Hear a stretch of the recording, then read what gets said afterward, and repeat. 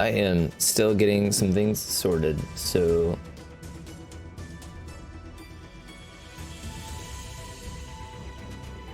give me 1 second, everybody.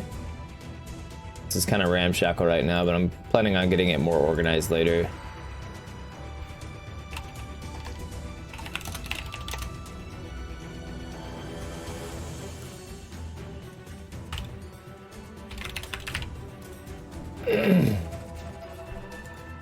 I almost put hashtag Dungeons and Daddies. That would have been bad. Actually, maybe not. Maybe not that bad at all.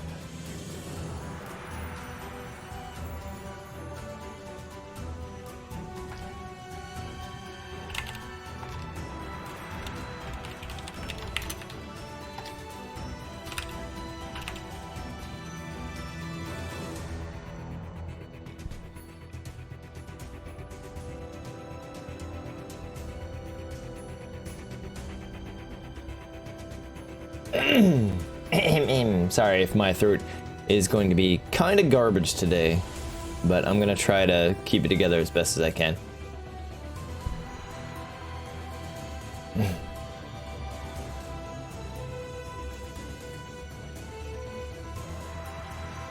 With zombie, while your boat that's rocking crazy back and forth turns into like a pontoon boat on a lake with a storm coming, which is, you know, much more manageable.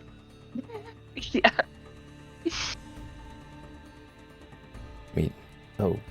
Let me adjust some volume here.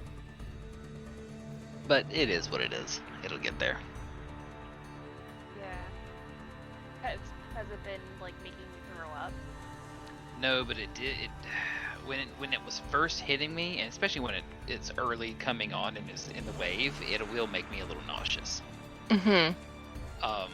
The worst part though is the fatigue and like the muscle weakness, the shakiness. Like you don't have the strength to pick up and hold things. Your hands kind of shake like you've had 14 and a half I don't know, cups Brady. of coffee. Hold on. Oh, wow. Or your knees get all weak, so like you can walk around and everything, but part of the unsteadiness comes because like, your knees are weak. Brady! Oh, wow. That So sucks. Thank you, it's Brady. really obnoxious. Yeah. I'm just trying to adjust levels and, you know, get everything kind of sorted. I'll post you guys in it. You don't have to, obviously, because I'm going to share screen when we get to, if we need to get to the part where I use Tailspire. But I'll link you to where I'm streaming this right now if you want, and that way you can just see what's pretty much on screen. Cool. Okay. I don't shamelessly plug well, but you know. Plug away. Giggity? Question mark? Look, I'm trying to behave, all right? Hey, look, I've had no THC, no alcohol. I had some high C earlier today, but that was at like 3 o'clock. I ain't behaving for shit. Play me harder. Gonna be a basic setup for now, but I'm gonna get it polished a little bit later. I'll worry about it later. I'm just more worried about having fun at this point. We all deserve a night off work and just to kind of mess about with some pen and paper. That'd be a great start for my vacation. Well, hopefully you're not dizzy through all of this. Currently okay, so typically, like, I'll have hangover fatigue in the evenings, but most of the vertigo stuff kind of hits me early for me, which is like 1 o'clock, 2 o'clock when I get up at noon, and so it hits me between that time and roughly like 7 and 8 p.m., but after then it kind of starts backing off. I don't understand, it's the weirdest thing. Oh, wow. That's pretty nutty. I can almost schedule around it to an extent, but I can't promise. Like it still comes back, but I have drugs for that now. So while I'm not DMing, it's a little bit easier to play when your brain is on, you know, deep sea fishing in a storm boat than it is to run a game.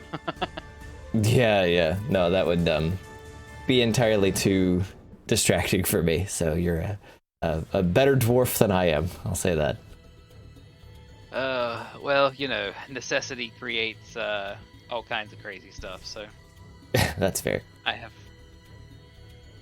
adjusted for the current needs. I don't know. I have considered though. If you get drunk enough, will you counter wobble and actually even out? Yeah, just get so drunk that you have the spins. Then maybe you'll go the right way. Well, you see what we've learned here is if you drink the fucking wine, you spin to the right, but if you get drunk on ale, then you spin to the left, and if your vertigo's on a bad day, you want to go with the wine. All I can think is spin me right round, baby right round. Oh, dear sweet Jesus. Man, that was a horrible thing in college. That was what you would walk if you left your computer unlocked and left your room. You'd come back meat spin on your laptop. Or, shit. Yeah, I think we went to the same college. I think everybody went to the same college. We had a friend. I say we. Me and a couple of buddies had a friend who didn't know anything about tech, or IT in general. So essentially, he needed his computer fixed. But the cost, we didn't charge him anything for it. But the cost was, my friend just made a simple bat trial that started up meat spin every time he started his computer. So as long as it was connected to the internet, it would open up a browser and bring it right to meat spin. I used to be the dick who would screenshot the entire desktop. I would then hide their icons, hide their taskbar, and then set that screenshot as their background and watch them click like crazy, wondering why nothing worked. Yeah, I mean, that's only fair.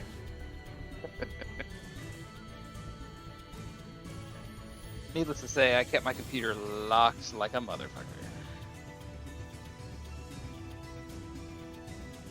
Hello. Hello. Hoi hoi. I'm trying to make sure my audio is all good. Hold on. Your mom's audio's good. I would hope so. Tu madre. Then there's the time in college when I was in a buddy's room and his roommate burst through the door and he put together every word from Spanish he could remember from high school. So he burst through the door and goes, "Tu madre es muy feo." Hold on, shit, what was it? It's been so long since I've actually told this little story. Does the audio sound good, Brady? He burst through the door and goes, "Tu madre es muy feo con queso en la biblioteca, por favor." Your mother is very ugly in cheese in the library. Is that what The it's? cheesy library. Oh, okay. Your mother is very ugly with cheese in the library, please. Why? Why? Just why? It was the only words he could remember, so he put them in the best sentence that he could and used all of his Spanish memory on one sentence. All right, thanks, Brady. You didn't even include cat in that? Because you learned cat pretty early on in the story of learning Spanish. Yeah, but apparently he had forgotten, because I was sitting there going like, where's gato? Come on, guy. But he didn't realize that my buddy, who was his roommate, was actually a linguistics major. So he spoke like 4 languages fluently. Oh So my God. He just looks at him and goes, Your mother is very ugly with cheese in the library, please? What the fuck? The guy's like, oh, you understood that. He goes, dude, I speak 4 languages. Oh, shit. Of course I understood.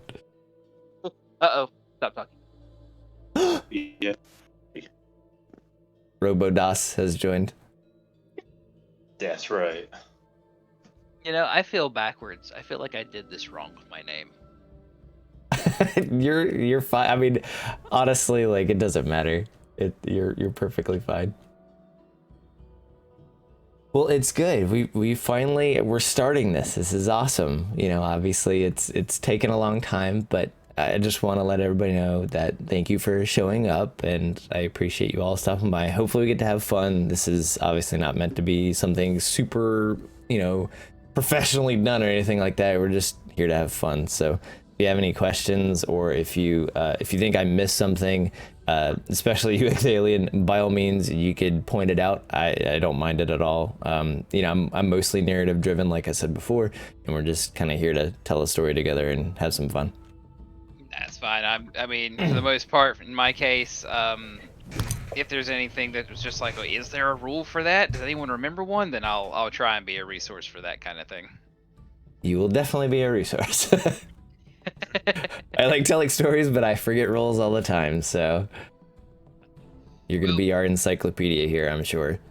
That's fine, and honestly, in some cases, like if there's not a rule for it in 5th edition, I tend to pull from 3rd, so, you know, Yeah, I got a bunch of that.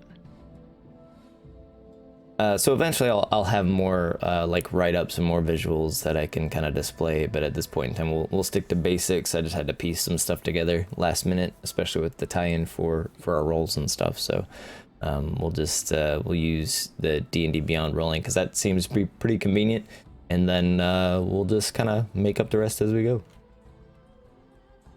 Oh, fix it now. That will not happen, I promise you. we improvise when we need to. But what we'll do is I'll go through the narrative here in a second. So I've got like something to establish the scene for you all, and then we can go from there. The premise would be that your group kind of already has an established operating procedure with one another, and you can kind of describe that in short as it is. Obviously, you know all of your characters, but if you wouldn't mind just describing, at least in short, not only like a brief description, physical description of your character, but like how they kind of act, at least on the surface when first meeting them, kind of gives everybody an understanding as far as like who you are. So if you want to go first, Icthalion, go for it. Forgot that I put on push to talk. Sure. So let me make sure I got this straight too. So at this point we're kind of assuming that we know each other. We've kind of done a couple things together, kind of a deal. Yeah, it's not been like a very lengthy relationship so far, but the premise would be that obviously Artrin kind of has taken probably a closer tie to you because you are in essence a monk from where he's trained, so it's a little bit easier for you all to kind of have that connection. But as far as like some of the other characters, so what I've written so far, and you can go along with it if you'd like or not, we can change it at any point in time. Essentially, Saskia's backstory is that she is trying to earn some money for a relative that has undergone some kind of mysterious ailment, essentially. Is that correct, Wayne? Yeah. Yeah. Yep. So she's there as a hired hand, trying to get some work done because she needs money to send back home, basically. Ashur is definitely a unique one that joins this group. Now, how much is revealed is entirely up to him and his lovely player Das, but he is definitely a hired hand as well.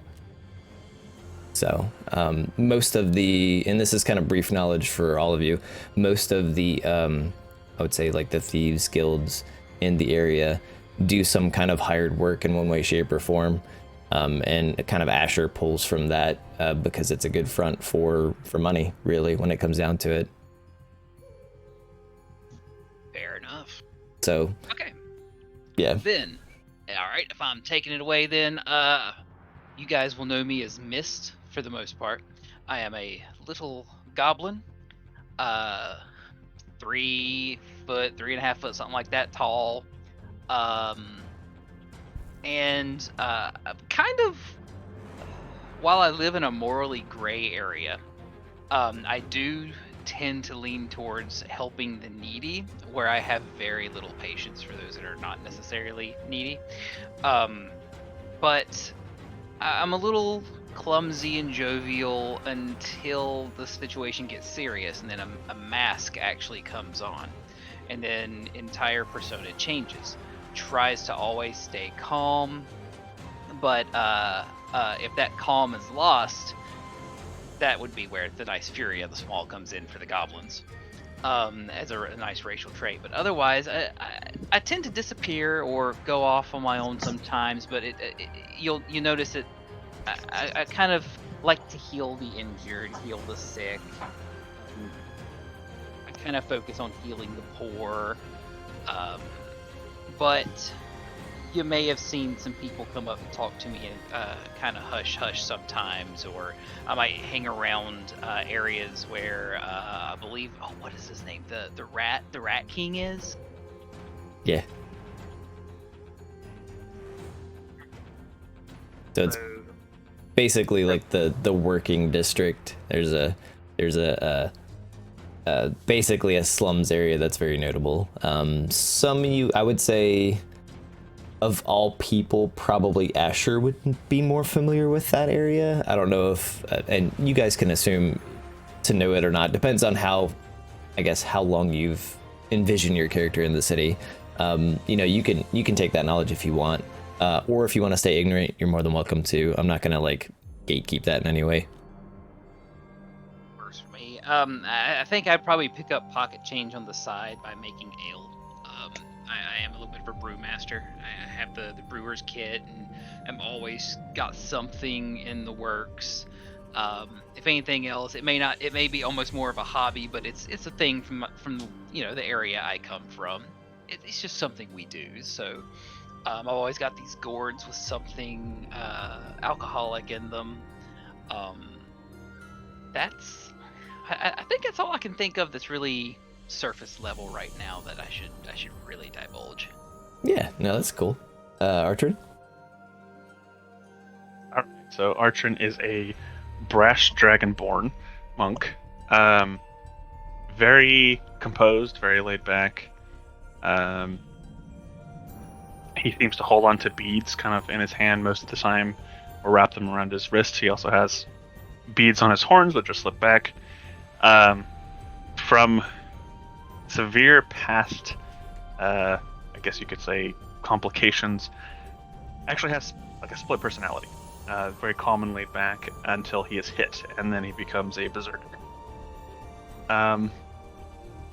Tends to kind of like Mist help those that are in need, but is also on like a self-discovery journey to figure out who he once was, as he was abandoned as a child. What fun. Oh yeah, great, right? All right, Ashur? Mr. Doss? Oh, is it my turn? Yes, sir. Alright. First off, sorry if I cut out. My internet has been quite terrible recently, so if I do, you're welcome to just kind of go on and I will catch up with whatever. So, the guy's name is Ashur, Tiefling, and he originally came Kind to of the looks like a city Reddit. from a boat with a sister, who was actually kidnapped, and he ended up getting saved while she was getting kidnapped by a guy that would teach him everything he knows, and kind of teach him the ways of the city, what to do, where to go, where to look for work, what to do, and all this. And so he's learned a lot of the rogue stuff that he knows. He's a swashbuckler, so he knows how to do swordplay, but he also knows how to do some dagger. But he learned all that from him, and later on that teacher would also incidentally pass away. But he's always kind of made a living in the city, just kind of doing work for the Thieves Guild and getting by, really. He is a straightforward character, doesn't really bullshit around, nothing like that. Very honest, upfront about a lot of things, but he is, what's the word?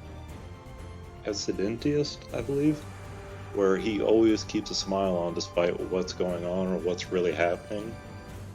He very much is not necessarily like wearing a mask over it. He just is always smiling. That's just what he does. He's motivated, going, and a smooth talker. So I think that's good for now. Yeah. Hey, that's smooth talker would probably be a good descriptor. All right, and Saskia? Right, so Saskia is a very young Tabaxi ranger. from the forest. She is in the city now trying to get some work to earn some money, and she is very, very uncomfortable being in the city. She hates it in the city. She's on edge, very nervous, constantly looking around, moving her ears around. But she needs to try to earn some money to figure out what's going on with her grandfather, who's very sick. He is the one that raised her because her parents died early. And she kind of feels like she owes it to him to try to at least figure out what's going on and make him feel better. She's a quiet, honest kind of person. And because of that and her naivety being in the city, she's definitely been screwed over more than once. So she's kind of down on her luck for sure right now, and just trying to scrape by, trying to deal with city life, so that hopefully she can get back. She used to be kind of somebody who would guide people through the woods, but that really was not, a good livelihood. It wasn't really making anything. So this is what she's trying to do, and she's struggling pretty hard right now. Cat's down bad, huh? Yeah. That's funny. But yeah, I mean, that would make sense. There's always more money to be had in a bigger city than there is, just trying to catch wandering people through the forest. Mm-hmm. All right, well, looks like we got a solid ragtag group. Like I said, what I'll do is I'll just go over and show where you guys are at this current point in time, and then we'll go from there. So I'll start the little narration here, and you guys will pick up pretty much where you're at here in just a moment. Hey, can I add one more thing? Yeah. My character I forgot to mention. Yeah, sure. He is a working leather worker, so he's trying to still figure it out, but can go out. Yeah, maybe not great at hunting and catching animals, but he can get them and do some leather working. He's pretty good with the skins, pretty much. Just in case the need arises. Mm-hmm. Exactly. It's a second hobby. All right. All right, that's all. All right, so we'll go ahead and introduce the scene now. Firebloom spiced tea. That was the first order of the day. Firebloom takes a great deal of care to cultivate, let alone brew. This, obviously, was not an ordinary request. The individual who requested such a feat knows the delicacy of the ingredients, the gentle coaxing of the heat needed for the steep, and the resting of the first brewing to ensure stability. This person who requested that it was a Verdant. Mist is sure of it, and this was a message. The boisterous bard opens early and, in all actuality, never closes. At the edge of multiple districts, the bard prides itself on giving practically everyone, regardless of station, a place to rest, relax, and give in to the legal pleasures of solace. The kitchen tends to stay busier at night, but still inebriated and hungover patrons crave morning meals and beverages that can cleanse the palate of actions from the night before. It's quite the establishment to frequent, but an even better location to be employed by. Always in search of more employees, Lucas Descanson provides plenty of opportunities for those looking for steady work, kitchen included. Those seeking room, board, and coin can easily apply by visiting Lucas on the second floor within his private office for a quick interview, long enough for him to suss out any intentions of the applicants. Hard work is welcomed while trouble for the business is frowned upon, as the show must go on the owner often proclaims to crowds. Carved out of a comfortable corner of the kitchen resides the brewer's station, resting within it all manner of expected ingredients for both teas and alcohol. While not entirely an extensive setup, Miss knows a Verdant has touched these instruments in the past. Burns in specific spots of the kettles, phalanges calibrated appropriately for precision flows, and stained swirls from careful composites of concoctions. As the chefs of the main kitchen prepare for another long day's worth of work, Mist carefully weaves the craft of his culture and sets the finished tea upon a rather ceremonious tray. The waiter who took the order is politely dismissed by Mist as he exits the kitchen, deftly maneuvering to the table who ordered the rare beverage. The bustle of the morning preparation permeates the main floor of the bar, with most tables unoccupied and clean from the brief downtime of the late night hours. But one obvious table, unoccupied or occupied with a solitary individual, stands unique from the other few settings occupied by early morning couples or recovering hedonists pained by all light and sound. An orc, dressed in traditional Verdant monk garb, silently gazing into the embers of the fireplace in a practiced trance. As if by routine, and likely so, Mist bows slightly to the monk, carefully presenting them with the tea and placing it on their table. In response, the orc slides a note from within their lengthened, baggy sleeve across the wooden tavern table to the recipient before fixating their attention to the delicacy rarely found outside the walls of the bastion. Their attention turns back to the embers, gently sipping their tea, a small exhalation escaping them as they close their eyes in quiet contemplation, a sense of longing for home. Shortly after, the orc rises from their seat, leaving coin for the services rendered, and nods to Mist before exiting the bar. So, Mist, you were presented with that note as the orc individual takes their leave. I do believe that Mist looks around, and then using his wonderfully tiny frame, just weaves back through behind a counter, out of sight, and begins to read this note. The note itself has a name that simply just says Fire Fiend on it. And by the way, just so everyone knows, Mist isn't the only one there. You all could be obviously in the Boisterous Bard. Actually, I would prefer it if you were in the Boisterous Bard for one reason or another.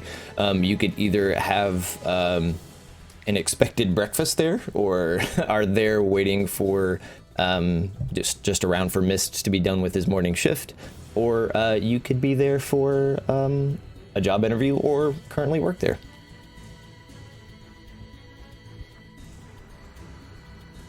I would like to be getting some breakfast, I think. All right. Well, they have a wonderful morning spread of both meats, cheeses, and very little veggies. Probably some fruits, but you can order pretty much whatever you'd like as long as you got the coin.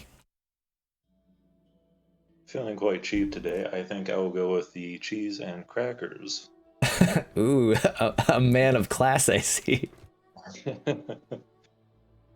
I was going to get the wine, but that seems to be out of budget right now, so maybe dinner time I'll have a liquid din.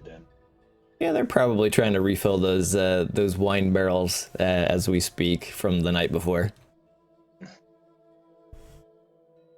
I'd like to say, sitting in the corner, I have my wood carving tools out and my painting supplies out on a table, just kind of whittling away of some of the monks that had taught me from a young age, kind of painting and detailing them as I snack on some cheese and crackers as well.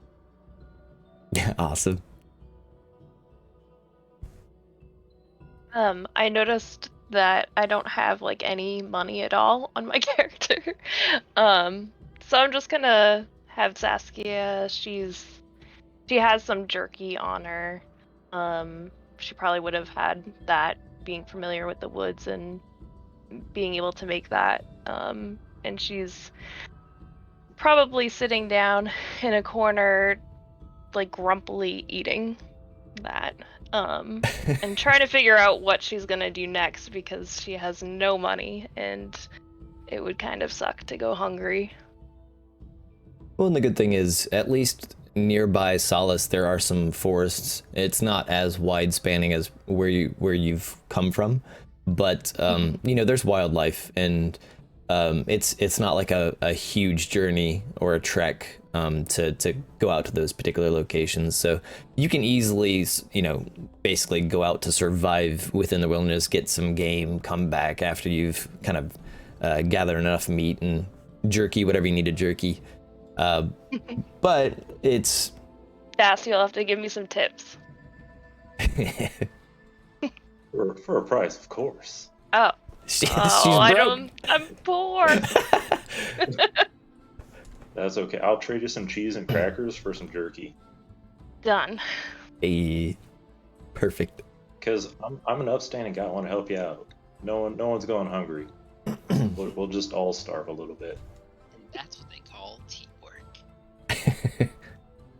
So yeah, it's very quiet in the Bard. Like it is the morning crew. It's mostly just couples there or recovering alcoholics, basically trying to recover from blackouts and whatnot.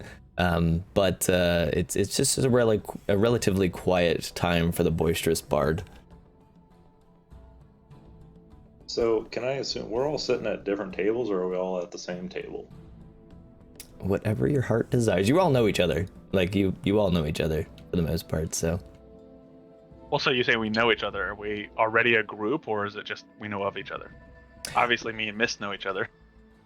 You would know each other for. I'll say this. Mist has very likely acquired your services in some way, shape, or form because he has the funding somehow to basically hire you. The ones I think Saskia would definitely be at your table or whoever is gathered around, asking how they're doing and wondering if there is anything that they needed help with, hinting at a job. Just getting kind of hungry and pockets are light. Come on, people. We'll walk over to the table and look at all of them and go, I'm totally not gonna do that voice. I'm not gonna be a Lilo and Stitch kind of voice. Yeah, never mind.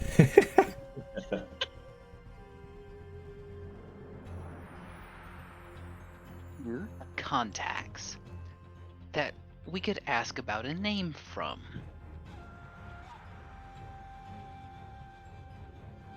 Who are you asking? I'm sorry. I think it cut out. I'm asking the group. I have sauntered over to the table and very quietly asked that question to the three of them.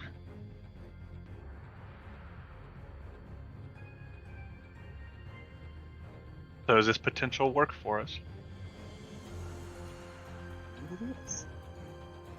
I want to raise my hand and go, wait. Before we go too far, we have to solve this problem first. Saskia, give me some jerky. I really want some jerky. I'm willing to trade you some cheese and crackers, and I need some jerky. It looks really good, and now my mouth is set on some jerky. I want some jerky, please. Saskia pulls out an extra clothed piece of jerky from her pockets and gives it to you. But she does not want cheese and crackers in return. I think she's primarily a meat eater. Yeah, I'll VOD this, Brady. I don't know. Is that how Tabaxi works? I don't know. I mean, I have a cat here who will absolutely steal peas and corn off your plate, so it could be a thing. Maybe the cheese. She'll have some of the cheese. I am happy to clean up the crackers. No bigs. All right, I'm good with that. So yeah. All right, now I've got my jerky. I'm willing to talk about new business. So if your corn courses are a little light, if you have contacts we can ask and maybe get some information from. I have a name we need to know. I happen to have a foot in a certain organization. I might be able to ask some questions. Fire. Only because I'm a upstanding citizen and people respect me so much. Well, they see me. Actually, do I know when my shift is technically over, or at this point am I allowed to literally ninja vanish? You can ninja vanish. Awesome. Okay. Well, then let's do this. After everyone's had a good bite to eat, we need to find information on something or someone called Fire Fiend. That all the information that we have? That is all the information I have. And then I'll take and if I can, I'll actually go in the back and get just a little bit of meat, like my own ration, or I'll get some of my own food and I'll bring out to round out our breakfast. Okay, yeah, that works. Most of the time, it's not terribly unheard of for employees to get some snacks for themselves and for friends, as long as it's not in excess. Lucas doesn't care too much because he makes enough off of pretty much every night, because it's basically like one prolonged party each night if he can help it. So he does a lot of PR to make sure that he is the go-to place, or the Boisterous Bard is the kind of go-to place for like all musical acts and things of that nature. So it's kind of like the quote-unquote everyman's, for lack of a better term, tavern to go to, and he makes a lot of his money on like party nights. Nice. Hell, and on top of that, like even if we were given rations as part of our pay, I'm a goblin. I'm tiny. If I get a full person's rations, I can share a little and be just fine. Yeah. Smaller stomachs and all. So I don't think anybody's necessarily going hungry, out of the group at least. Well, I think, one more thing. Sorry, go ahead. well, I think besides me, I mean, besides you guys and Lucas, I don't know anybody else really in the city, so I don't know if I could help, but Fire Fiend sounds like some kind of monster name. Yeah, I don't know much around here either, but possibly could be some kind of herb as well. Ooh, I could make a wonderful tea, or maybe a nice brew with a fiery herb. You just did, in fact, actually. You did Fire Bloom. That's true. What I will say is probably not for Saskia and probably not for Artrin, because your knowledge is probably very limited within the city, at least at this point in time. You can, I'll say Mist and Ashur can roll a, basically like a, well, what would be most appropriate? Probably like a knowledge check. I don't think history or anything would do very well. Let me take a look real quick. Let's see, if it's streetwise, you could always go with survival or investigate. If it's like something they could hear around town kind of thing. Yeah, we could do investigate. I think I'll have to roll for Ashur though. Yeah, you will. I'm on my phone. It's alright. Oh yeah, but what I was going to ask, I see it has currency on our character's page. Missed. So are we actually broke, or do we just have like a little bit of money? No, I mean, you could be as revealing with that as you'd want, honestly. Like, you could basically tell your buddies here that, oh man, I'm broke and I need money too, even though you may have 5 gold in your pocket or something, you know? Oh, yeah, I think I would just have a little bit of money.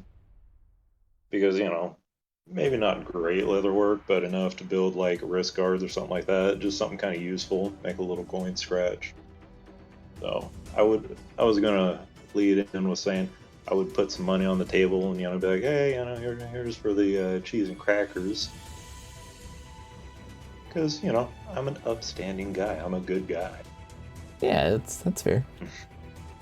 So I was just gonna lead in with that.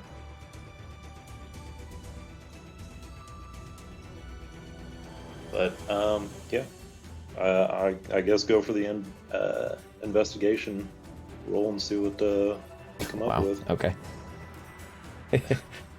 that was on purpose. You basically had advantage on that roll. I will say that Mist you, although Ashur can't think of anyone necessarily directly, you kind of have an idea that maybe someone that you just thought about not too long ago, the Rat King, may have some information, because he does kind of know a lot of information throughout the city, or at least could probably point you in a direction. All right, then. While we're all kind of munching and thinking, I'll just I'll look at Ashur and go, I think it's time to go visit the Rat King that I do. And Ashur, I would say you definitely know of this individual. You just didn't think that would be the solution. You were like, oh yeah, maybe we should go. He has a lot of information around the city. That's actually a really good idea. Why didn't I think of that? The Rat King, or? Yeah, because you know his name, and you know what he provides to the city, which he's just basically like an information gatherer, basically. Kind of like an info broker, pretty much. Yeah, more or less. Okay. Yeah, I'd do that then. Like, oh yeah, he does exist, doesn't he? Okay, yeah. I would talk it over, be like, after I kind of hear him bring it up or say his name a little bit, be like, yeah. He'd probably know something. Probably knows a little something. We could ask him a question or two, and assuming the information isn't an arm and a leg, maybe we can do a little work for him, something. If we can line our pockets and get the information, that's a double win right there.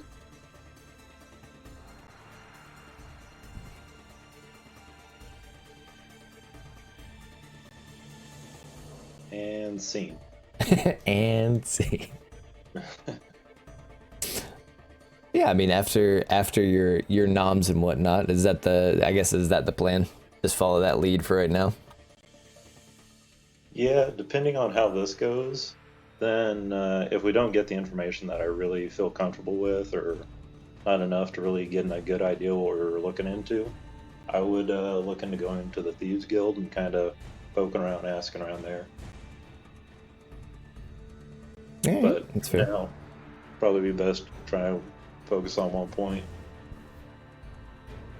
It's I would say it's a little bit of a distance, but if you all want to go ahead and make that trek, we can carry on to that particular area of the city.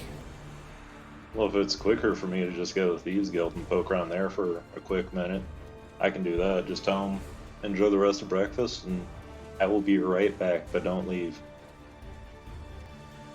It's likely in the same district. They both kind of operate out of, for the most part, out of the working district of Solace. So you can still do that. You can still go and check with the Thieves Guild if you want. Okay, well, yeah, if we have to head that way, like I said, we'll go ahead and focus on one point, just kind of see what he's going on. And then, I don't know, we'll see how it goes from there. And if I feel like I need to take off, I will, and go check in with the Thieves Guild. Make a round trip out of it. There we go. Yeah, why not? I'll wait for everyone to finish eating. He'll actually clear and clean the table. It's like that last courtesy to the boss. And I'll wait for to gather the party before venturing forth. All right. Just to see the Rat King. Oh no, she's gonna eat it. Oh no! I'm hungry. Oh no! So as we get it from the table, I finish painting the small monk statue, and I leave it on the table as like a tip instead of money. And it seems to be kind of covered money-wise. It's like here's a little trinket. That's cool. It's like a Warhammer 40k monk. Yeah, like just a little wood carving that I did. Yeah. Love it. Pretty awesome. I like that little touch. All right, so basically you'll pop out of the boisterous bard, and we'll go from there. I got a little something to read you. So as you're making your way out of the bard and across the market district, Crossing into the working district of Solace has never had a physical line of division, but it's clear by the upkeep of the surroundings that make it obvious you're not in the market district anymore. Lanterns less polished, trash more pervasive, and a smell within the air of sweat and foundry smog greets its citizens every step of its cobbled paths. But Shambles Row, deeper within the district, holds itself differently from any other downtrodden back alley. Lines of the disenfranchised sit along the sides of the streets, panhandling outside their ramshackle lean-tos in an effort to survive.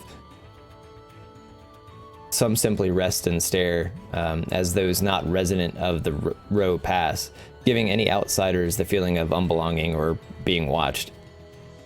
A distinct outcropping, a refuse-strewn covered landing adorned in wooden carvings makes itself even more unmistakable by the cavalcade of vagrants and cowled individuals surrounding the entryway. When pushed past the crowd, the entryway reveals itself to be a solid wooden doorway lacking any form of windows or vision for either side to utilize, and an archway, imitating the shape of brambles carved from solid wood, with oval holes rested just above the ground level of its at its base. And you see this old, well, seemingly old individual just strewn and cowled in basically rags, just kind of stroll up beside all of you as you're trying to make your way and push your path towards what is invariably the area of the Rat Kings. And he just, in a very gruff tone, goes, "Make an offering," and he points basically to the little holes near the bottom of the archways. So they're like little ovals, essentially, on either side of this very ornate, like branchy, brambly archway that leads to this door that's just solid wood.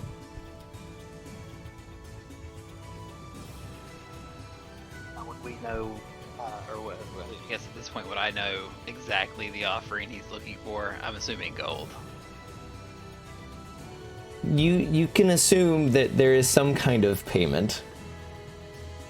I think the last time that you encountered him, you had to offer something to these particular oval holes, because it's not beyond you to make some kind of exchange for the Rat King. You kind of know how his business operates.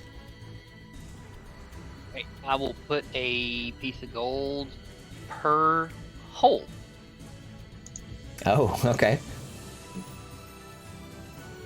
So as you... How many holes was there? Just two. Okay, good. There's 80 holes. Mist is now broken. Shoving like So strip the before he robe puts the through the gold- hole now. What's up, sir? Before Mist puts the gold in the hole, I want to poke him in the side, be like, "Hey, I stole a cracker from the tavern, and if you want me to put that in that hole, I will. I got you, buddy." You know what? Miss would just shrug and kind of give a sly grin, and make a little space for you. Rock and roll. All right, so I'll hold on to this. We'll hold on to the valuables. okay. I was gonna say, how many crackers and how many gold are we offering here?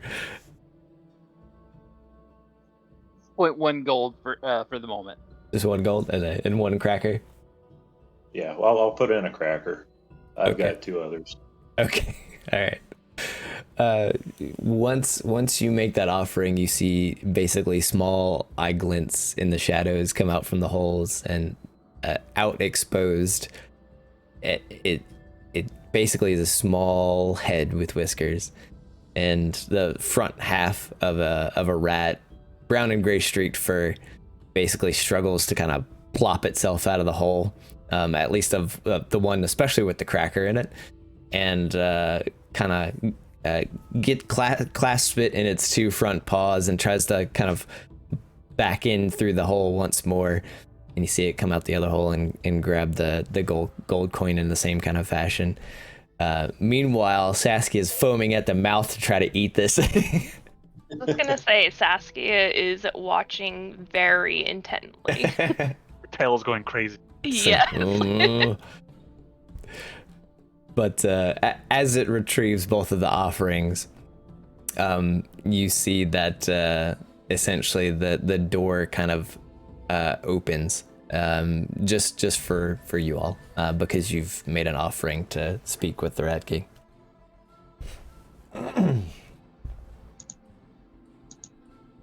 But the door opens. It leads into like a small foyer.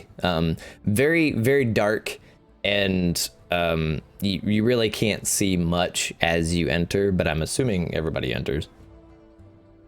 Oh yeah, I want to saunter in like I kind of own the place and be like, huh, and just look around because I've got that dark sight. I can see really, really well. Yeah, I was gonna say I could probably see pretty decently, I'm guessing. Yeah. With dark sight. I think pretty much all of you can, except for Artrin, I think.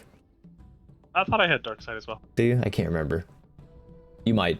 But I mean, even so, it is, you know that, like, cramped elevator feeling?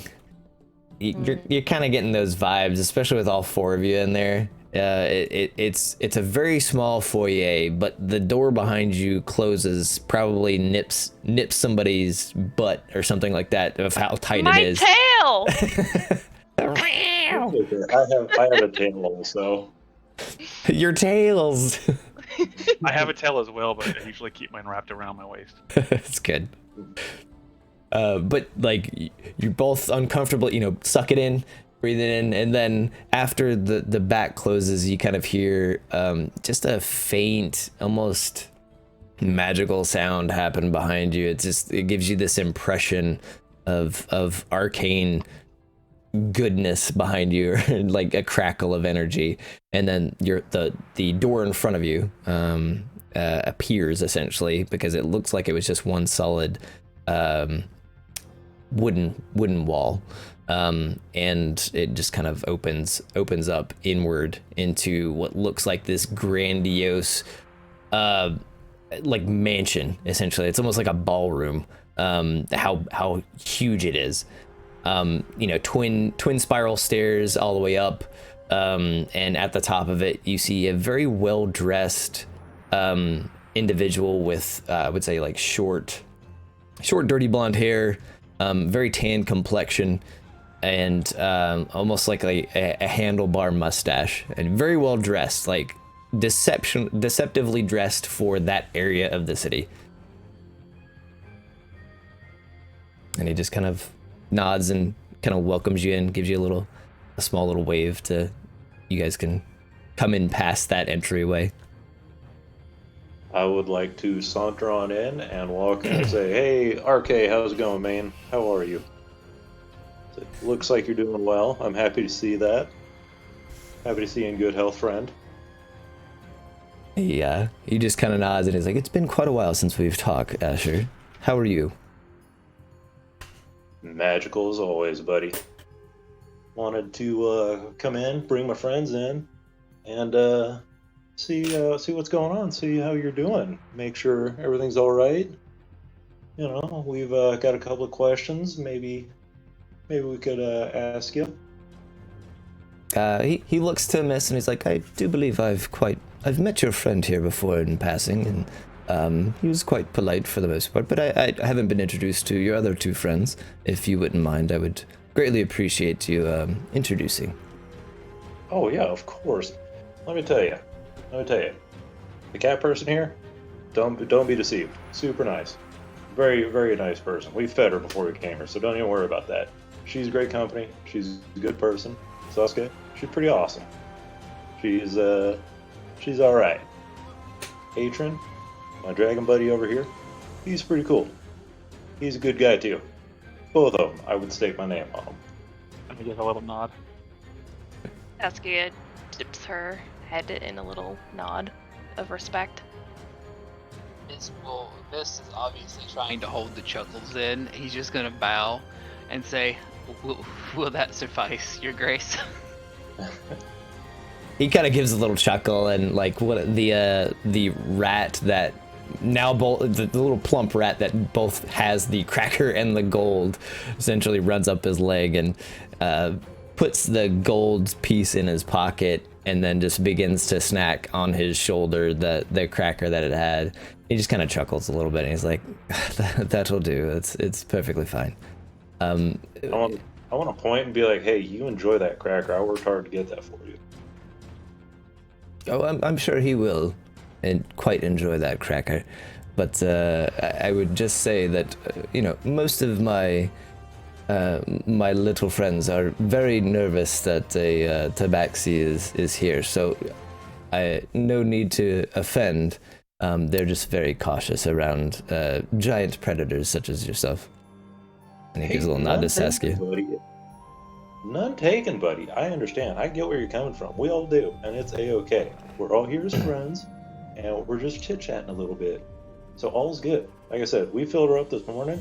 She's good. She's gonna behave. You got my word on it, buddy. We filled her up this morning. Give me K-Coda vibes for your tiefling. We popped a Hemi in this baby this morning. She's raring to go. Woo, Hemi. Oh my god. Done gassed it up. We're gonna go hit the trails here in a minute. You don't come along. Go mudding. That thing got Hemi in it? Hell yeah, dude, brother. I think Saskia would just be like, do not worry. I'd rather have bigger game than that. Again, he'll chuckle and be like, my friends don't quite fulfill anything except for really just information for me, so I appreciate you not harming them at all. They're still friends nonetheless. But he'll just go on and ask, you've paid your tolls. He has his gold coin, and what all would you need from him today? What information are you seeking? Before we get to that, is there like a spot where I could sit down? Yeah, absolutely. There's areas that have like benches and whatnot for seats. It's mostly open. You know how like a grandiose foyer would be in like a mansion. It has spiral staircases, but there's some seats and chairs that are to the sides just in case. Okay, I want to sit down somewhere and pull out another little piece of wood and start carving like a miniature rat that looks like one of his that are kind of running around. All right, cool. Yeah, you're more than welcome to do that. You'll probably, as you're carving, probably get a curious white rat that comes up, with little red eyes. And he kind of just gets a little closer and sniffs as you're carving the little makeshift replica. Cool. I'll unravel my tail and just start like kind of trying to scratch his head a little bit if he allows it. Oh yeah, he'll allow it. Add to inventory, white rat. Oh shit! He stole a rat. There's carving. I'll look up at the king and say, Your Grace, I have come today seeking information on the one known as Fire Fiend. And why by chance are you looking for a fire fiend? Fire Fiend has a history. A very poor history, and not in the monetary terms. We'll just say they're a very vile person that they are. Well, I do know of a fire fiend, and I know some troubles that maybe he has undergone, but the one that I know isn't exactly of a vile nature. He's actually quite a business owner, and although he does have a temper, I don't believe he is of any harm to anyone in Solace. do we know much about their past before Solace? Oh, quite. I know he has quite a troubled past with family. But Do you know where that family used to live? oh well, as you say, it's he comes from your lands. His whole entire family comes from your lands, actually. But the only ones that I do know of is him and his brother. See.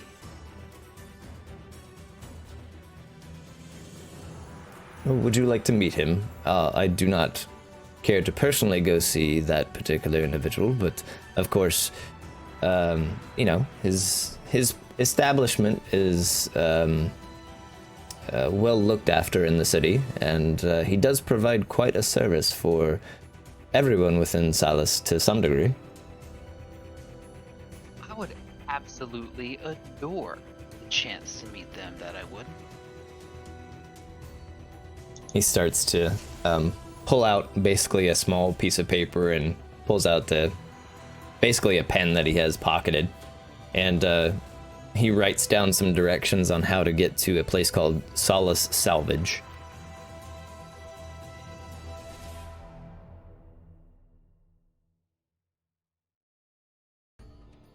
I would like to, as I'm still kind of listening to the conversation, but walking around looking at the rats and stuff, and I'd like to ask, like, so this the fire bean guy, what kind of, you say he offers services? What services does he offer, if you don't mind me asking? Well, I'm quite surprised you haven't actually come across him yourself, Ashur. He is an individual in, he basically organizes mercenaries, from what I know. Solace Salvage takes writs from the city, from individuals that are needing something done, mostly legal, and takes care of the situation for them. So if they need something retrieved, or a person detained for any reason, one way, shape, or form, he gathers some individuals that will do it for him. He has employees, so to speak, and they go out and do the job legally under Solace's rules of law. Anybody who has a legal writ from Solace can perform those acts and then claim recompense for their duties that they've done. Well, you know me, I'm just not super great with names. That's why I always call you RK. But I don't know that I've ever worked for him, so because, you know, the name Firebean, that's a new one for me. So I might have heard of him, but have I ever worked for him? I don't think so. So that's just why I ask.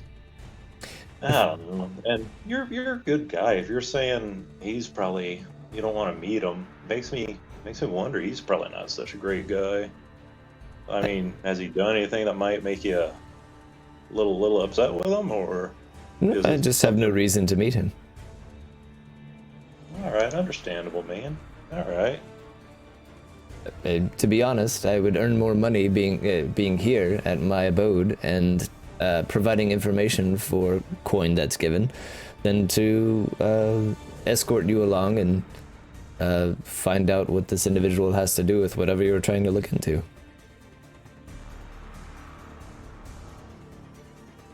I'm gonna pull out one of my last crackers and break it up a little bit and start feeding it to some of the rats.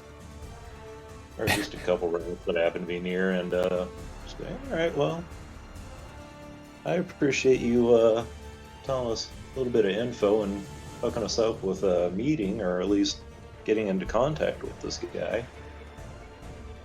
Well, I'll simply give you the address if you'd like to pursue it. It's a business that's open to all, so you can stroll along as you wish, and you know, he should be open at this point in time, but there's no reason for me to stage a meet if you need to just ask him some questions and go there.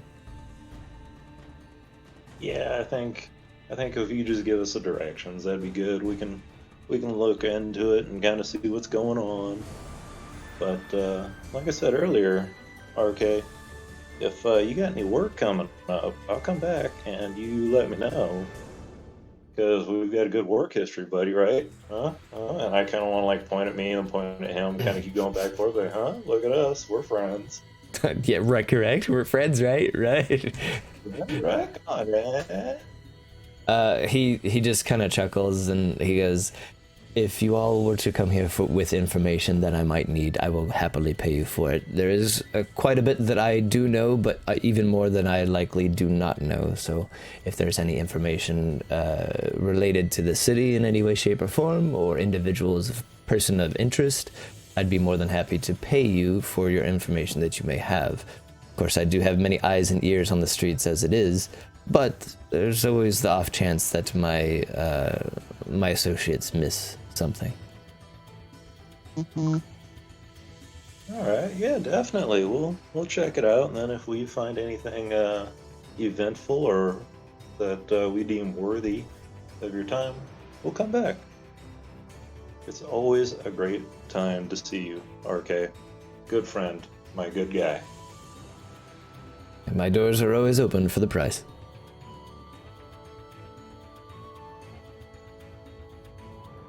And I kind of want to look around at the group and like kind of give a little nod back. We good? We good? We know where we're going. I mean, we haven't collected the directions yet, but yeah, I mean, still, he'll give it over to get that nod. Yeah, he'll give it over to like, or probably have like one of his little micey boys, his one of the little rats, to kind of bring it over to either you or Mist.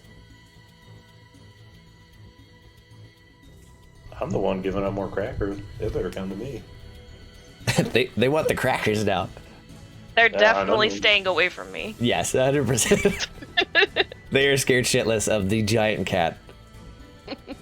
I have literally one friend.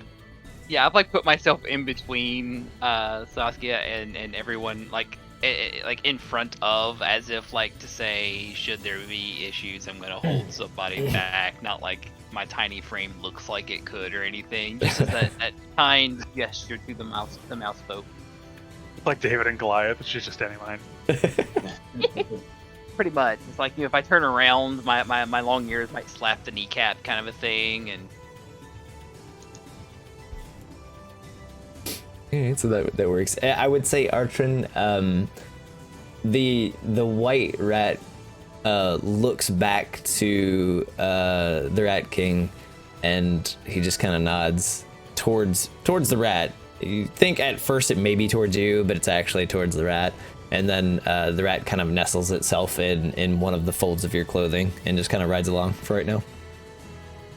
Oh, you got a pet. Would I have finished the carving about this time?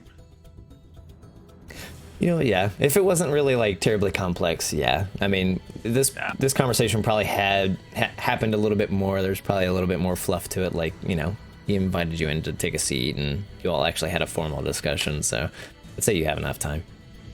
Cool. Yeah, nothing fancy. Just a little rat, and I'll leave it on the table or wherever I was sitting. Once I kind of stand up and get ready to leave with the group, it's kind of like, here you guys go. You see a couple of other rats kind of skitter up to it and like sniff it and like are unsure if it's a real rat or not. Like, even though obviously you know the difference and everything, and it's not even, you know, 100% finished, but they're just kind of like curious at it because it looks like them, but it's not like them. And you just see this like wildlife curiosity kind of take hold as they're curious about what this new object is that's around them. Wait, my calling card, I leave wooden carvings everywhere. Your carving card? Exactly. The carving bandit. It keeps me calm. It keeps the split personalities together, you know? Anything to quell the rage. Exactly. So as you gather your information, you know, he nods again, and you all begin to exit.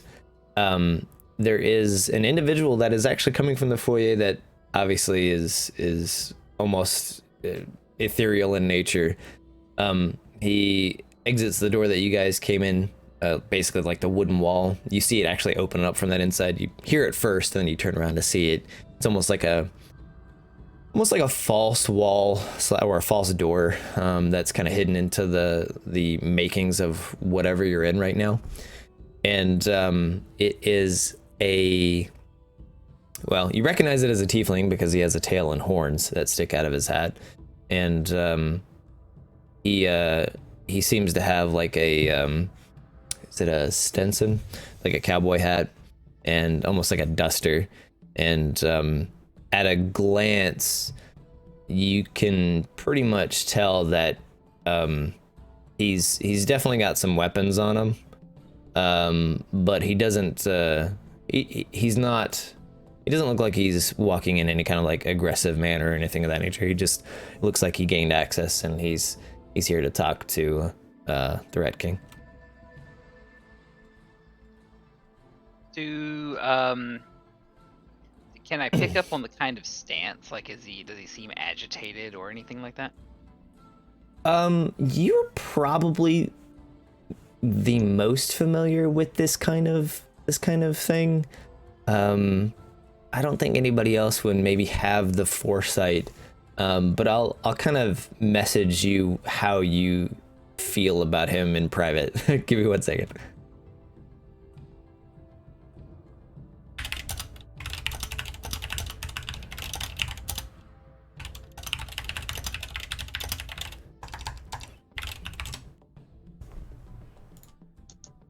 All right. But as he walks by the entire group, he goes, pardon me, I've got to talk to the Rat King.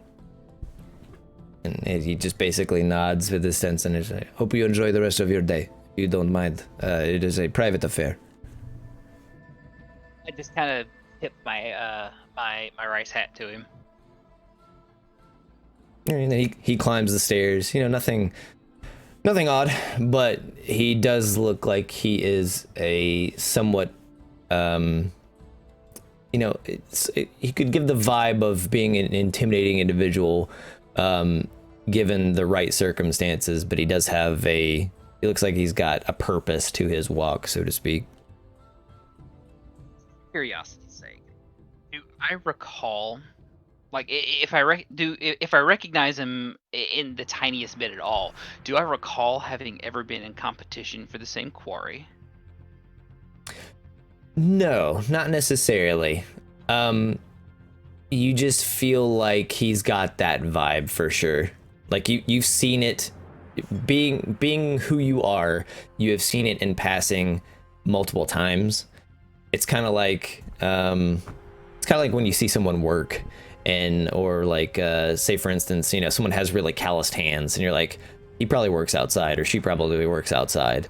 It's kind of like that feeling, like this individual probably does this line of work, because just about like the vibe that he's giving off when he's kind of passing through, and very curt, very straight to the point, and basically his stride, everything about him just kind of screams that to you.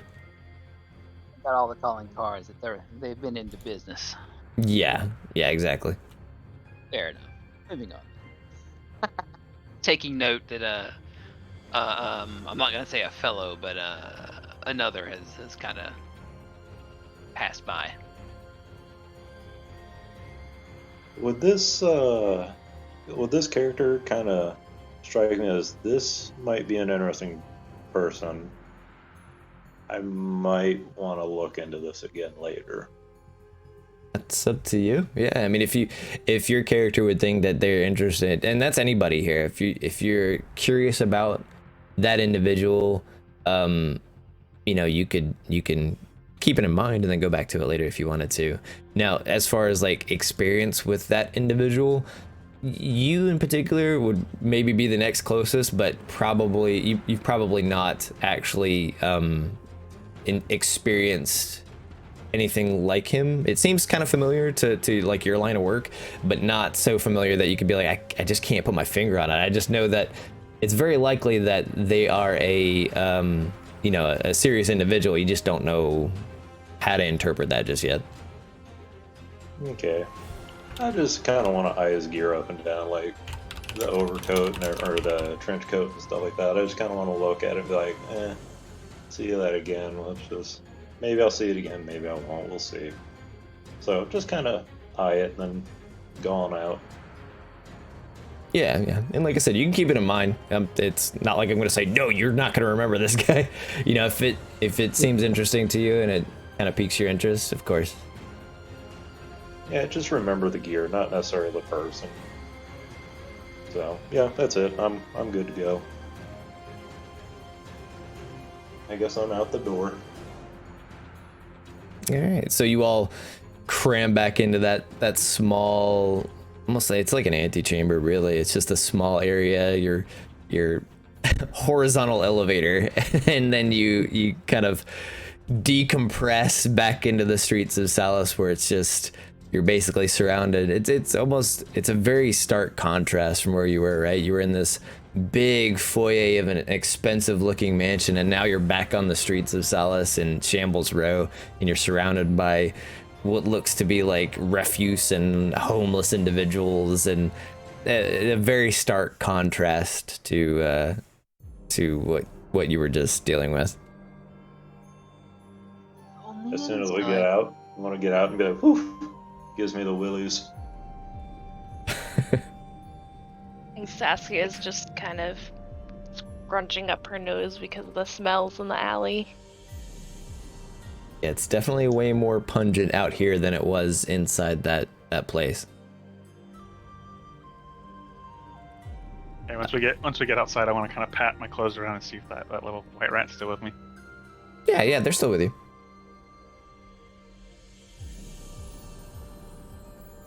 So I want to check with the group. Do we want to do anything? Do we want to swing in, or want me to swing in the Thieves Guild and look in to see what else we get into, or find out about the Fire Bean, or are we ready to go see Mr. Fire Bean? Fire Bean. One fire bean. So if we plant it, we'll get a fire tree. I guess Saskia is kind of wondering, Mist, why are we looking for Fire Fiend? Is there something in particular that you need him for? There's some things he needs to answer for. And in the process, it may also put some coin in our pouches. Well, that sounds good enough for me. This girl's broke. She needs to get paid. I don't give a shit where it comes from. And as I say the things that he may need to answer for, I'm gonna kind of like An eye is going to turn towards Ashur for just a brief moment. Towards Ashur? I currently have my back to the group and kind of looking down the stretch of road or stretch of alleyway. Just kind of looking down, just kind of muttering to myself, just talking. I meant Artrin. Sorry, I'm still getting the A names. All good. I'll look at you and just kind of give you a little nod. Yeah, you kind of catch the implication there, for sure.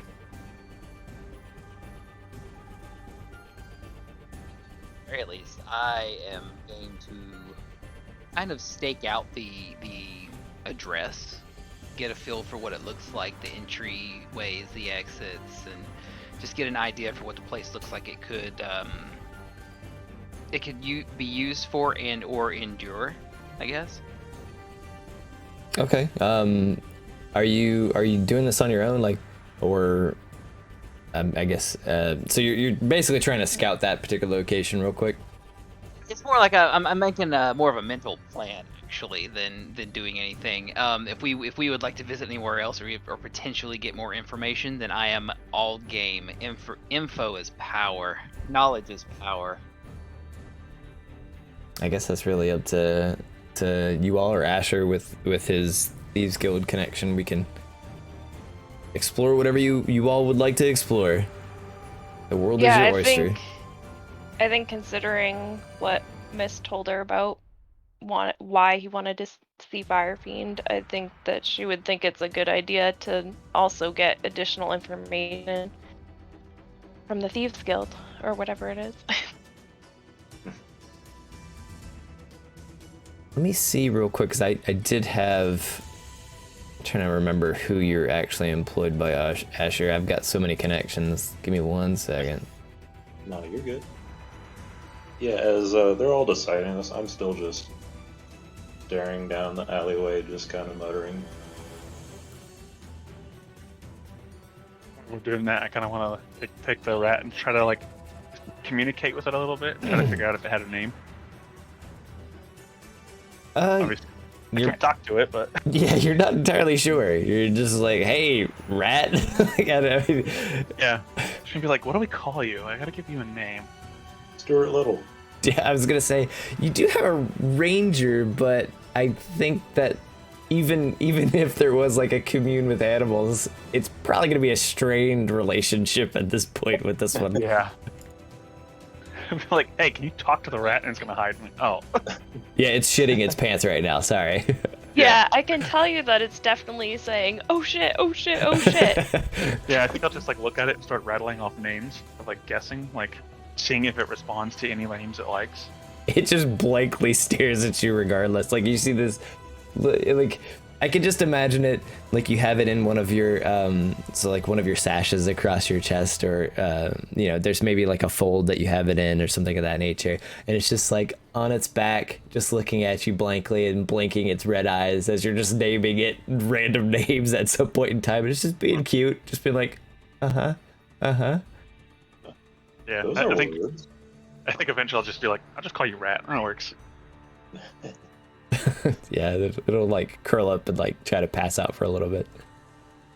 See it now. Works for me. Saskia gets the ability to speak to animals. This Turns into an entire montage about having to go rescue like the previous owners, and it becomes the Sass and Jerry movie. It turns out to be a royal rat that, you know, now I gotta go save its royal family. Whole side mission. Oh, Find crap. out. Come to find out, this is the real Rat King right here. Yeah. We just paid a fake schmuck for fake information. Oh no! All right, so I'm gonna let you make this decision, Ashur. There's two. Hey, we can do it random too if you want. There's two thieves guilds, because I didn't really detail this too much, and you can honestly fit in with either one of them. There's two thieves guilds that you could be contracted out essentially by. One is probably more likely, but it is in the undergutter, which is in the sewers. And then there is the other one that is more mercenary centric, I guess would be the better way to describe it. It is it's less about being as stealthy and more about taking action when needed. Well, if that's the case, being what we know about Firebean from the Rat King, he's kind of working mercenaries. Wouldn't the mercenary one kind of be a little bit better choice? Yeah, you can. Like it, either one is going to be okay, because it's going to be who essentially you're taking a job from currently, and they both essentially hire out individuals to do things for them. One is just a bit more clandestine and info based. That's not to say that they don't take jobs that put them in a more mercenary fashion, but the other one is definitely more catered towards, you know, they don't. Essentially, the premise would be you don't have to be like a rogue to be in that thieves guild. You can literally just be a fighter with a bad attitude and work for that thieves guild if you really wanted to. You're just not gonna turn your nose up at possible illegal things. This is like, All right, well- where the Dragonborn goes to start out as Thieves Guild quest after he finished the Fighters Guild quest line. Yeah. All right, well, go ahead and stick with the roguelike one. Okay. All right. So I guess I'm done kind of doing my look off and talk for a minute, and I want to turn back to the group. Back. So what are we doing? What's it called? I was thinking. I just look at you and go, the way? Take it to your home. I want to point and be like, you have the directions. Which way are we going? To where? Information. I paid attention to none of the conversation that was happening. I would just say, well, information is power, I do believe. So you may have a way for more of it. So let's lead the way towards your contacts. I want to point back and go, bingo, got this, let's go. And then I want to lead the way and go ahead and head back to the, or head close to the Thieves Guild. And being I don't know if they would technically be allowed in, or what the rules are with that. So I'd probably stop a little before then and see what the rules are. I don't know if they're allowed in, or if it's just thieves and like contract workers only. Okay, so the essentially the premise would be that you can have guests come in with you. The undergutter is a very expansive sewer system underneath the entirety of Salas, and it houses a lot more than just that particular guild, but there is one individual who is essentially the person that that is you would be basically contracted out through, that kind of runs that particular, basically tries to run everything within the Undergutter, even though he fails at it from time to time. But it's okay to essentially let them in. We'll kind of get there as you guys move that way. But you are walking towards essentially the entryway to the Undergutter. If that is the case, if that's what you're wanting to go get more information that way. Okay, yeah, then I would do that. I'd lead them in, and when we got there, I'd just be like, let's everyone stay calm, just watch your stuff. I don't think, thieves aren't stealing from thieves, but still watch your stuff. Just hold on to your stuff. Don't say anything. I'll handle the talking, and we'll get through this. Hang out by this cool guy with two thumbs pointing at himself. And then I'm ready to go in.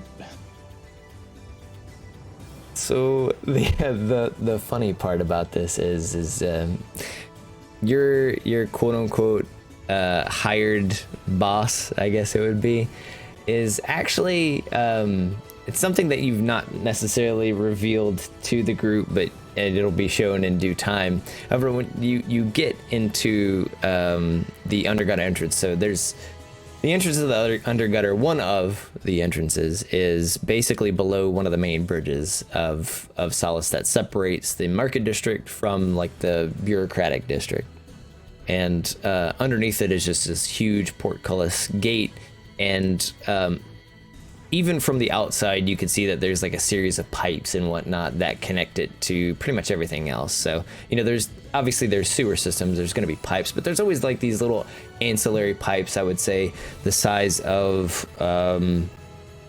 I would say like a small, say if Mist could probably fit in them, if he really wanted to.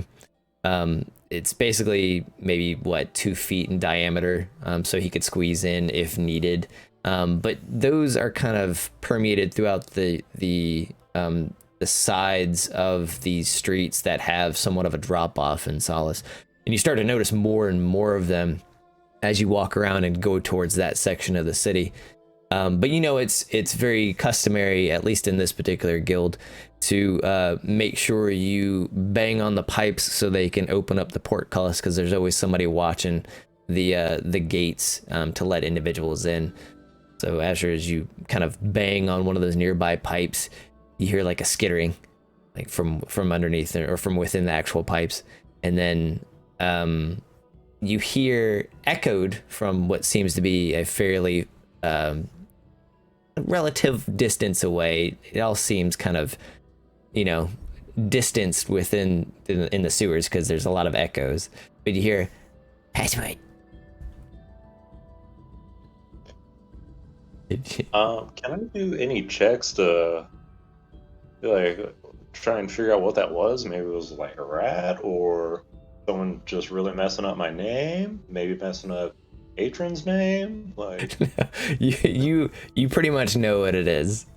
I'll message you what it is. Okay.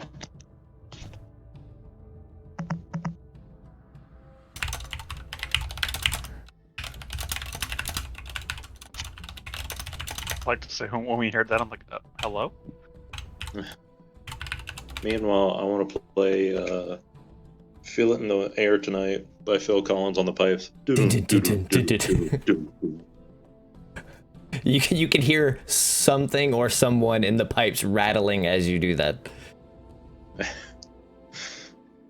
Oh my. But yeah, Saskia is fascinated by how many rats there are in the city. Do you say that out loud? No. Okay. Eyes are big and wide and your ears are twitching. Yes. Meanwhile, poor Mist is off in the left field here, just singing "I Can Feel It Rolling on the Table Tonight." D4s. All right.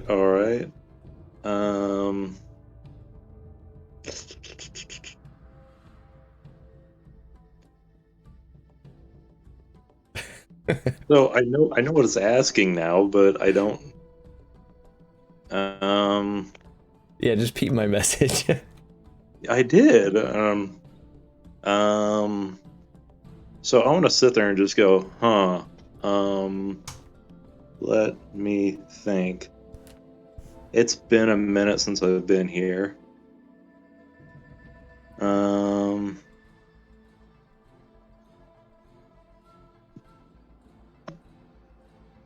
Yeah, I was.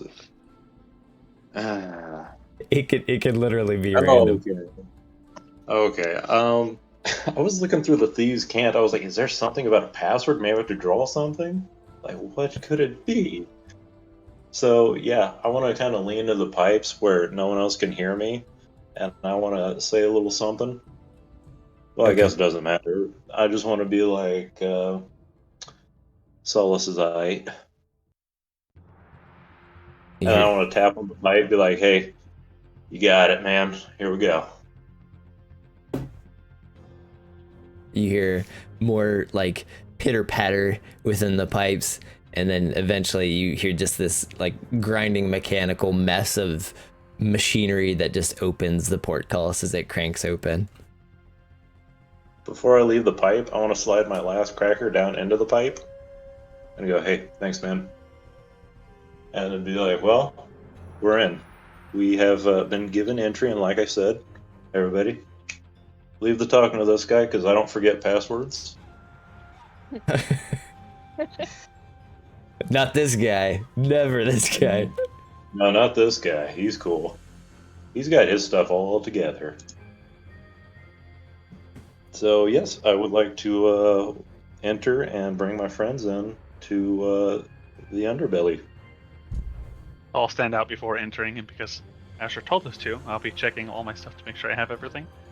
Doing like an inventory, and then I will step in. Yeah, of course. Yeah, as long as you keep it in mind, you do still have everything on you. For those of you, as you enter and you start looking around, you start seeing obviously more and more of those pipes, probably either at head level or above head level, depending on how tall you are. Some of you are taller than others. But you do start to see like, it's not rats. It's bigger than rats, but you hear little pitter patters occasionally in the little pipes. You see little heads sticks out, and most of you know it's basically like kobolds. They pop their heads out and check. I was gonna say rats of unusual size. Some people would say that.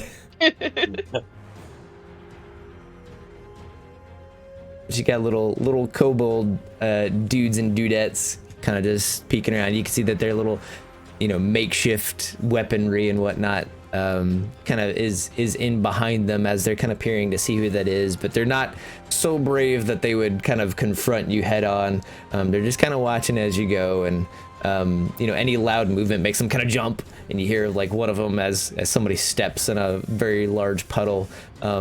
You kind of get the feeling of one of them just kind of hops up out of its skin because it's got the shit scared out of it and bops its head against the pipe and then falls back down, kind of quasi buzzed from the whole bump as you all are walking by. But the gate will close behind you. Sorry, go ahead. No, I was just gonna say the gate will close behind you as you all kind of move further into the undergutter. As we enter and I see all these little kobolds skirting, I just want to kind of be like, not in a whisper, but a little louder than that. Be like, I'm friendly. It's okay. You can hear. Saskia does not like walking around in this area. It's kind of disgusting. She's avoiding the water, but she is able to move very deftly through it nonetheless. But she doesn't look happy about it. Oh yeah, if you thought Shambles Row smelled bad, this is not super great for your nose right now. It is the gutter. It is the sewer underneath Salus, and there is plumbing in this city, so it's gotta go somewhere. Yeah, I want to take some bandages that I have and just kind of wrap a couple around my nostrils so I don't have to smell it as strong. You've got like a makeshift face mask, basically. Yeah, just for the nose though. I don't care too much about the mouth. Just breathe it in. Better than smelling it.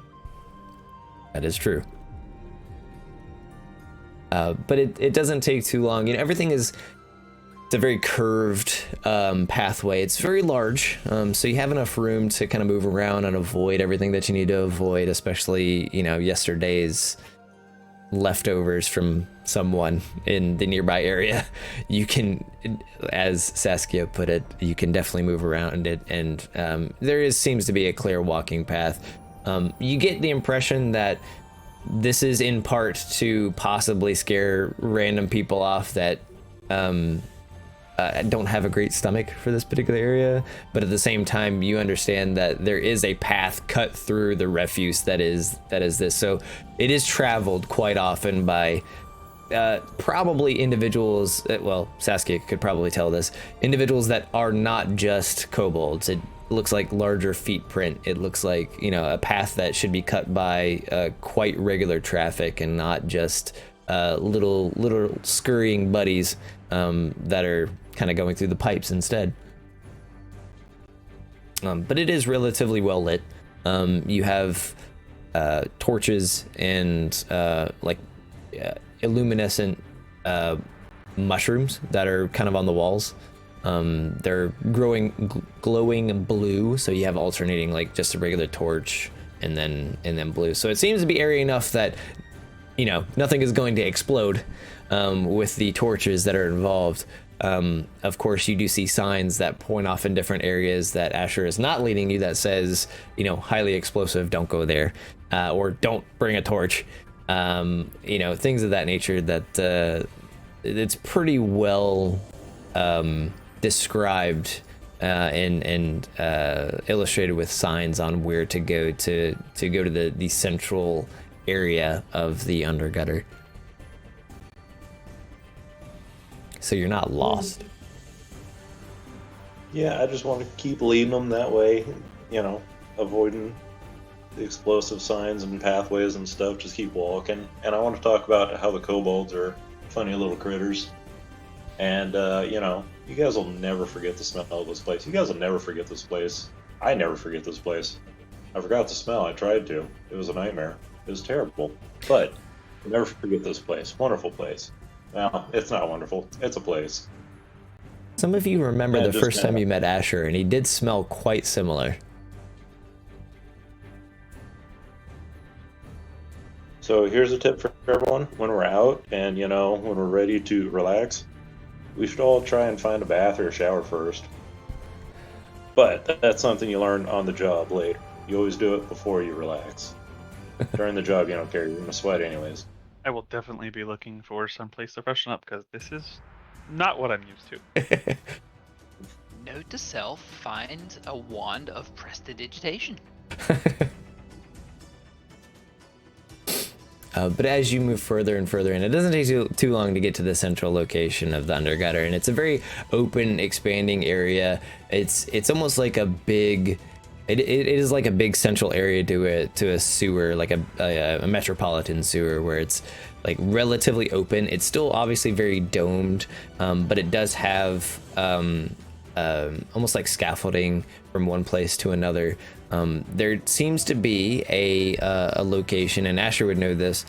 There is a location there that looks to be like a waiting area in front of an office, and there is like this makeshift like flotsam desk that is made to look as professional as possible, but it is definitely a piece of garbage, and it's got a kobold is sitting out front as almost like a secretary, with like these cracked, broken glasses, looking at what seems to be a clipboard made out of a nail and some scroll that's nailed to like a piece of wood rather, and they're just looking at this particular quote-unquote clipboard, and like glances up at you with an attempted scornful face and just says, "You have appointment?" I want to go there and smile and be like, "Hey, no, I don't have an appointment, but that's what I'm here to make." And, you know, just ask a couple questions. see if, my guy, see if he needs any work, what's going on. I haven't checked in for a little bit, and I apologize for that. But things have been really busy, and now I'm back, and I need to see, if he's got anything going on. And, we're looking for a certain individual, so if he's got less than 5 minutes to really squeeze us in for just to say hello and make sure everything's all right, we can be in and out of your hair, miss, or Cobalt.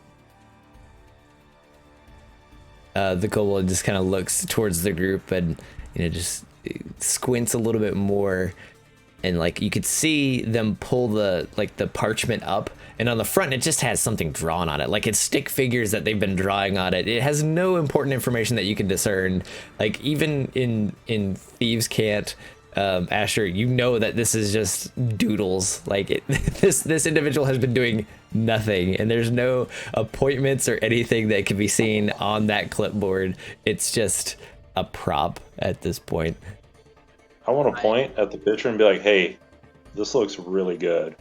Like, I think you've gotten better since last time I saw you, honestly. You're getting way better.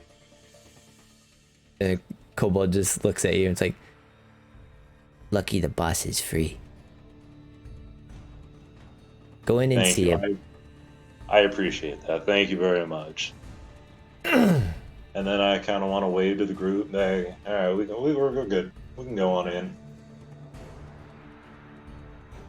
All right, let's take like a 5-minute break, and then we'll go like 5 or 10 minute break, whatever you guys need for drinks and bathrooms and stuff. And then when we get back, we'll continue a little bit. Rock and roll. Right. Sounds good to me. This is fantastic. Like, I am watching all this in my head like it's the Legend of Vox Machina, just having a great time with this. Oh yeah. All right, I'll be back in a bit. All right. All right, everybody, give me just a few minutes. I'm gonna personally use the bathroom, and then I will be back as soon as I can. I don't have a be right back, so we're gonna put this up for right now. Yeah, this is session 1, so it's an introduction to everything for this particular group. I'm gonna have another session 1 tomorrow, and then another one next week for another group, and we're gonna basically just have fun with everybody. It should be pretty entertaining. Thank you again at Dysfunction D&D for the raid. I really appreciate it. I'm sorry I didn't respond to it in voice, but I'm trying to keep the voice lines clear for them as much as possible, and I hope everybody had a good stream. And thank you everybody for stopping by. I'm going to be posting this stuff likely on YouTube or somewhere anyway. That way we can keep track of it. But yeah, it is nice seeing the world come together to some degree. After we get done with this session, we'll talk more about it, obviously, as it goes. I'm gonna use the bathroom real quick.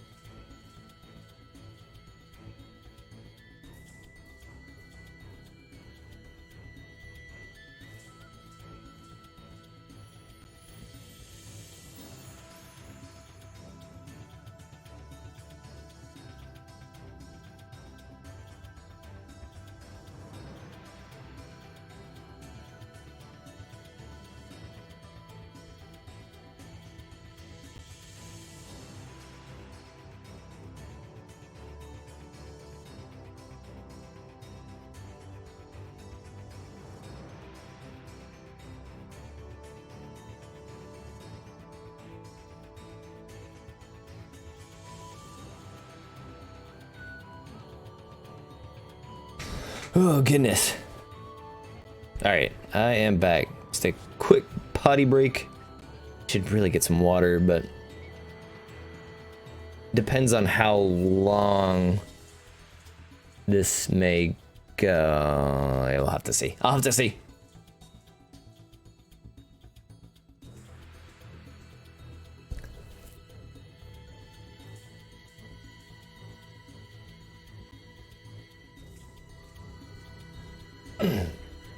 gonna have to find you all someone in the city that does bathing really well, apparently.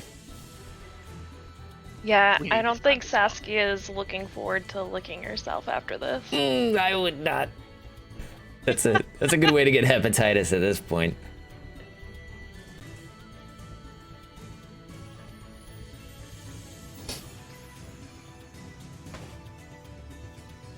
I'm gonna have to find the local spa, the hot springs. I can imagine Saskia going out to the wilderness and being like, where's the most remote location that has a spring that I could wash off this shame? Yeah.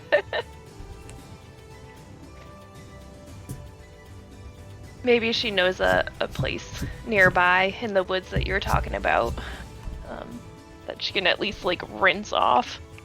Oh yeah. I would imagine that if she's been around the city for that long, she's had to have ventured off and be like, look, I just need to get out of this city for a little bit and find some place that I can kind of go camp at from time to time, so I'm not a neurotic mess in this hellhole. Yeah. I'd imagine that I probably have some herbs on me that are pretty floral that I could hand over to be like, hey, just rub these on you to like get a better scent or something to help cover it a bit. Make an impromptu like plague doctor's mask. Pretty much. You might see me off to the side stuffing a mask that you may or may not have seen yet with some herbs and putting it on.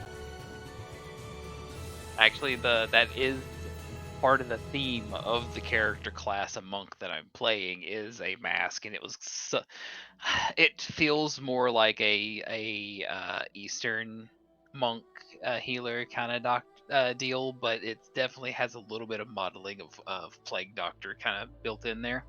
Oh yeah.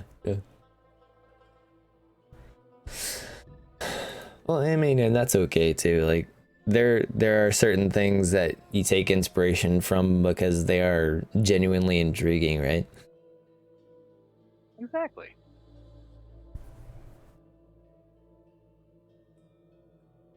But the fun part of this is that's actually the character class. Like one of the things is you got to pick a mask. Yeah, I like that. It's cool. Gives it a little bit more flavor. I'm back.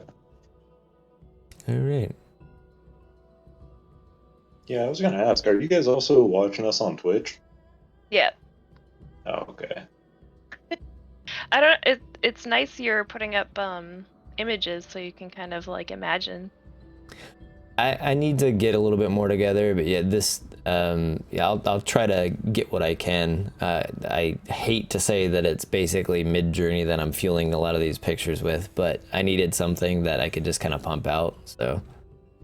Ooh, that's pretty cool though. I like that. Yeah, there's some things that it doesn't get right, but you know, I guess it's a trade-off. Either I hire an artist and wait, or I just generate it and be like, okay. But I still want to hire some artists to do some things for sure. I just want to get some stuff in order. I want to gauge interest too, right? So like if everybody's not having a fun time, then I shouldn't dedicate a tremendous amount more time to it. I hate to say that, but I just don't want to waste anybody's time, I guess, if it comes down to that. But I'm hoping we could all have fun with it. I'm having fun. Yeah, I'm great. normally sleeping at this time. Same. I am a boomer. I should be in bed. I know it's my fault. I'm sorry. No, you're good, dude. It's fine. It's Friday night. I shouldn't be such a boomer. I was like, that's why we're doing this on Friday and not like any other day. Any other day it wouldn't work. But yeah, I'm glad you guys are enjoying it so far. We'll continue this as we go, but you know, I always want to encourage individuals to inject more of themselves and their characters in whatever we do. If you want to go on out of left field, I'm okay with it. I'll script as much as you want. I'll improvise as much as you want. To be honest, this part right here is improvised, so you know, we'll go with the flow. I don't care. I just like having fun and telling stories. Starting out is always the hardest part. Yeah, I mean, you've already improvised. I got a rat friend now out of nowhere. That is true. I didn't plan for that, but now you have a rat friend. And I really enjoyed the kobold with the doodles. I was half tempted to be just, I don't know, something lewd or something, but I was like, no, let's keep it a little bit peachy, I guess. It's a stick figure with boobs. Yeah, that's what I was thinking. I was like, he's drawing boobies or something like that, something stupid. You'd assume Try a to get it to child. episode 3. What's that? Try to at least make it to episode 3. Yeah. We'll reel it in for a little bit, and then we'll go from there. Too high. I'm just thinking of like the girl gremlin from Gremlins or something. I don't know why that's coming to mind. Well, that's hilarious. That's even better. Mesh that with a kobold that's just doodling and acting like they're the proper secretary, and that's just the best. In any case, we can continue if you guys are. Sorry, I'm sidetracking a little bit. All right, I have a question because Yeah. I want to know if anyone else thinks about this way. Has anyone else seen the kids movie Hotel Transylvania? Yes. Yes. I haven't. Okay, so when anyone describes a kobold, I imagine it as the airline stewardess from their monster airline. And now I'm gonna have to look this up because I haven't seen it either. See if I can find a photo. Post it in Discord. I want to see.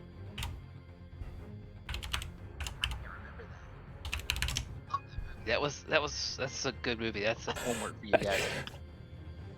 Gremlin stewardess.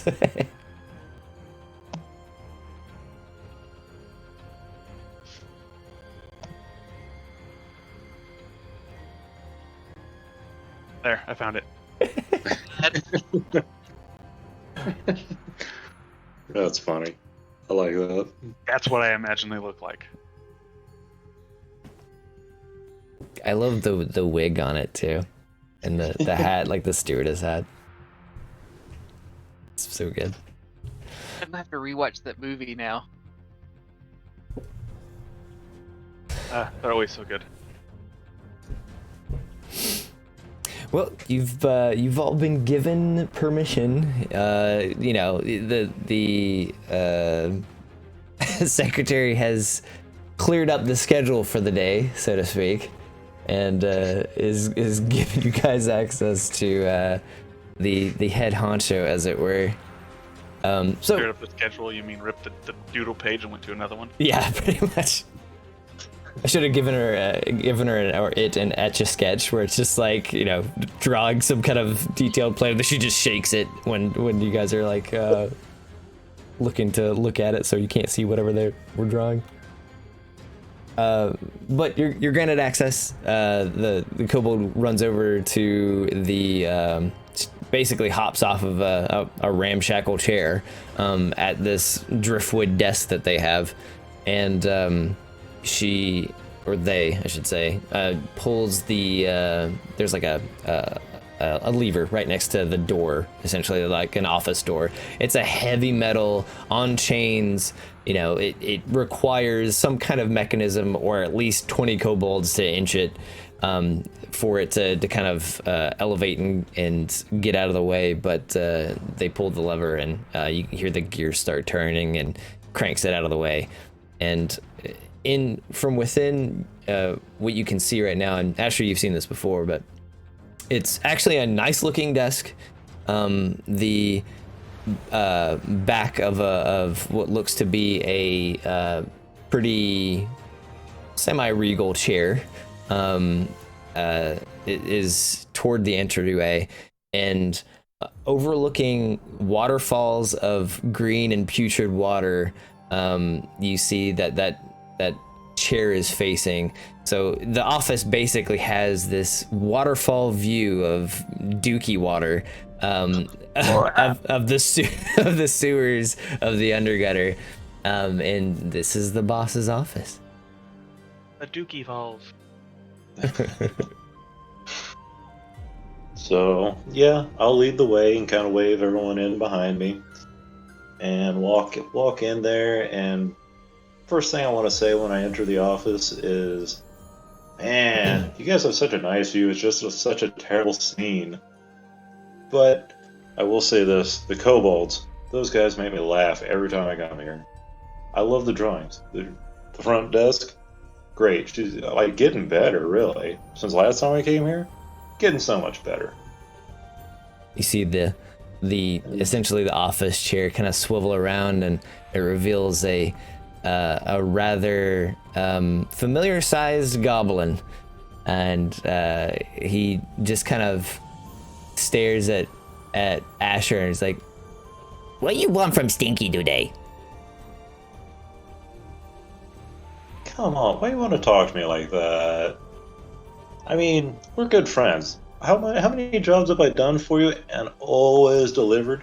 I've done good work for you, and you wanna be mean like that, rude to me? That's not point, Horny. That's not point at all. Point is what you want. All right. We came in to ask about someone named Firebane, but just wanted to see what was going on, see if you had any work lined up and what information you had about this guy. This guy information first, and then we can talk about work a little bit later. But right now, I just want to know and ask you about Firebane. I'll elbow Ashur and just kind of like make the finger motion to come down a little closer. So I kind of squat down a little bit and like, what's up, buddy? Fire Fiend. Fire Fiend. Okay, yes, I've been calling him Firebean for too long, apparently. So, Fire Fiend, my friend, I need to ask about Fire Fiend. What do you know about Fire Fiend? Well, Stinky know Fire Fiend org, and Fire Fiend run Solid Salvage. He do jobs that are legal, but Stinky don't want to do that. Stinky want to do illegal. Laws are stupid. Agreeable, laws are stupid. That's why we're working the same thing. That's why I get my work from you, man. And I appreciate you. But what else do you know? Anything else besides him being an orc? Well, Stinky knows that this Fire Fiend had brother, and brother ran from the Bastion for some reason. Stinky hasn't been in Bastion for quite some time, though. Interesting. He has a brother, and he runs the best, or the best. He ran away from Bastion. Brother did something stupid. Okay, alright. Do you know what the stupid thing was? Must have been pretty bad. That's all Stinky know. But Fire Fiend okay. Fire Fiend pretty clean. If Fire Fiend had dirt on him, Stinky would know. Okay. Counter. Well. Alright. I kind of want to look back and look at Mist, look at everyone just... No other questions? Stinky busy man. Stinky have very beautiful view to view. It's very beautiful. I'm almost just jealous. breathe it in. Breathe it in. I have breathed this in for years. It stained me. I don't think I can ever truly get the smell out of my skin now. Saskia feels a hairball coming on suddenly. I'm gonna start patting her back, and she's like, Oh, such weak stomach. Come on. Let's not add to the beautiful Cobalt's office here, guys. Come on. But I want to kind of squat back down next to Mispick. Is there anything else we should ask? Like, we found out he has a brother, runs the jail. I can't think the word. So no. Let's ask how easy it is to see Fire Fiend. Like if they have a set schedule or a pattern they follow. So okay. I mean, you could ask him yourself if you wanted. You could ask Stinky. He's not. He'll recognize you, especially because you're a fellow goblin. Like He'll yeah, he's a goblin. Okay. Fair enough then. Then I'll actually just do a little bow to Stinky and go, greetings, Stinky. I am Mist. Would you happen to know if Fire Fiend has any patterns they adhere to? Any how easy is it to actually get in and see them? Are they constantly running the place, or do they go out on jobs themselves? Fire Fiend sometimes go on jobs, but mostly he is at the Salas Salvage. Mainly, he goes out in the morning to get the writs, and he takes them and he brings them back and then doles them out to workers, to mercenary he hires. Other than that, he should be there now. Usually he stays there till I would say till midday, if not late afternoon, depending on how busy. But they do jobs all the time, but he's usually in office. That is all I can think of to ask. I thank you for your time, that I do. Uh-huh. Anything else? Alright, so since that's over, I want to look at the group and be like, well, if we're all good, and I'm assuming we are, I want to turn back to Stinky and be like, is there any certain work that needs some hands-on? Oh, they're always work. Stinky need help with his pile of dirt constantly. I don't know if you would know what he means by his pile of dirt. I just kind of want to like nod my head like, yeah. All right. And then just like, well, if there's always something to do, we're going to see this through, and then I'll catch up with you again later, and we'll see what there is. Yeah, you come back later to help Stinky with pile of dirt. Well, all right. So I think we got all of our questions and everything done. Stinky is squared away. I can come back and check what's going on with him later, after I wash the terrible, terrible sewers from my brain and skin. Get note from secretary. They give you note. All right. I will check in with the secretary. Stinky, And you can see appreciate your time. You can see Stinky like nodding to the secretary outside of the door. The door never closed, by the way. It was always open. You gotta let the air waft through, let that fresh breeze kind of pass through. And Share the good. yeah. So I'm gonna go ahead and head out the door and go to the secretary and be like, I believe I'm looking for a note, miss. Yeah, they just slip you. It's basically they've ripped off part of their stick figure booby drawing and then handed it to you, and it does actually have a symbol on it, and we'll go over it later. Okay. So I want to just go ahead and stuff the stick figure with the boobies, and be like, thank you. I will check this out later, and then stuff it in my pocket. You could hear the creak of the office chair of Stinky just kind of creak back towards the, him facing the the waterfalls as the secretary goes over and pulls the door, and it just fucking careens down and crashes. It's not even subtle about it. It just slams down. It makes a horrible noise, but it's closed now.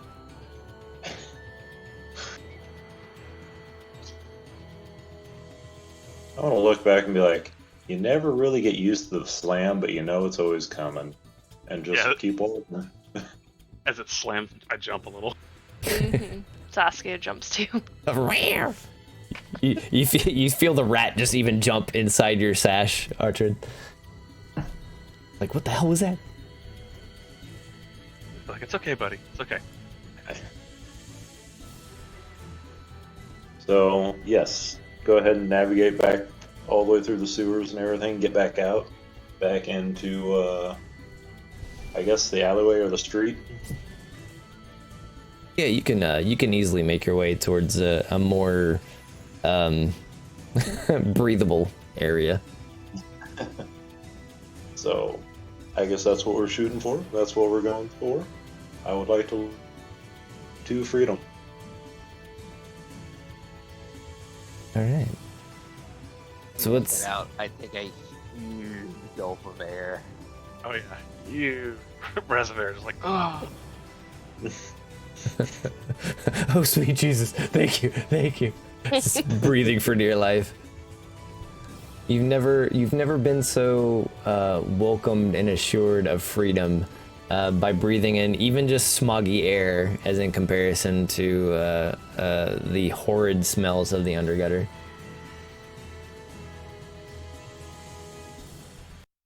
I'm gonna change music here. Take some herbs out and just like start rubbing them around like all over my clothing just to kind of get some of that scent off, and then I just kind of look at everyone and go, okay, so how y'all feeling about all that? As soon as we get out on it, like, man, you know, the smell's terrible, but the pay isn't bad. That's why I keep going back. And I don't really do anything to try and wash the smell off. I'm just like, and it's on me. These are my undergutter clothes. I just keep them for the undergutter, and that's it. Exactly. You think I wore my dancing shoes? Hell no. But it is almost magical in the worst way how that smell will probably stick to you. But you can get it easily cleaned off. It's not like it's a brand forever. Yeah, I'm just... it is what it is. I've been in and out of it so many times. The smell's terrible. You never really forget it, but you do kind of get past it. Is there any water nearby? Yeah, there's a well, you guys probably emerge out of the main entrance again, and it's right by one of the do you know how Paris is kind of laid out, how it's almost like T-sectioned with a river to a degree, or at least like split through with a river? Might not, but essentially Solace is basically has a T in the shape of a river that separates a lot of the districts. So at the head of the T, which is like on the right hand side, I'll have to show you a map of it later. It separates on the right hand side. You have like the bureaucratic districts and the kind of like where the cops and the courts and stuff are. And on the left hand side, on the upper part of what would be the long part of the T, you have like the market and working districts, and then on the bottom you have like the farming areas essentially. But it is separated by a rather large river, and you guys come out of the sewers pretty much right by it, so you can definitely rinse yourself off. It's not like a wild raging river. The city mostly uses it for like transportation of goods and whatnot, and they can often pass by boats a little bit more easily back and forth than they can traveling through the streets. So they often use the river for like good passages to escort goods that way, instead of trying to ship it on carts or whatever. It's just quicker and easier that way. Now, is it deep at all? It's relatively deep. Yeah, it's deep enough for you could probably fit a relatively large ship through the channel. It's wide enough for maybe one of a large ship, but most of the time it's got like dinghies or small what would you call, like small cargo boats that go over it. I'm gonna go over and I'll just kind of like wash my feet and hands a little bit, just kind of like shiver from the dirt that was in there, and just kind of clean myself a little bit. Yeah. Saskia puts like her stuff right on the shoreline and jumps in for a quick dip, and then comes back out and shakes it off. You definitely feel, both of you, despite the individual doses of water, you feel quite a bit better. You don't feel like you smell as much. Oh, now that's taken care of. Hope that I never have to do that again. I'm ready to go.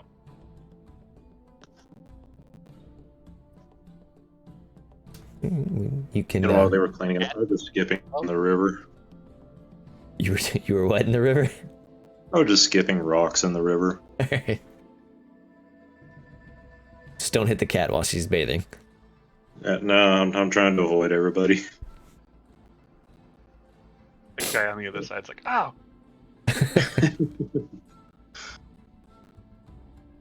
So yeah, assuming everyone is ready, do we have a game plan? Like, are we ready to go over there, or like what? This seemed to be a little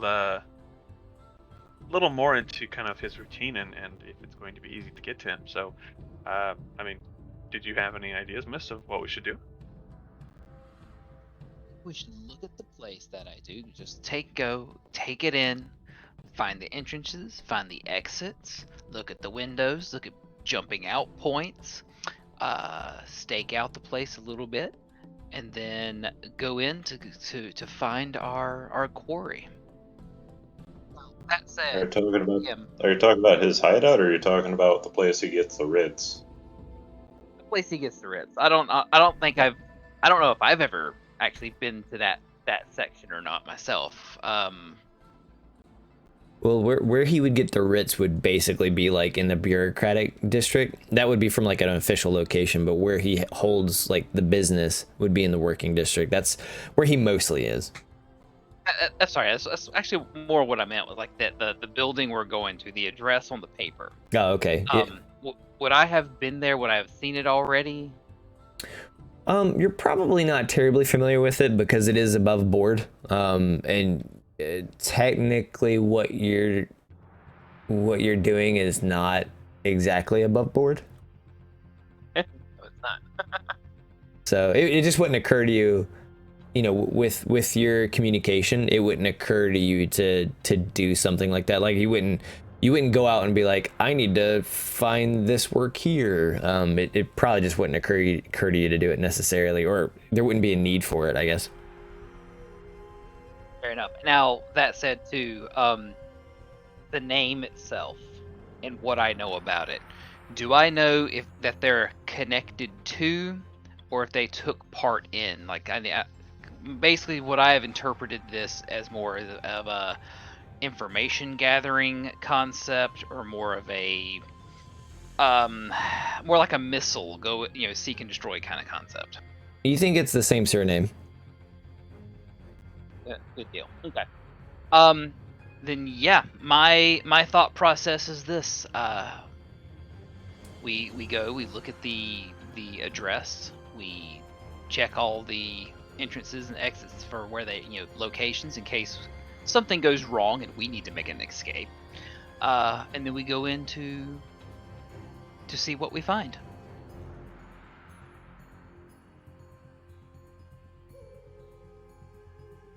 I mean, I'm okay with that. I don't know. Is your group okay with that? Yeah, I'm good. If anybody has issues, If you have issues, walk the opposite way of the goblin. oh shit. It's do or die. It's goblin time. We got the mind goblin here. Lead the way, I shall follow. So are we planning to kill this guy?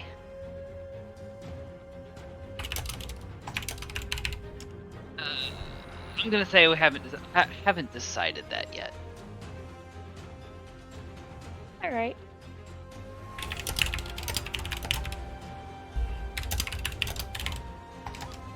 I don't think Saskia would. I think she's probably a little nervous about possibly going on a hit. But she is interested to learn more. She's a curious person. Can I pick up on your nervousness, or do I need like a roll an insight check for that? You probably can, because Saskia has terrible charisma.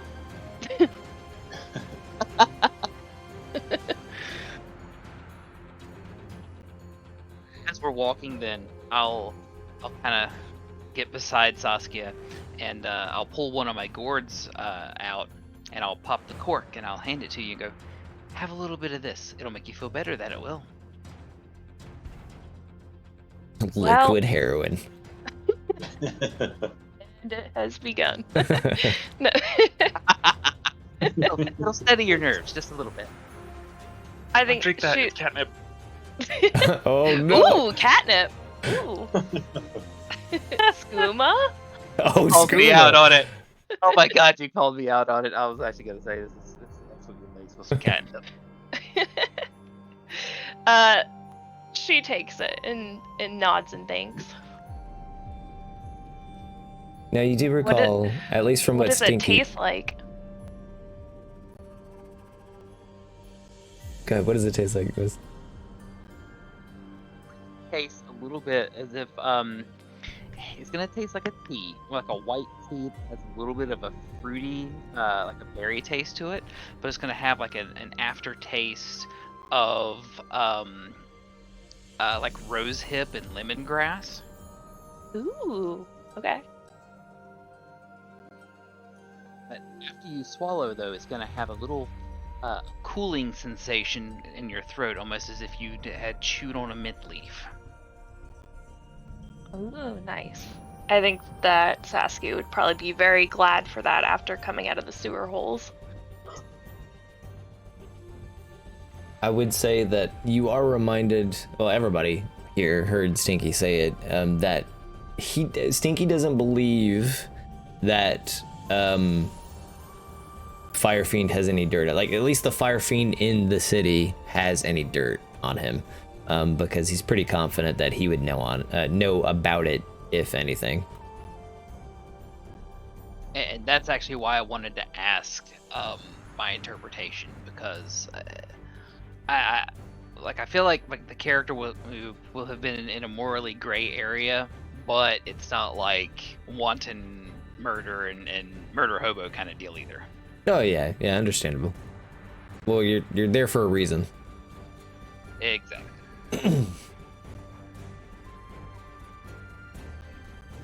But if that is the plan, you all can make your way towards Sala Salvage, back through the working district. You're back and forth. It's I would say it's probably about midday now, with all your traveling and whatnot. And to get to the working district, you have to go through the market district. Market district is starting to pick up, especially around lunchtime. You start to see all walks of life, unlike early in the morning where it was kind of dead.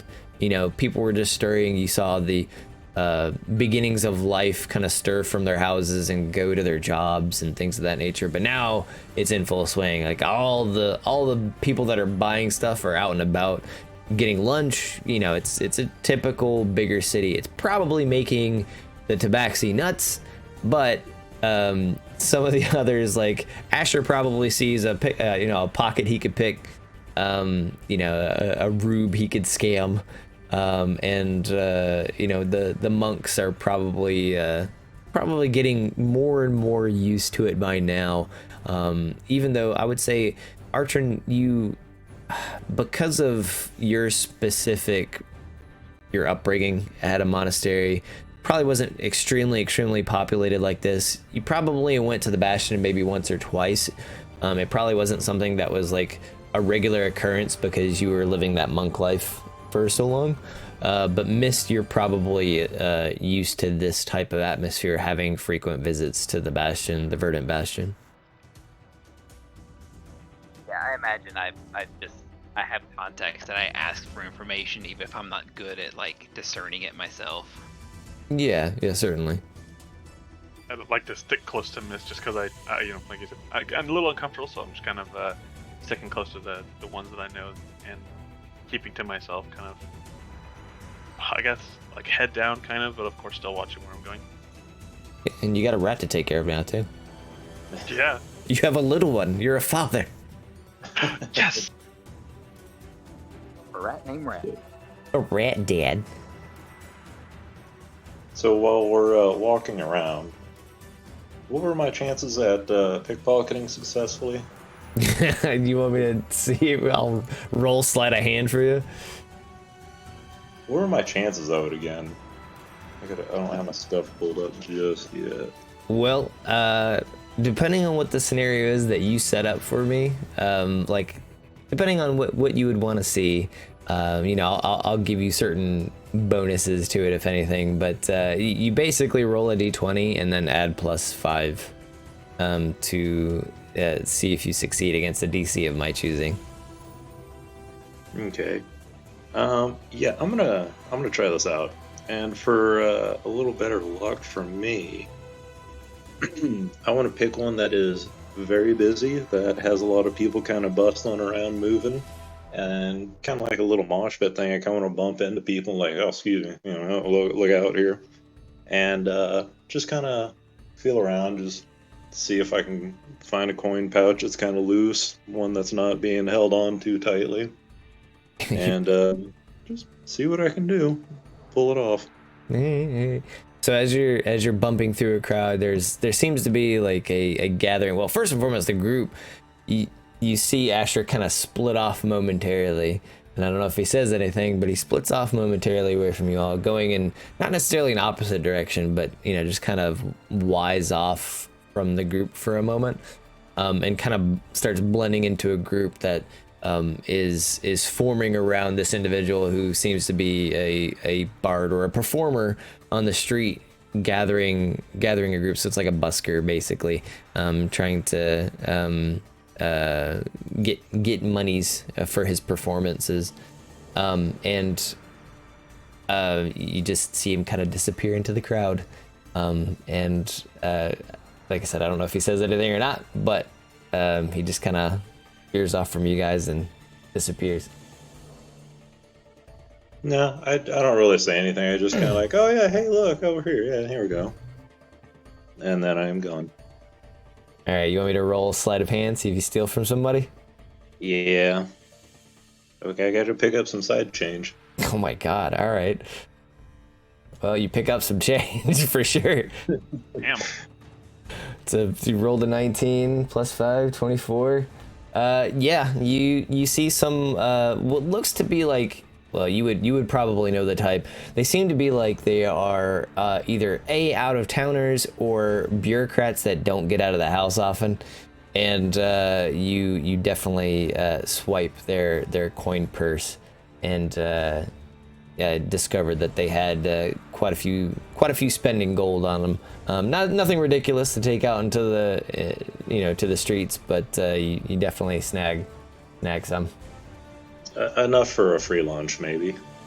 Oh, probably more than a free lunch, but yeah. All right. So I'm not gonna press my luck. I'm just gonna get that one, then kind of meander back out of the crowd before riot or anything is brought up. But go ahead and meander back and just be like, you guys need anything?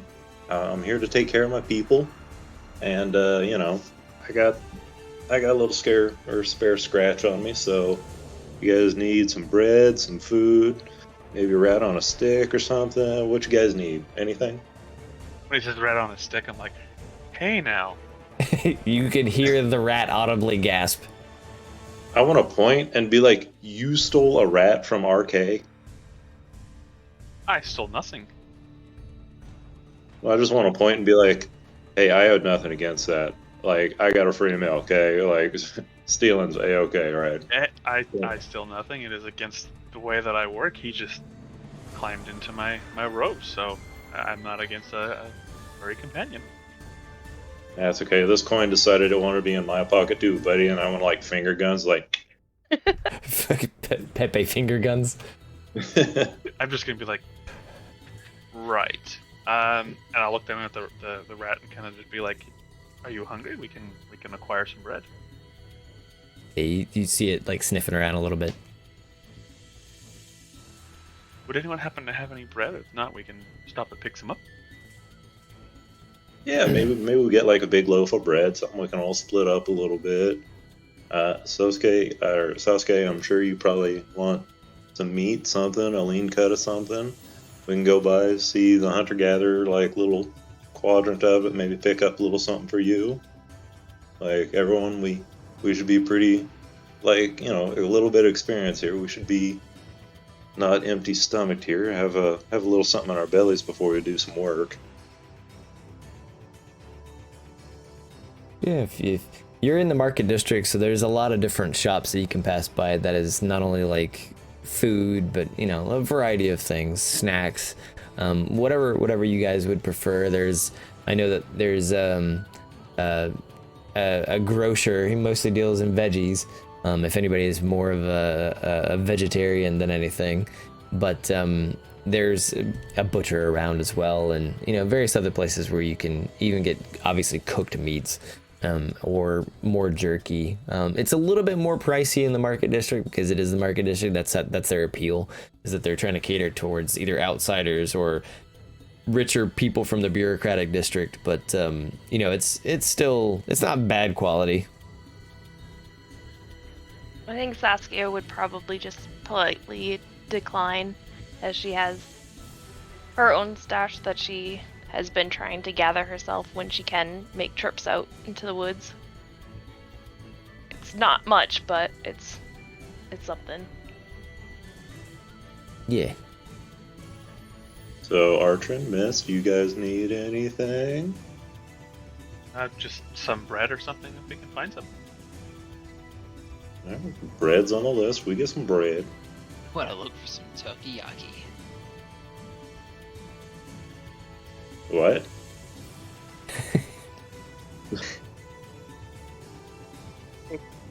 I just want to nod my head and go, yeah, that's a word. I just kind of shake my head and then stop and go, never mind. I'll take the rat on the stick. All right, so Excuse me, missed. I want to point and be like, Mist, he stole Stuart Little. We talked about this. We're not paying attention, friend. To be fair, there probably wouldn't be actual rats on a stick in the market district. They try to appeal to a more refined palate. No, but Rabbit what on I'm really... a stick. I'm just gonna start laughing and go, how about a chicken skewer? It's something like that.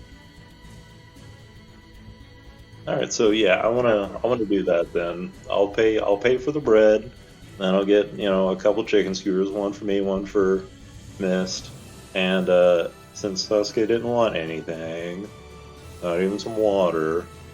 Actually, I'm gonna get some water too. I'm gonna go ahead and get a minor snack spending spree and get all that. All right. You see Ashur disappear into like the rows of street vendors and whatnot, and he comes back with just hands full of shit, like just tons of, because he got some kind of indiscernible amount of money from this individual. You know, he disappears into a crowd, comes back, is like, don't worry, I've got extra money now, and then he goes off like a kid in a candy store and just comes back with like, the equivalent of fucking Doritos and just all these beef jerky snacks and stuff, just handfuls of it. Yeah. So his hands are full from like, it started off at, I'll just get bread, I'll just get a couple of skewers, and then his eyes start to catch more and more stuff like, no, I want this now, and the impulse control just was out the window at that point. So with all this food, I want to be like, okay, I can't put this in just all of my pockets right now, so everyone has to take a little bit, put it in their pocket, and we're good. Like, you're just holding on to it for me, though. Whenever I ask for it, I want my snacks back. I'm kidding. Saskia kind of narrows her eyes a little bit, but takes it and puts it in her pocket. Way through a fight, three sessions from now. Hey, you got my pocket bacon? I need it. It's my pocket bacon. He said, make a death saving throw. You remember, do you still have my pocket bacon? His final words.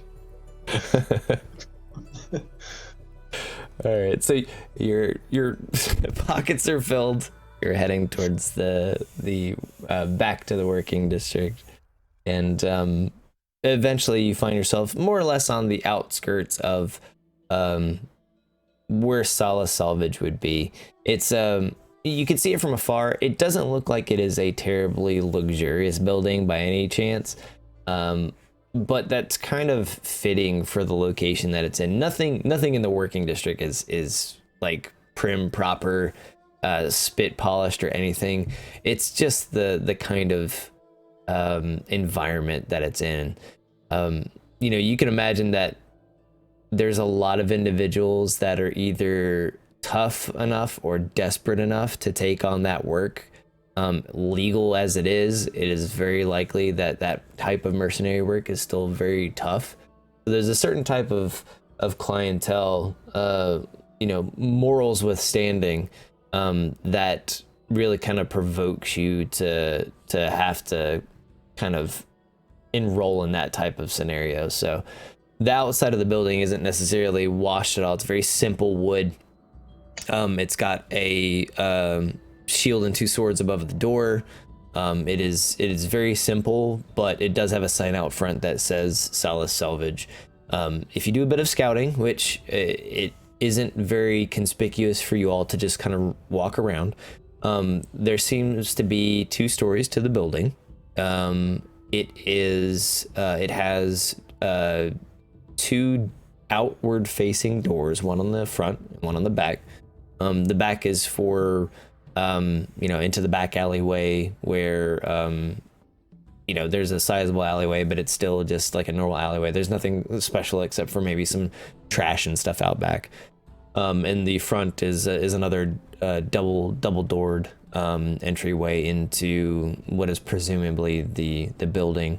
It does have 2 stories, windows that allow you to kind of peek in. The ground floor looks pretty revealing, pretty open actually. For the most part, from what you can see, you're not able to gather too much of it because it's got glass that is very opaque, but it does seem very open for where you can kind of inconspicuously glance in. But there does seem to be some moving figures inside of the building. You're just not entirely sure like to what degree, like who all is actually in there. There, based on what we can see going around it, can we tell, like, does it appear like there's a nice office by one of the windows that you could see into that would be kind of an obvious this is where the boss is kind of thing?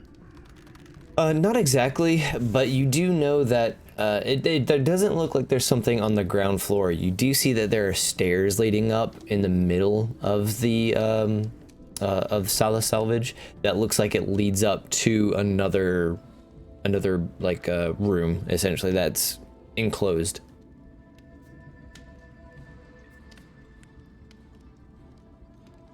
Are we all back in a group, like outside the building after we've kind of looked around it and everything?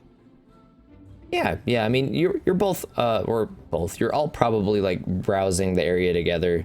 It's probably you know, not unheard of for you all to just kind of like walk around, share what you see, meet back, you know, at the edge of the block or something of that nature. There's enough people that are walking around as is, working and otherwise, or going to work or coming back from work, that you don't really seem too conspicuous.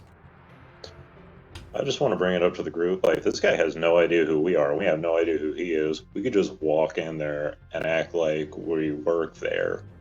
Or like we're looking for work there and just see if we can talk to the guy. Worst case, we get nothing, and then we just have to wait until nighttime when he's leaving or morning time when he's coming back, and we could just nab him.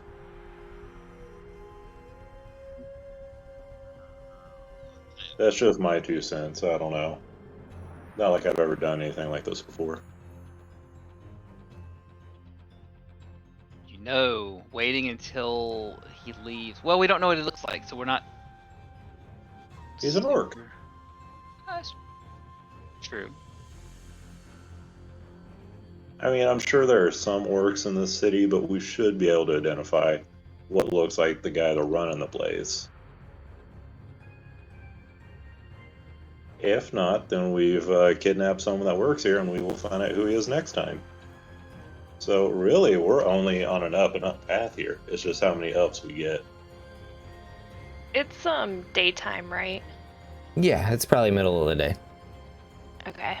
I was thinking if it was like dark and shadowy that I could probably climb up the walls and take a peek in the window upstairs. But it's probably too obvious to do that during the day. You could always try to roll stealth if you want to. I'm not gonna say no. It would probably be a little bit harder. Maybe not on the backside. It seems to be a little bit darker on the backside, but I mean, I wouldn't do it street facing for sure, but Yeah. I would still allow it if that's what you want to do. Okay, how do I do it? If you go into your character sheet, you should be able to click on, like, say for this instance, if you scroll down to your stealth, if you're just rolling your stealth, you click on like the plus, okay. and it should roll it for you. All right, let's see. While she does that, question: you said there was windows facing in, right? Like office windows, or like into like a warehouse? Here, let me show you this real quick. I'll enable it on stream as well, but I don't want to reveal too much just yet. Hold on. That was not a good roll. Not really. You can check out the Tailspire dealio. And that is basically the front that I'm just gonna show so far. You can see that the windows actually reveal like a very open area. Like I said, the glass in those windows is very opaque, so it's very hard to make out any kind of details. You can see some forms moving in within, but you know for the most part that the area is very, very open, and it's very open. Okay. Does it look like there's any clear upstairs windows, or is it just one floor? It looks like there's probably some upstairs windows on the opposite side where Saskia is trying to climb. Also, go ahead and if you're trying to actually climb to that second area, especially the window, go ahead and do. I guess we'll do an athletics check, unless you're trying to be a little bit more deft about it. If you're trying to be more deft about it, and I give people this option because I feel like it's fair.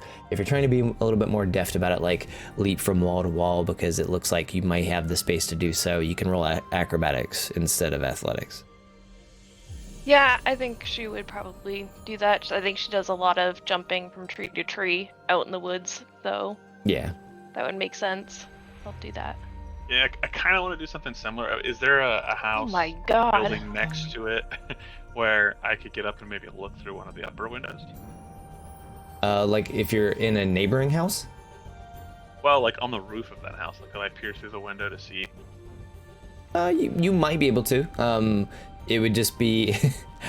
let me resolve. I guess Saskia's first. You struggle, but you're able to at least make it to the roof of the current of Solace Salvage. Ooh. Give me 1 second here. I'm gonna. I can. Come on.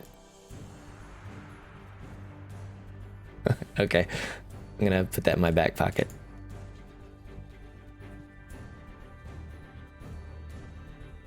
But yes, you should be able to climb up on a neighboring house and look in if you want to. Now, it doesn't necessarily mean that those windows aren't opaque as well, but you'd still be able to kind of glance in if you really wanted to. Are you gonna try to be sneaky and get up on there too? No stealth. I'm just gonna do it. All right. I'll say, should we have like split teams? Like one of us watching Saskia, the other one watching Artrin? Like me and Mist, should one of us be watching the other one, or watching either one of them? Yeah, I guess I should have said like before I did that she just wanted to give it a quick look. Yeah, no, I don't care. I'm just going. Where do I click to roll that? So in the character sheet on say you have like a +5 in acrobatics, you'd click on the +5. Okay, it looked like the only thing I could see to click. I was like, I don't want to click that because I'm not sure. Yeah, if it don't change it or something, yeah. All right, you kind of zip up that neighboring building without any kind of problem. Of course, you're not trying to be clandestine about it. You're just like, and you know, your monk training has taught you well on how to ninja warrior your way up an alleyway, basically.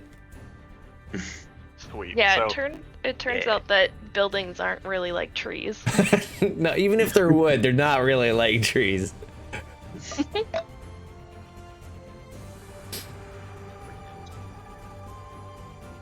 What was that, miss? That was pretty good. so now that I'm up there, can I like see anything through the windows, or are they opaque as well? They're a little bit less opaque. You can see that this area in the back is an office, though. There is nobody in it, as far as you could tell. Okay, so watching, I can't see anybody move around or anything. No, you see no movement at all. Not on that Okay. side, but it does look like it is like the only thing on the second floor, and it looks like it looks like it's got a desk and stuff in there. Okay, so knowing that, I guess I'll make my way back down to the group.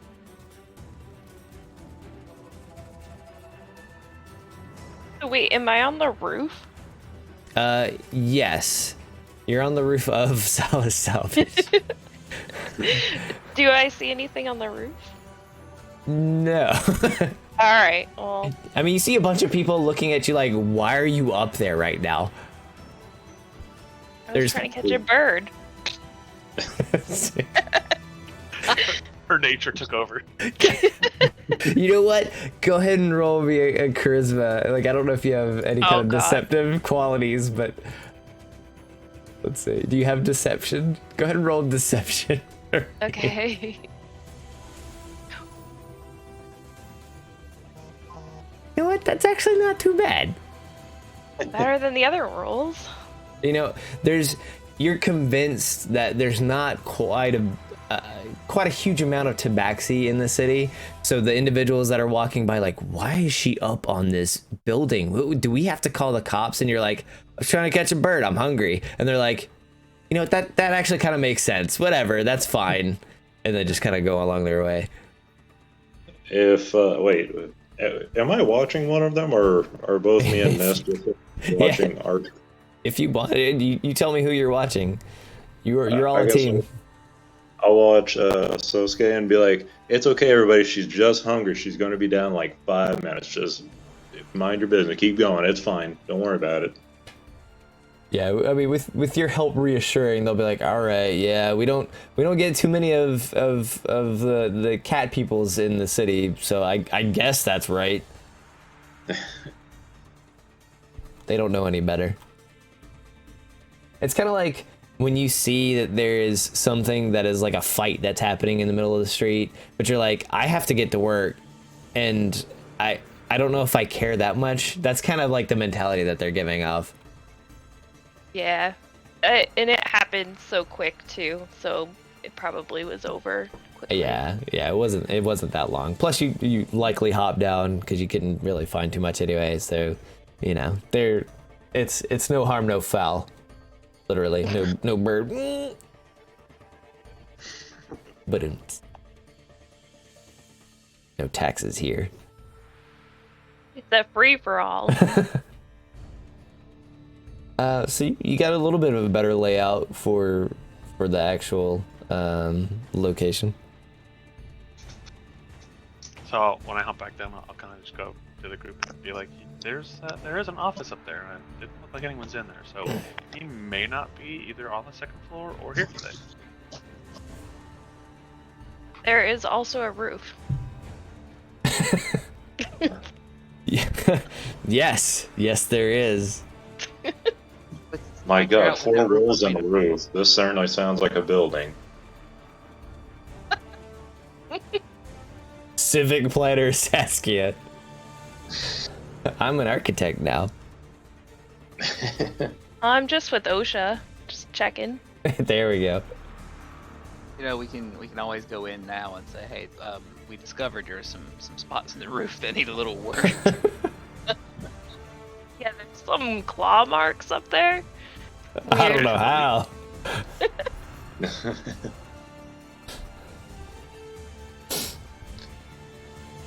So here's the new plan. We have the layout of the building. We know it's a building with 4 walls and a roof.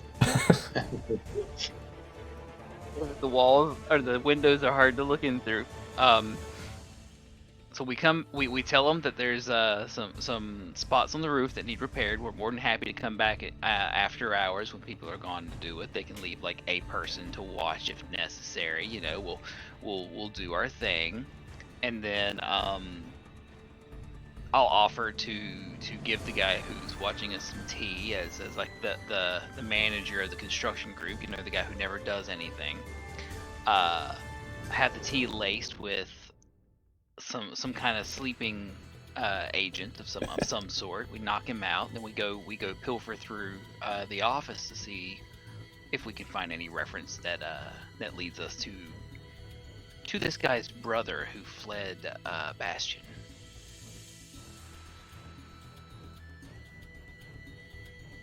I mean, it sounds pretty solid. Yeah, sounds pretty good. We bust Sounds in. fine to me. Or we bust in and just ask to speak to the manager, Karen style. Oh no! Oh god! No, I mean, sorry, go ahead. I was gonna say, or you had a fantastic idea. I feel earlier as well, Ashur. If we just wait around and wait for him to come out, and then nab the orcs we see and just question them. It's okay. A dead orc never talks or tells the cops. It's fine. Damn. Of course, I'm kidding because we don't kill, right? Yeah. But anyways, maybe we should start out, like I said, go in just, hey, we want to see if we can talk to the guy in charge about, some work here. At least then we can get a foot in the door and see who it is, and we'll know. We'll at least be able to identify him. Or if he has a bunch of other orcs or something working here, we can at least nail down who we're looking for. He'll know our faces, but we'll know his. I like this idea too. So either we go in saying, hey, your building has damage, which the building's already kind of in, shit shape anyways. So I don't see him being like, oh yeah, repair it, fix the walls, fix all the walls. I want this bad boy looking spick and span. But if we go in saying we're looking for work and we want to know who we're working for, we might get a foot in the door. Not that I don't value you guys climbing the building. I do. I'm just saying you might have a better chance of this. Saskia has probably noticed that Ashur is pretty good at talking, so she agrees with this plan. I was like, after telling about the plan, I just kind of want to stare up again and start kind of just muttering a little bit and just nothing anyone can really pick up on what I'm saying. Just ramble off. Uh-huh. I just take one of my tiny little hands, just point right at you and go, this is why I keep you around.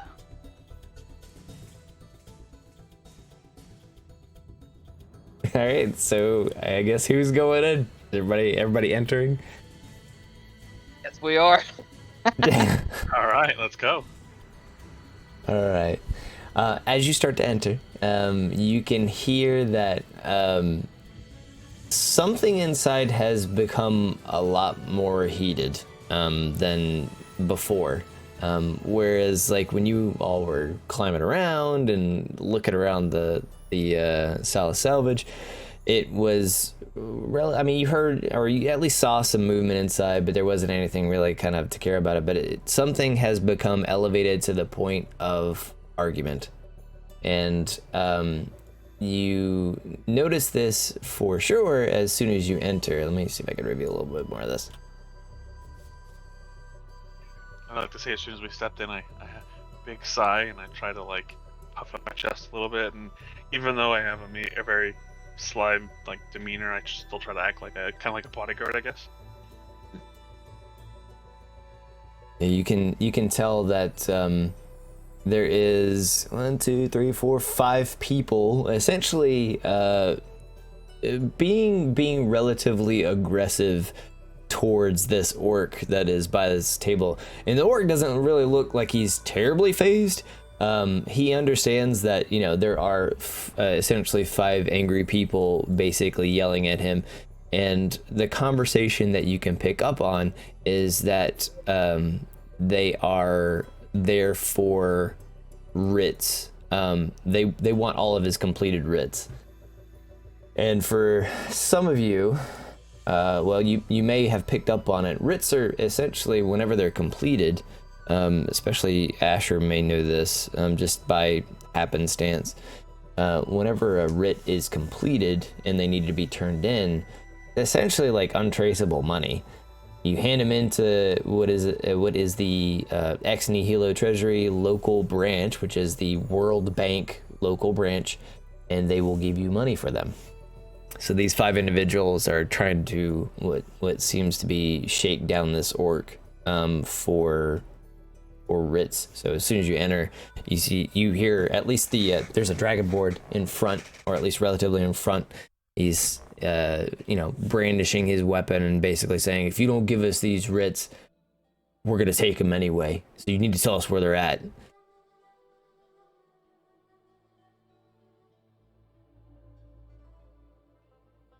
And basically, the orc is he basically just replies, "You're gonna have to take them from me, and you're gonna regret taking them from me. I don't care how many of you there are. You're gonna regret it."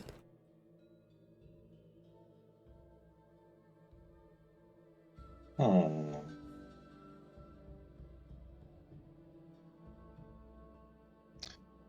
Alright, well, I guess being the first one in the door, I want to look and just kind of like, huh. And I want to really, like, check them out. Does the orc, like, have any, like, distinct weapons? Is he, like, clearly ready for this? What do they have on them? Or what kind of armor, like, weapons they got? Do they have armor or anything? Like, I want to really scope out what I'm looking at. You'll have to forgive the models in the game. I don't have anything specific, but I do have everything written down, so the models aren't going to necessarily match 100%. And we'll put some models in this as well to represent you guys for the time being. So at a quick glance, you can tell that so there is a notable tattoo on several of them. Ashur, seeing as how you're looking at this, and you would definitely know that these guys are from what's called the Mist's Fortune. If you were more overtly a psychopath to everyone around you and everything, you would probably have fallen in line with the Misfortune. And this is basically a thieves guild that gives no shits about not only being clandestine, but also earning money in any kind of way that won't get them in trouble with the law. And now there is a difference between trying not to be caught versus like basically fuck everything, I'm gonna slaughter you and take your money. And that's what the Misfortune pretty much does. They hire majoritively assassins and hitmen to do the jobs for them, and this group looks like it's from the Misfortune. And you know them, you know their reputation. You've probably encountered several of them before, and more of them have, I guess, greed and nonsense for common sense more so than anything. There is a lizard folk that has a giant battle axe that he looks like he's pretty gruff but lean. He has his battle axe, but also some battle-worn leather that covers their chest. There is the Dragonborn that is up in front, that is making these demands and basically going toe-to-toe with intimidation to the orc that's there. Basically, he looks like an authority figure, at least someone who once was an authority figure. He has that. It's almost like when you know someone used to be a cop, like you could tell that they just have that kind of that stature and that mentality. He's too old for this shit. Yeah, kind of like that feel. He's got that cop vibe to him, so you're like, okay, he must have been a guard or something at some point in time, but he's got chainmail on and a warhammer he's kind of brandishing right now. You have a gentleman to the back who looks just like a human. He does not look like he is phased at all. Very, very calm, almost methodical look to his face. His studded leather armor on. He looks like he's an older gentleman, but he is wielding a crossbow currently. And let's see who else. You have on the far end what looks to be like an elf that's very shaggy looking, almost definitely barbaric in nature, definitely like in rags, dirty blonde hair, looks like he may have some kind of staining around his mouth, but he has no weapons, and the staining is like a very dark a very dark red around his mouth, and it doesn't look like it's lipstick or anything. It just looks like it is possibly something he ate, and he was very sloppy about it. And then your last individual is it's a dwarf.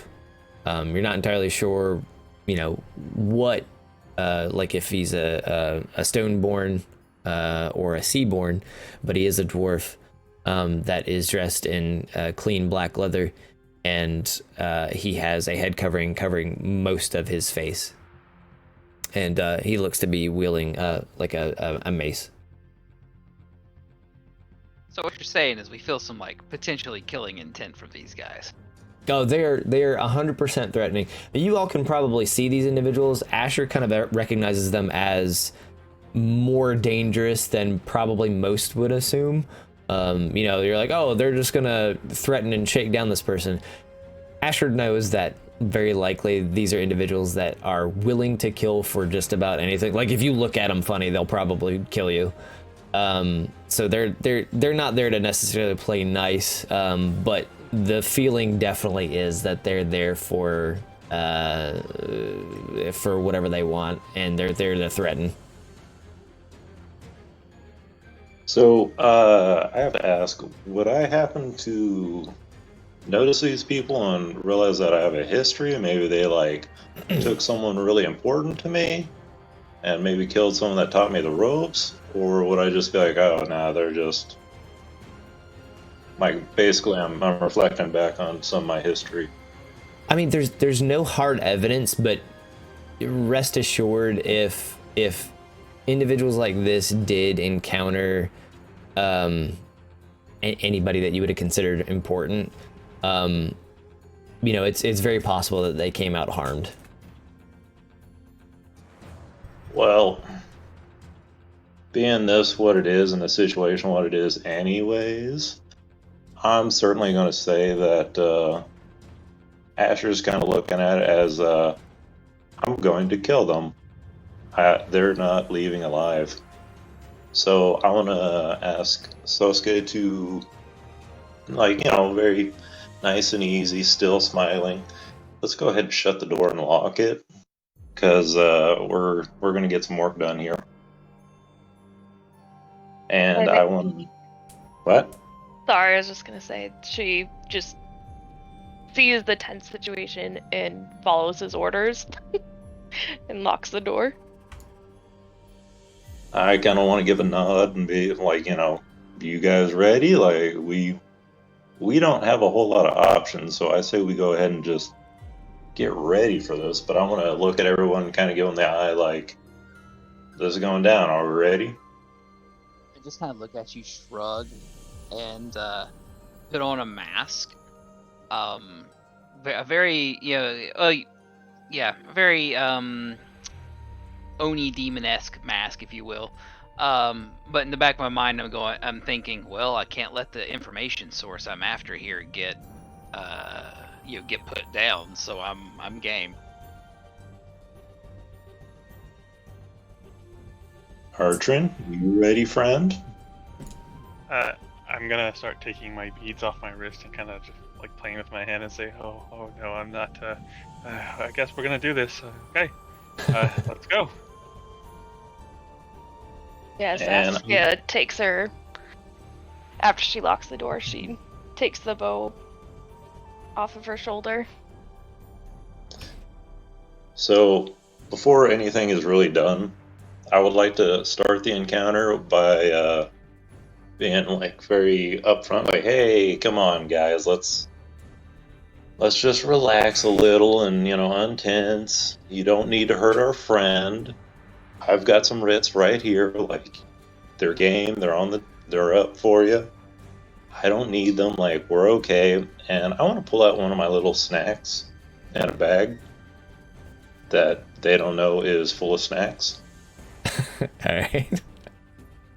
And I just kind of want to hold it out, and I want to really be persuasive and be like, "Listen, just take these. I've got a few of them in there, worth a pretty solid gold penny, and just let our friend go, huh?" And I want to hold it out, just arm's length, out in front of me, and like meet them halfway.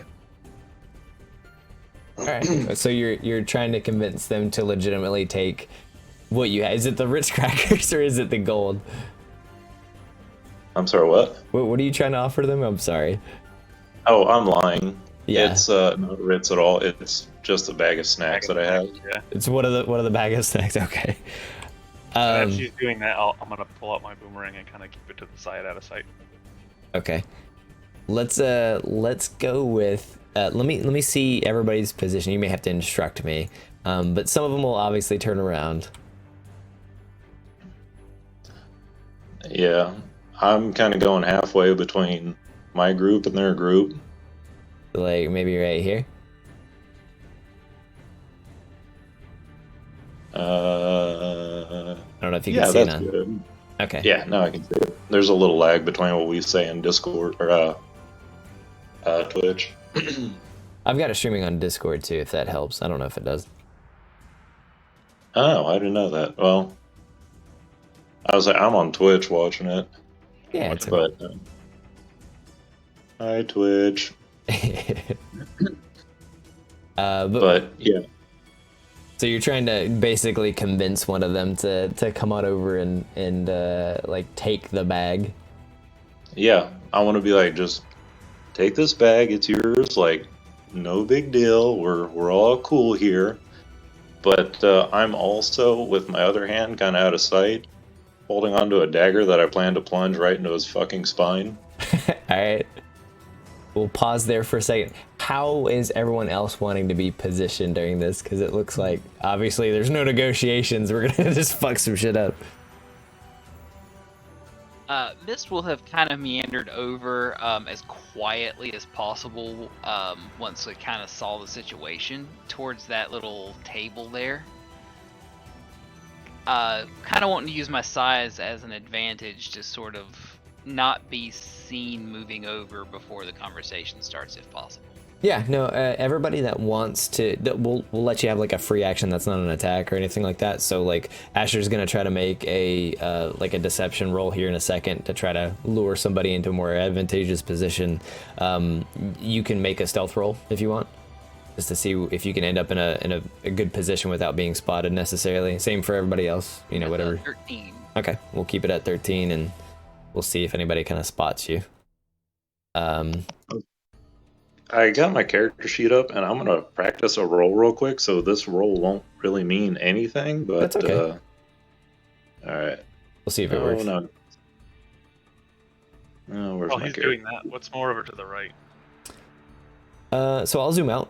Basically, a really quick overview is this is kind of like a sparring area, and then you have like a weapon working area as well, as with armor, some crates, you know, a shovel and an axe on there, a few other, like a workstation table. You have a let's see, some storage areas just in case you need to store anything, and then underneath you can't really see it too much because it's not really revealed, and we're kind of at ground level. There is a basement, but it's kind of blocked off right now. Okay.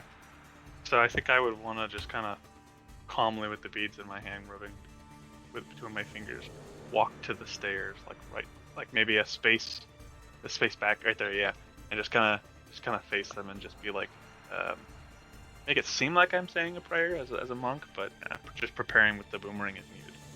All right, cool. Saskia is just gonna stay by the door where she was, and she has her hand on her bow, but she's just watching.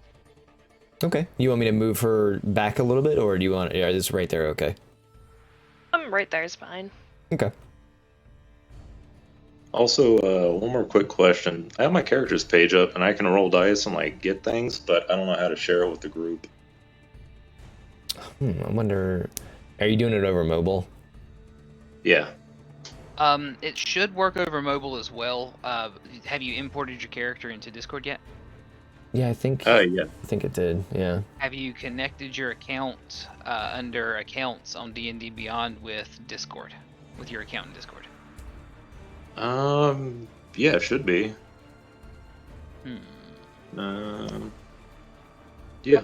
See Ashur's roles in the game log in D&D Beyond, but not in Discord. So it's probably not actually connected then. Well, no. Those were from me though. I think. Oh. Yeah, those are me doing I see them. a deck save. I see a deck save, man. Oh, do you? Yeah, I rolled a dex and another one just kind of to see, but I don't see it in the logs like you guys have them. The Reddit post said that the two things you had to have, and it was supposed to work web or mobile, was you had to make sure your account was linked, like your D&D Beyond account was linked with your Discord account, and you had to go to like the account settings on D&D Beyond to do that. And to make sure it was imported. Otherwise, I don't know. We'll have to do some experimentation. Yeah, that's okay. Well, I would say worst case, Cannon, are you okay still rolling for me? Yeah, of course. All right, cool. So All right. we'll just roll with that for now. Yeah, that's fine. So the first thing we're gonna do is you're trying to convince one of the individuals to get a little bit closer, right? Yeah, I want to just, like I said, extend my hand out. Act like everything's cool. I'm just trying to free my friend, the orc guy. Like, I just want to talk. I want to have all their attention right now focused on me. So, they don't see Mist, they don't see Artrin, they're not paying attention, but focus is on me, right, meow? Right, meow? Right, meow. Okay. It's secret coding to Saskia to get ready to just fire an arrow into someone's head. Right, meow! All right, let me roll deception. The food word is. All right, so 20. 20, non-natural 20. It's pretty good. All right, let me see if so the closest one to you is likely going to be the older human gentlemans. They do have names, but who the fuck cares when we're trying to murder them, right? It is kind of true. So yeah, I just want to. So he's gonna come over to me and like reach out, not really suspecting. Fuck. Yeah, he's fucking gonna be like, you know what? Let's just take the easy money. So he's gonna come over, and I will essentially for that. Let me see if anybody else kind of notices. Actually, seeing how you're the one that did a stealth roll, Miss, go ahead and give me another one because we'll say you get advantage from Ashur trying to be the focus of everyone's attention. I rolled the same damn thing. Holy shit. All right. All right. That's fine. This is fine. You do definitely convince someone to come over to you, Ashur. Let's see if idly we have any kind of roles that can spot you. All right. Anyone that can catch my bullshit.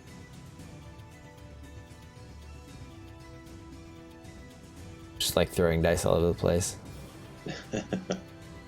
Oh, what program is this? This is kind of neat. This is Tailspire.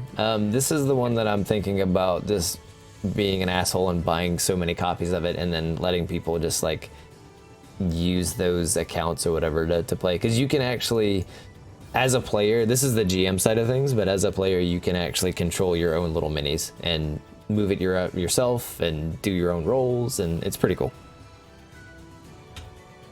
Any case, Mist, you do happen to get like the lizard folk kind of turns and notices you going behind the table, but the human and the dwarf are thoroughly distracted with what is happening right now.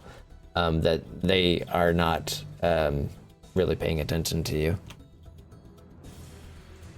And then the other two, the Dragonborn and the Elf, are still focused mainly on the orc in question. So honestly, at this point in time, Ashur, I think you're wanting to literally go to town, right? Yeah, I'm gonna take their numbers down real quick and show them that you know, we are also here for business. They can't have this orc because we need him right now. All right. I guess what we'll do, just basically because you were so convincing to this one human, I'll give you like the first round. You know, you don't have to be in stealth or anything of that nature. You'll get like a sneak attack on this guy because it is very deceptive. And we'll start combat, actually. So, do I have to describe exactly what I want to do, or? Yeah, you can if you want. It's you know, I'm all about being descriptive with how you actually perform things. And typically speaking, if the cooler it is, the more I'll try to reward you. All right. So what I want to do, as soon as he starts extending his hand out to try and reach for that bag, you know, I'm holding it up. The bag is on top of my hand and my palm. As soon as he reaches out, I'm going to act like I'm reaching towards him. I'm going to dump the bag real quick, grab him by the wrist, and pull him over to me. And I'm going to like use my tail and wrap his like waist a little bit, or pull him closer to me, and have that dagger in hand. I'm going to stab it right into his neck. Right in front of his friends, and I want them to I want to like look them in the eyes as I do it. Jeez, we're working out some problems here on stream, I guess. Who needs therapy? Do a D&D session. Yeah, it's true. Jesus. Right. I like to do it in online therapy sessions. All right. Oh man, it doesn't have the dagger there, does it? If you have a therapist, I like to imagine they come to the therapy sessions in full-on armor. Therapist sits down. Okay, let's go ahead and pick up at the campaign so you can get out this anger.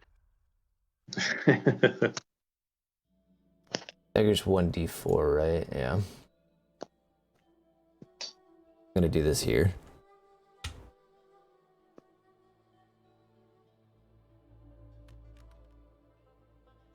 Oh, well, that's a 1, but you do get sneak attack damage for sure. I will definitely give that to you.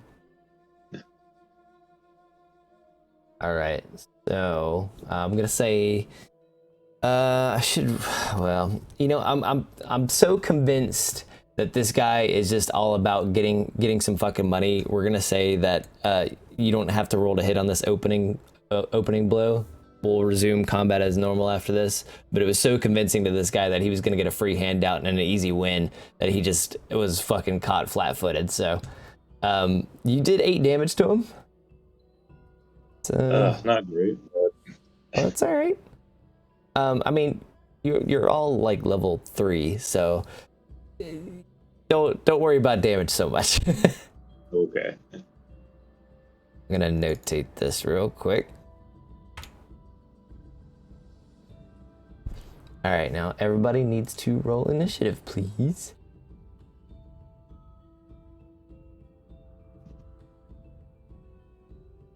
Damn it.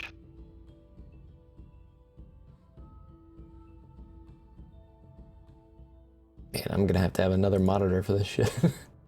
I know. There's so many windows. I've got so much stuff open right now.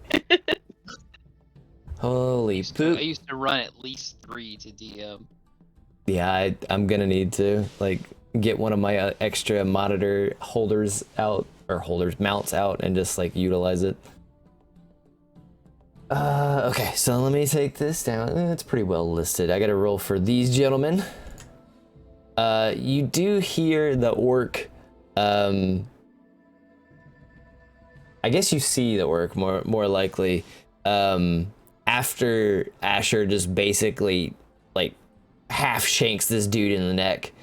Because it does connect. It doesn't do as much as you would hope for, but it does like graze off that nice meaty portion of like his trap, and like cuts pretty damn deep. Like if it were to stay there, he would probably bleed the hell out if like he didn't actually, you know, try to struggle back. You would easily be able to kind of finish this dude off because he was just not expecting you to. He thought he was getting a free lunch.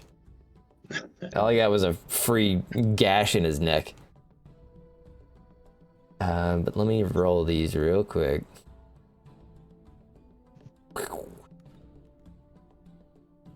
Holy poop. Alright, let me notate this.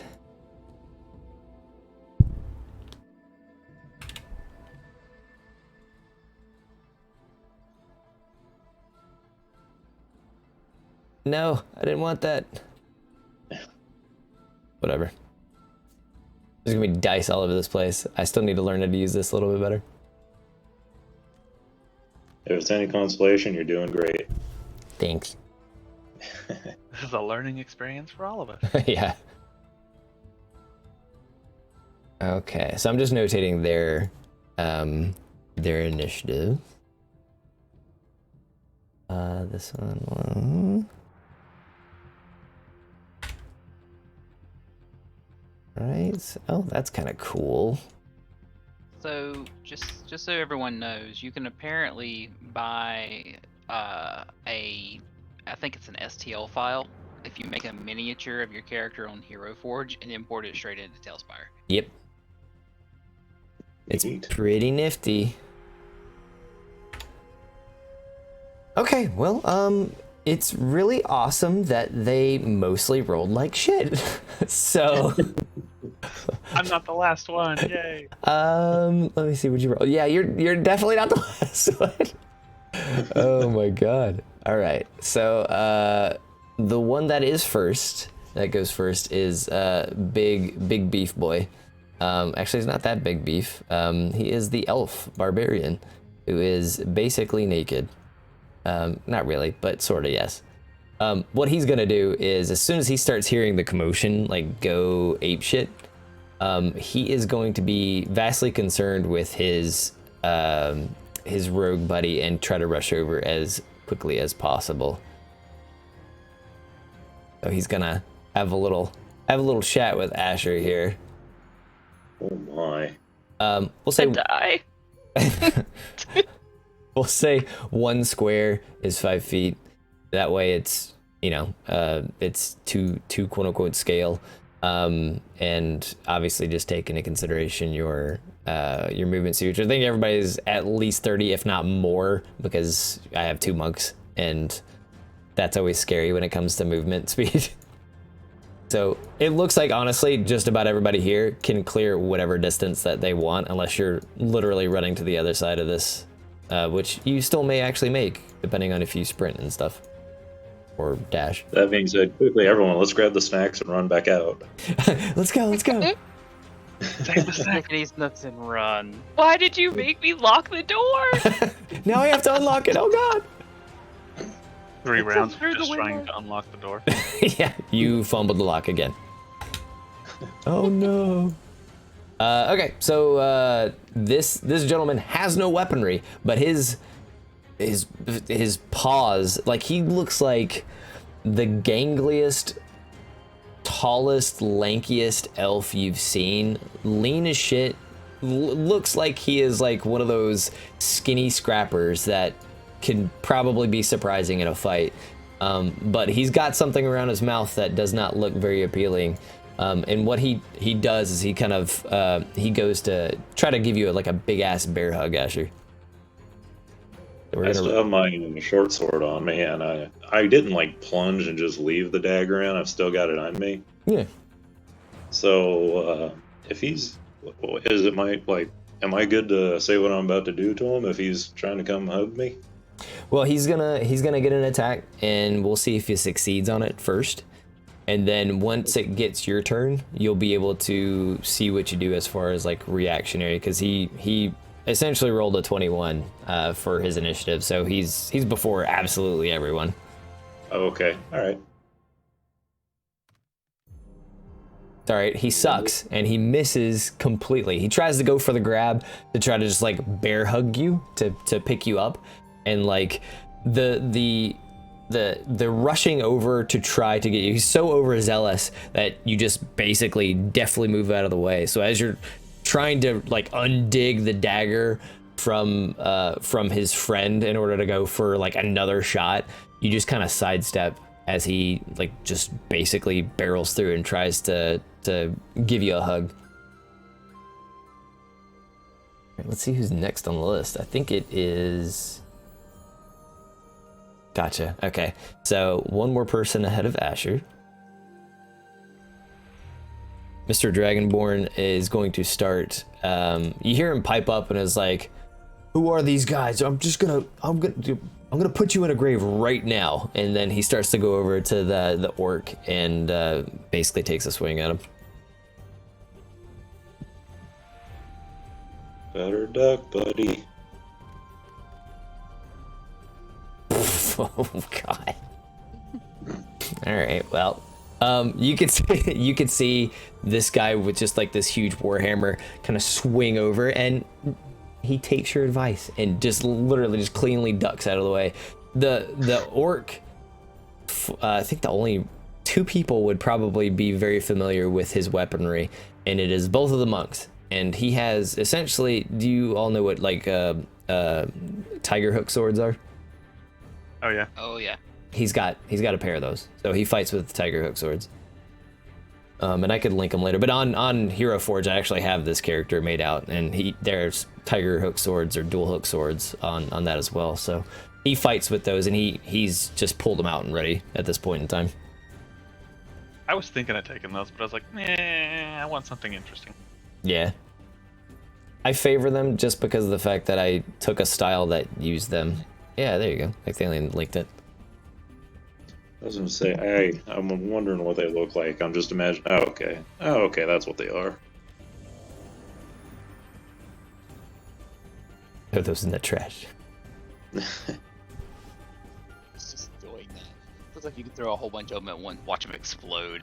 You can. Dice everywhere. Gotta roll. Too many crashed your computer. Oh no. Just throw them offside the board. They're gone forever. It's fine. Yeah, if I can't see them, it doesn't matter. So yeah, he swings and a miss. Like this big brutish dragonborn, definitely bigger than Artrin is just like had enough, and is convinced that even though you're there to ask the orc questions, that for some reason you're all kind of part of the same problem at this point in time. So he just wants his money so he can leave. So he's about to try to end the problem, and he really fails at it, to be honest. It's not hard to be taller and bigger than Artrin. That's true, but Dragonborn are typically just a bit bigger above the rest, you know? Very true. So, all right, Ashur, what do you want to do? So Isn't with it Saskia? Oh, hold on. She rolled a 16. Oh, I'm sorry. Oh, shit. It's okay. Well, I guess she knocks an arrow. And I think she's gonna... If I go for the barbarian guy, will that go around Ashur? It could. However, technically, if there's a friend in melee, I believe it's at disadvantage. Okay, so never mind about that. Oh, Kind of a line of sight issue. yeah. Yeah. You could hit the one that he stabbed. Finish it. Yeah. Yeah. Like I will give you that because there is obviously cleaner line of sight. But yeah, I would say that this one is at disadvantage. This one I'd let you get away with for sure. Okay. I'll aim for the human guy who got stabbed. Alright, go for it. What do I press for, like, a bow attack? Because I just see, like, unarmed strike and cat's claws. Oh, you didn't add your equipment? Yeah, I think you have that. Oh. Yeah. That's okay. You can do it manually, I believe, if you wanted to in Discord. I think if you do exclamation point roll, and then like 1d20. There should be dice option at the bottom left of D&D Beyond. Oh yeah, it may populate that too. Oh. See that. Oh, it's, by the way, I'm sorry, the rule, it's pretty much more like you give the target cover, so you just up their AC, in 5th edition if you want to use that shooting in the combat rule. Oh, okay. So like half cover would be +2 AC, 3/4 cover would be +5, but you don't necessarily have the chance to hit your friends like you used to in older editions. Kind of like that threat, though, you know? I do too. Do I do the D20? Yeah, I would just, let me pull up what it looks like, too.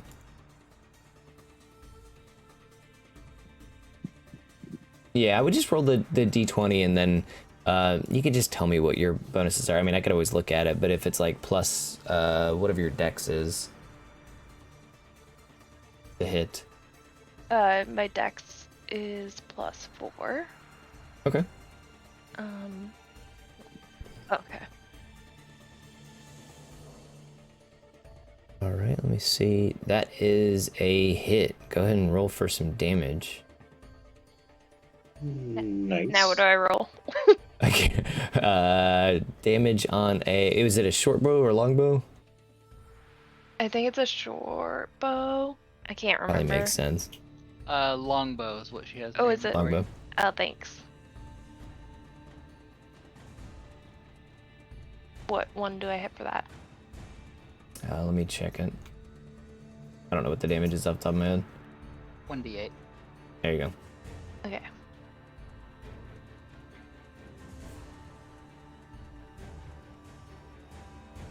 All right. 3 more damage to this guy. Now, on your character sheet for Saskia, if you click on the box beside your weapons and your armor, you'll officially equip them, and they'll show up under your actions for attacks. And then you can actually, you should be able to click in there to get your numbers going. Okay.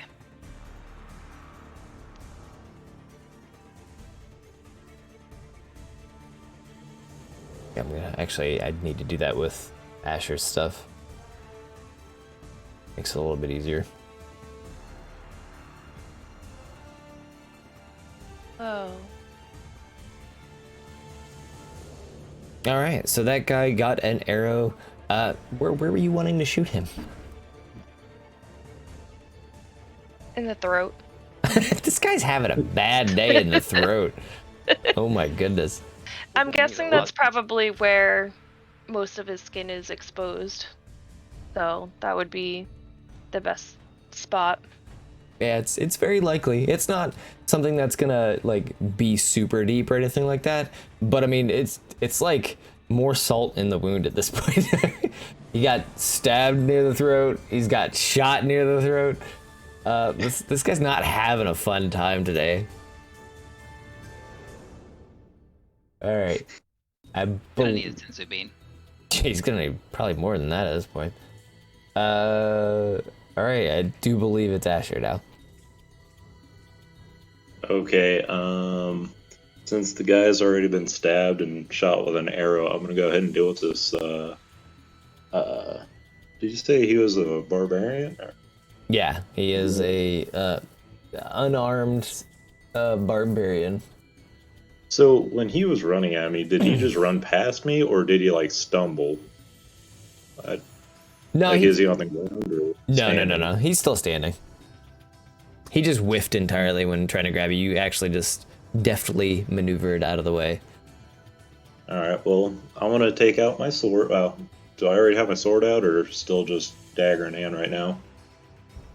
I believe that you did say, like, everybody has their weapons drawn as needed. Okay, well, I want to take out my sword, and I am going to stab him in the back of the knee now. I don't want him moving anymore, because I have some questions for him. You to try to take a little bit of his movement out? I'm going to stab that knee, and I'm going to try and go completely through it. If Mist can collect kneecaps, I can pop them out. You said you're trying to do that with your longsword? Yeah. Alright. So whether I have to like slash or stab it, whatever, I'm just...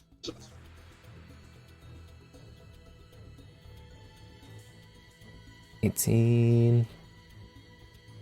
Goodness. Yeah, you definitely hit him. Let me see about damage for you real quick.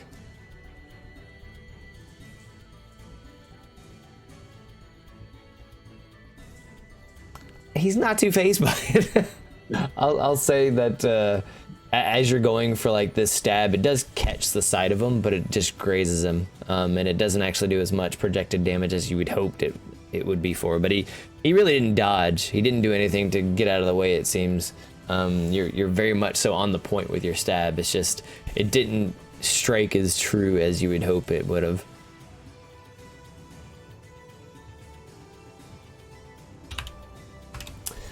All right, let me see who's next. This is not always... dying. So I'm gonna, after doing that, I guess I'm just gonna wait and see what happens. Kind of up. So as a rogue, you do have certain things that you can do in order to make yourself a little bit more wily. Everybody should remember that they have bonus actions that they could take as well. I believe you do have disengage as an option if you wanted to, which would basically allow you to back away from anybody without taking any kind of attack of opportunity. So there's always a possibility if you need to reposition yourself for some reason, you could always do that. Once per round you get, bonus actions. Don't forget like your spells or abilities or anything that you may have at your disposal that you could kind of utilize. And it does take a little bit to get used to having those options at your disposal, but you can still do something like that. You technically everybody gets an attack action, a movement, and a bonus action, and yeah, you can utilize them as such. And we'll give you warnings and stuff if something may hurt while you're trying to do it. Okay. I'll go ahead and use that disengage then, and just back up so where I have plenty of room. No one's going to surprise me. So like maybe 5 feet, something. Enough room that, like I said, I can see things coming and like nothing's going to sneak up. So, if I may ask, are you effectively grappling that one enemy right now? No, I thought he pulled away after I stabbed him. Yeah, it would not be a. It was just basically a stab. It wouldn't be like a contested strength roll or anything of that nature. Okay, I was gonna say because he's a swashbuckler, he has that rakish audacity or no fancy footwork, where if he whoever he attacks, one target per round, he can actually walk away from without needing to disengage. But if both of them effectively get an attack of opportunity, then yeah, I was gonna say they're both walk in range. away, but yeah, one would still get a swipe at him without disengaging. So never mind. So yeah, I want to back up, maybe diagonal from that square on now, diagonal to the left, and just kind of give myself a little room. Okay, yeah, that works. That way everybody's kind of clear of it. You're not in melee anymore. Saskia can do what she needs to do at some point in time, and I was just looking at my skills again, and I have Dread Ambusher, which says that I have an additional weapon attack as part of my action. Ew. Can I go again? Yeah, you know what? Let's do it. Okay. And now I have my bow set up. Oh, okay, good. Nice.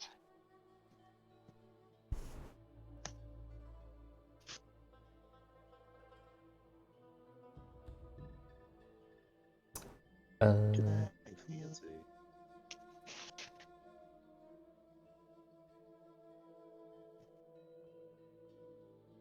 It wasn't to hit, was it? I don't think it was. Was that a roll to hit? Did you click the? Oh, sorry, I did the no. Okay, hold on. Oh, you should have had +4 anyway. I gotta take that into consideration. I guess the same number.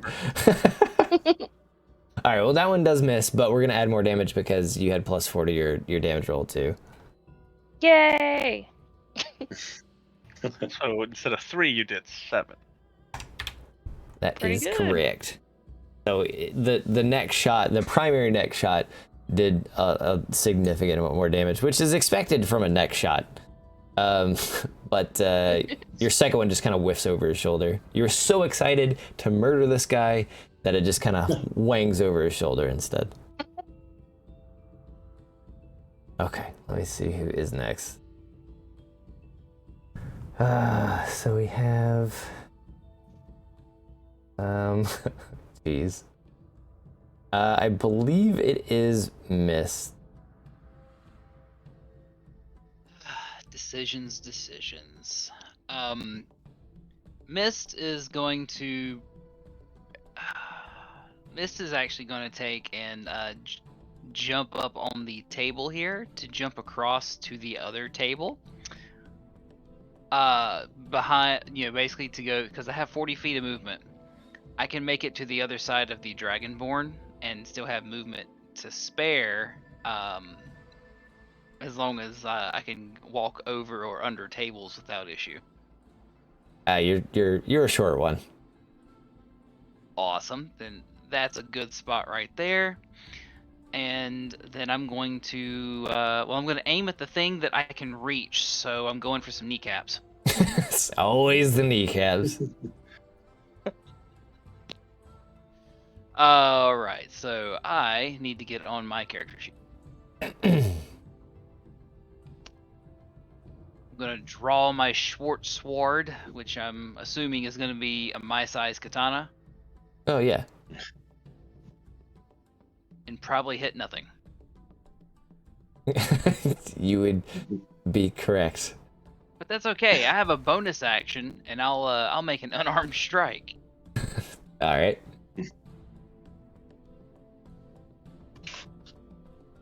That is also a little bit of a miss there.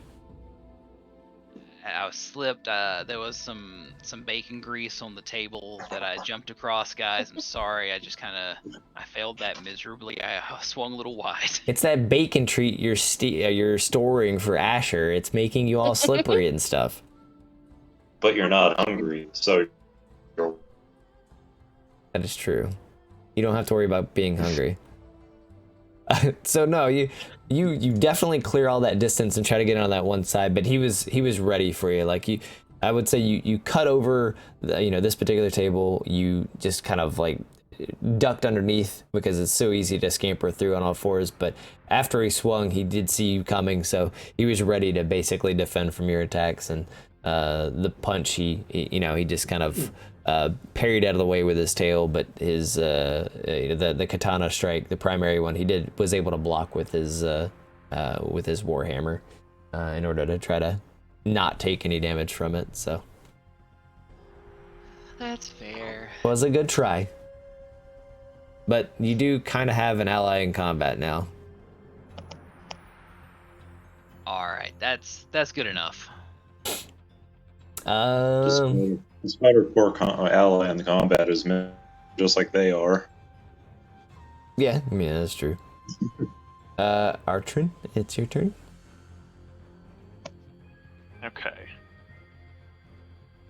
So you said we all have our weapons out with that. Would I have both my boomerang and my morning star? If you wanted that out, yeah. Everybody else has pretty much had theirs out at the same time. Okay. Now I know from what experience I have with D&D, if you make a ranged attack and you're up close, it's a disadvantage, right? Or they get an attack opportunity, right? I believe it's disadvantage. Ecthelion, you can correct me if I'm wrong. Disadvantage if an enemy's in 5 feet of you. Yeah. Okay.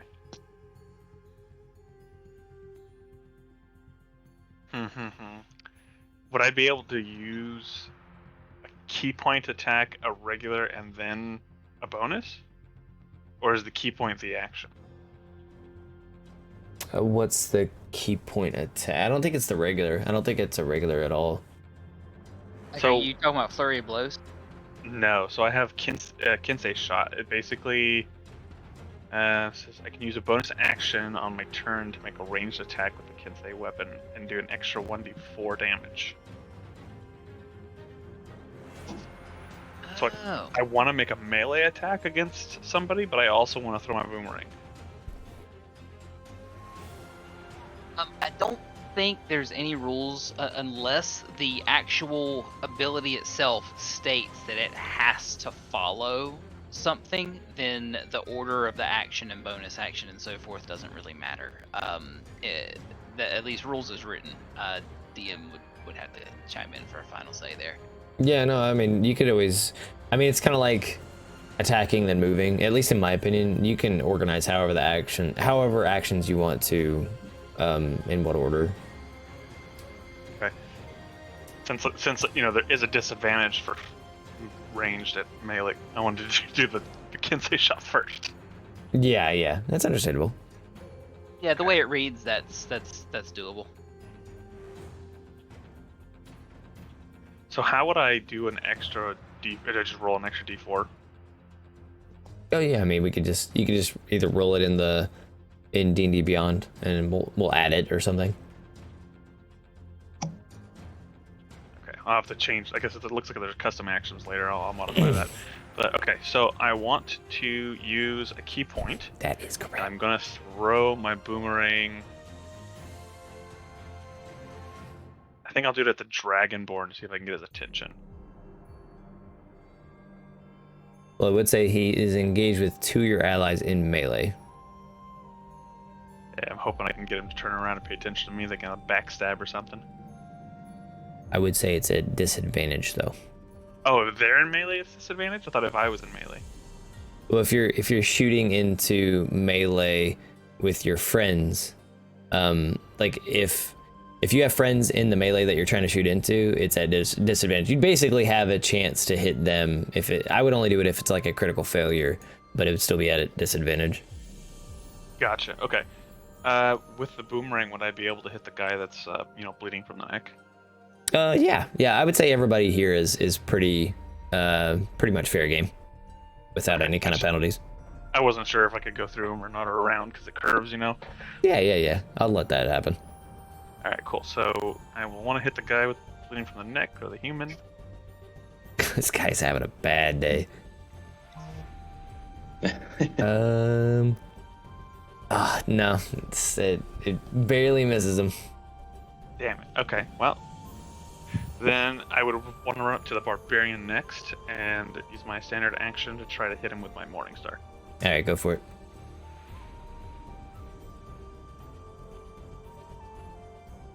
Oh, yeah. Whoa! Yeah, that's a pretty good hit. We're gonna, just mark it as a crit when you do damage. I think you could do that on your sheet. It looks like it already did. Yeah, so when you actually roll... Oh, it does it for you. Okay. Yeah, it marked it with blue, so I knew it was a crit. Oh, that's awesome. Okay, cool. Yeah, so I'm gonna actually hit him in the knee where Artrin hit before to kind of do that extra damage. Try to take him down a peg. Yeah. All right. Well, he has been like, I was gonna say Nancy Kerrigan, but he's been kneecapped a little bit there, and you know what? Hold on. We'll do something kind of interesting. So you guys are calling shots.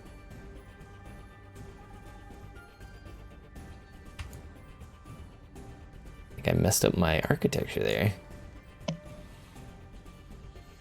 It's okay, I won't tell if you won't. I will tell. Okay, so he is not necessarily prone, but we'll say that he is immobile for a turn because he takes a knee because you guys keep whacking at the same knee of this guy. So He used to be a thief like you. Yeah. Guy's turning into a Skyrim guard. All right, so I believe that is good. Let me see who else needs to go now. I give a point of inspiration to the DM if we encounter this guy later. He's actually named, and he's actually just now a city guard.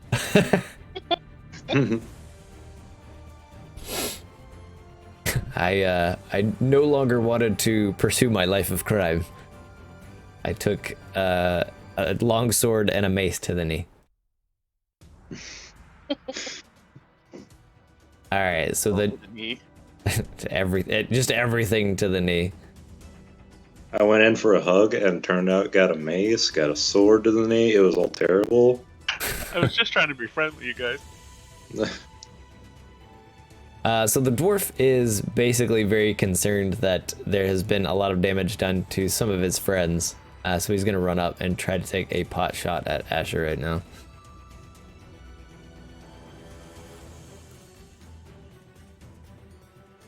And he's going to miss. So basically he just tries to swing that mace menacingly at Ashur, but sneaky rogue that he be is able to kind of like out of the way and not get hit. I want to make the Hank Hill sound. Ooh! Damn it, Bobby!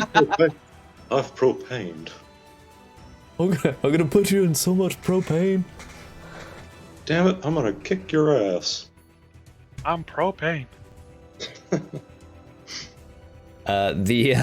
The lizard folk that was intently watching the goblin just kind of scurry around is going to try to follow suit and back up his boss a little bit. Mr. Gobo.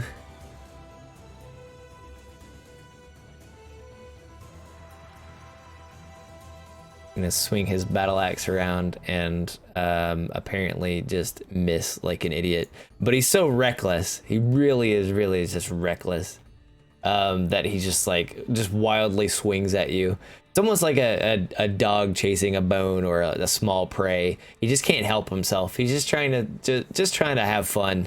But of course he misses entirely and kind of digs the axe a little bit into the floors. You can see that the orc is just like, oh man, that's damage to my floors.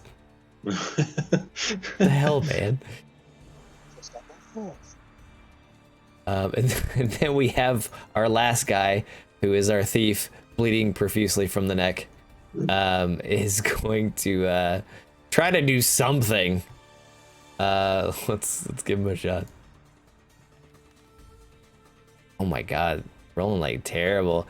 He tries to take like his crossbows at the ready. He tries to pull it up, and like as he's shooting towards the last person who hit him, which is Saskia, he just like coughs up a handful of blood, and the shot just goes wild because it's just he's having a bad day.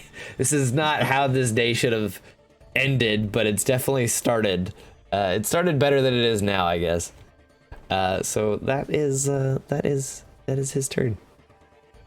And then we're gonna be back at the top of the list here, which I believe is whom? It is our barbarian. All right, barbarian wants a snack. He's gonna try to once again try to grab onto something. And Mr. Monk is nearby this time. Oh my god! All right, this dice is cursed apparently. Three-step that guy. I'm just gonna dodge out of the way. He didn't fail, or he didn't critically fail rather, but he definitely just like he tried to climb up and like grab for you at the same time, but just is not gaining the ground he needs to do anything. To stop the assault on his knees at this point in time. All right, then we got our big boy here. We have our other Dragonborn trying to swing again, probably this time at Mist in order to retaliate. Notice that I swung at him actually.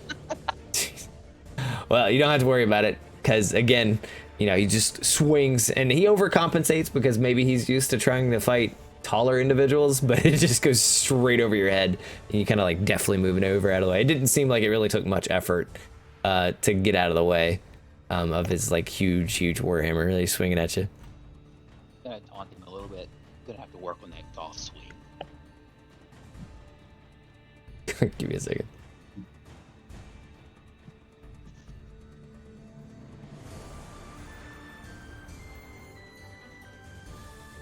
All right.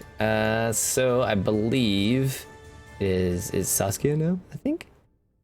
Is that right? Shoot. I shoot. He dies. This time at Barbarian, because the way that he looks is really freaking her out. With the, like, weird stuff around his mouth and stuff. the weird stuff face. Yeah. All right. You got a boy in melee. Oh. There's nobody else I can go after that doesn't have somebody near them in melee. No, not really. So, that's what it's gonna have to be. Yeah, take a chance.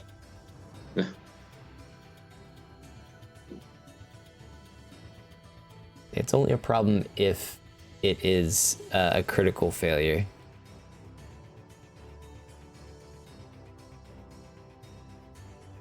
Did you see it? I think it. Oh, roll once more because it'll be disadvantage. Oh, okay, yeah.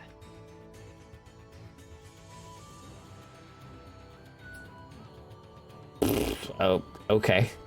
Damn. You rolled the same thing twice, which is awesome because that means it still hit because that's a pretty damn good roll. So you did. We'll take the first one because obviously it's more and it was first and it's the same thing anyway. So you did 12 points of damage to that guy. Holy crap! Is this guy getting another hole in his knee? No, I go for his face. I just want his face to be shot. For the Dread Ambusher, is that just like once per battle, or do I have that every turn? Let me take a look. I don't know how it reads. It is the first turn of each combat, which seems to me like it's kind of like the Rogue's Ambusher, like the Assassin Rogue. It's literally the very first one. Yeah. Okay. All right. Well, I'm pretty pleased with that one. So. I was gonna say you're still causing some bad days for everyone apparently. I don't want to kill anybody, guys. Proceeds to kill everyone. Yeah, proceeds to murder. I'm sorry. Yeah. MVP? Yeah. The MVP being the failed pacifist. Yeah. It's more like it's not. Please, let's not kill anybody, guys. It's like I don't want to kill because once I get started, everybody fucking dies. I'm not stuck in here with you. You're stuck in here with me. Good old murder train. All right. So I believe the next one is Ashur at this point. So is he hurt from that now, or? Oh yeah. He's Okay. pretty hurt. Like I mean, he's a bigger gentleman. Even though he is lanky, he is pissed. He is thoroughly pissed that he was shot in the face. Probably went through his cheek, and even though that is a lot of damage, he's just like biting onto the arrow that is now in his mouth. Not on his own accord, and just trying his best to continue to fight. But yeah, he's again not having the greatest of times. These two are just not destined to have a good rest of their day. Ashur. Okay, so I'm gonna say no. The guy that swung at me last and missed to my left. What was he again? Dwarf. Yeah, he was a dwarf. So he is now in melee range of me. Yeah. I've got my longsword out. Was he wearing armor, or is he just kind of Yeah, dressed? he's got some armor on. He looks like he's got like black leather armor on, and a head covering, basically like a very sneaky boy head covering. All right, being that it's not actual steel or anything, I am going. Well, yeah, I'm gonna use my longsword, and as he gets close, I'm gonna swing and I'm gonna try and take a chunk off that shoulder. He don't need to be swinging with that arm no more. All right. So as he runs up, I'm just gonna kind of step to the side a little bit more, dodge his attack, and as he's like swinging down, I am going to swing my sword from my high up point of view, and I am just gonna hit that shoulder. All right. I'm gonna take that arm off if I can. We'll see what happens.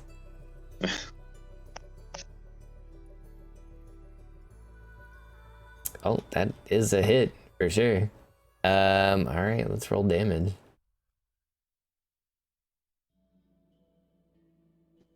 Oof, not too much Oh. damage. I think my sword's dull. It just needs to be sharpened. That's all. You do damage though, which is the good part of it, right? You are defending yourself. All of you are defending yourself very adequately, and you know, even though it's not as deep as you want, the armor that he is wearing does deflect a good portion of the damage, which is lucky for him and maybe not as lucky for you, but he's still taking a beating. It's like, you know, it's kind of like a bulletproof vest, you know, it's gonna save you from taking a bullet, but you're still gonna get the crap pounded out of you from the bullet impact. That's kind of how this was, is that he still took some damage from the actual impact, and he's probably still bleeding underneath that armor, but it's not nearly as much damage as you'd hoped for. So, being a swashbuckler, do I have any action bonuses? Like, since there's 3 different people here, am I just fighting him head on? Do I get any bonuses with that? I mean, technically, you are just fighting him because you're the only, like, if there were other individuals surrounding you, then obviously you would have less capabilities. I know Ecthanli was talking about your ability to essentially dance or move away from somebody without having to disengage. You could do that if you wanted to. I'd have to look at your other options that you have right now.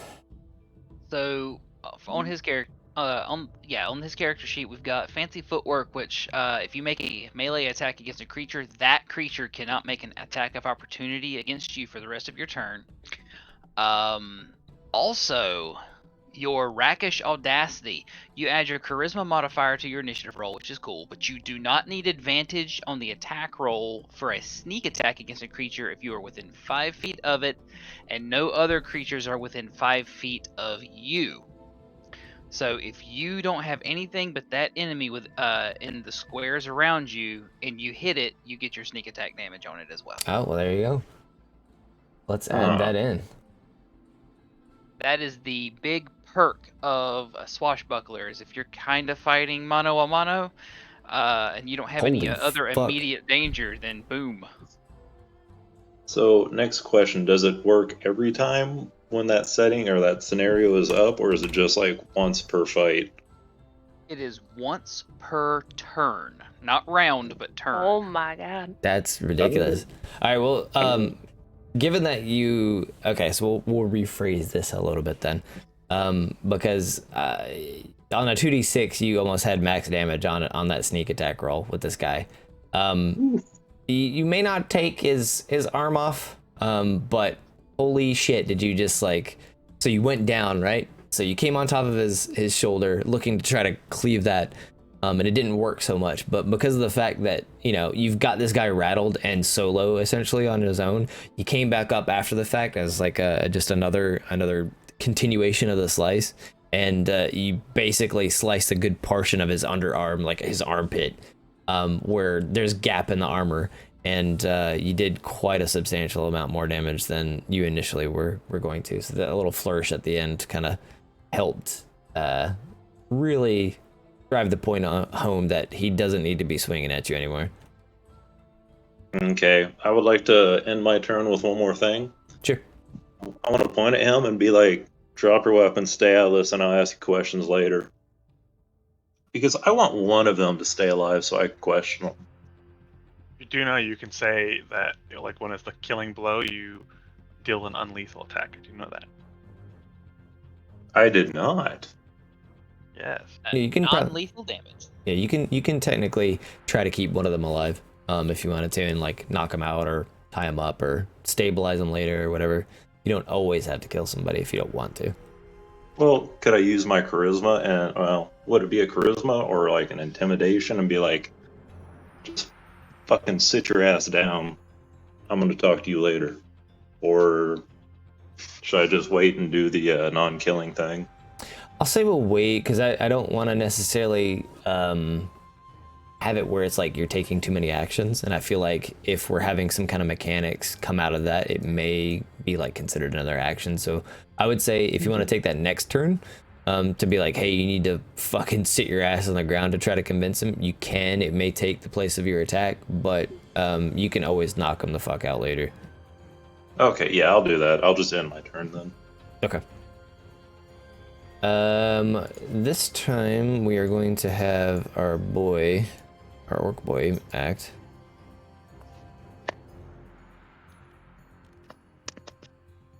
God, these dice are terrible for me right now, apparently. He's going to swing one of his hook swords at the Dragonborn and obviously miss. He catches it to one of the sides of the Warhammer and doesn't really give any kind of quarter for like pulling it away or doing anything with it. They're just kind of slapping at each other right now for no reason. People are getting shot in the face and hurt and stabbed and punched, and this dude is in a slap fight. Some of you were doing a lot of damage, that is for sure. Don't worry about us in this top left corner here. We're just having a really fancy drama play out. That's pretty much what it is. It's a kabuki theater at this point. That's the word. All right. Who is next? I think it is Mist who is next. Well, since Lizard Boy decided to come up and join us, I think I'm going to take my katana and make a nice swing at him first. Yeah, go for it.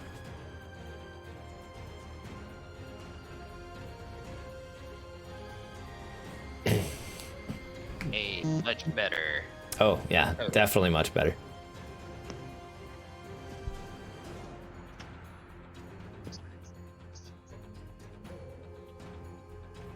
Eight damage. And with that, I'll make my my free attack with the unarmed strike as a bonus action. All right. That's also going to be a 20 to hit. Oh my god. All right, keep going. That'll be that's 7 damage with that. This guy is not feeling great. Go ahead. Oh, okay. I was gonna say. So basically, I take a nice slash and cut him. I come around with a nice twirl and do like an open palm strike. And when I hit, there's this explosion of purple energy. As I pop a key point and use Hand of Harm. Ooh. If I hit a creature with an unarmed strike, I can spend a key to do an extra 1d4 plus 3 necrotic damage. Oh goodness.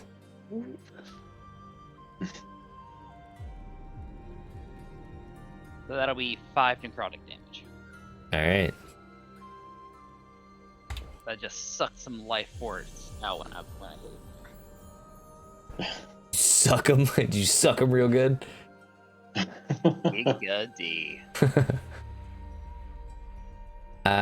He you can see like from his being the type of individual you are, being the type of monk that you are, you can tell that that lizard folk has a pallid complexion and at any point in time is very likely to collapse due to the series of blows that you gave him. Nice.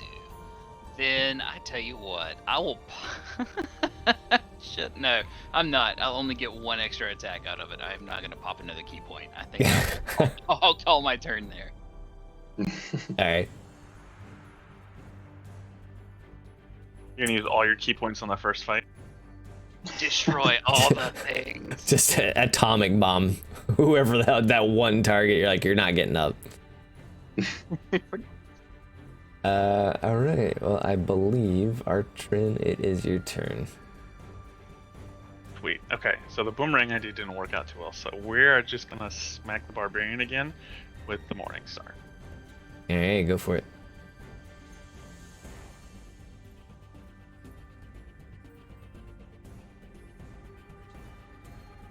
Let me double check. That is a hit. Sweet. Ooh. Awesome. All right, so with the Morning Star, I'm gonna aim for. I think I'll aim for his right arm and see if I can kind of not crush it, but immobilize the arm at least. Okay. You do a fair amount of damage. He's still basically on a knee, so the arm that he's basically trying to help prop him up is now being crushed into the ground, as he's just like desperate to try to stand up and not be bullied anymore. Awesome. Okay. Now I want to try to hit him with an unarmed strike, and now, if not, this is okay. I'm cool with it either way. But I want to use my tail to hit with. You know what? Whatever. Let's do it. Okay. So let's try to unarmed strike his head. That would be a miss. Yeah, figured. Dang it. All right.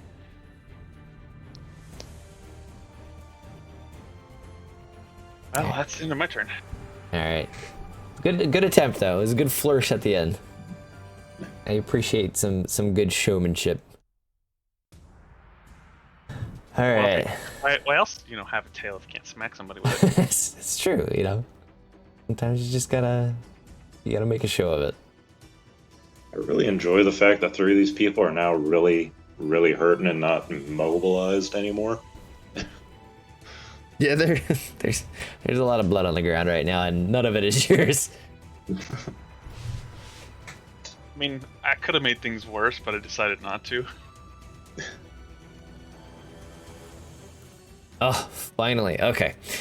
So the dwarf just rattled by that shot that Ashur gave him, just with whatever strength that they had left, reels back up with their mace and swings at Ashur and actually connects. I do not believe you have an 18 AC. Yeah, you do not. No. Oh well. Damage. No. All right, so let's see how much damage it does. All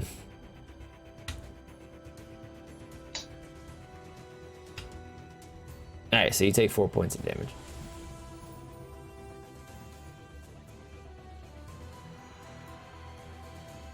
All right, I have logged it.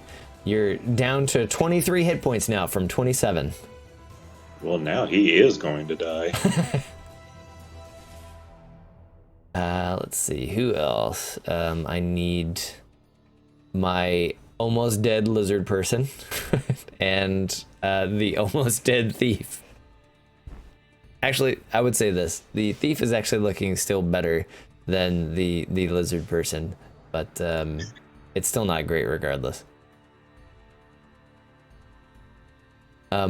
As in an attempt to retaliate to the small one that literally sucked him to death, he's going to try to swing his battle axe at you once more. Let's see. Oh, nope, that's gonna be a miss. Your AC is greater than 11, is it not? 16. Yeah, of course.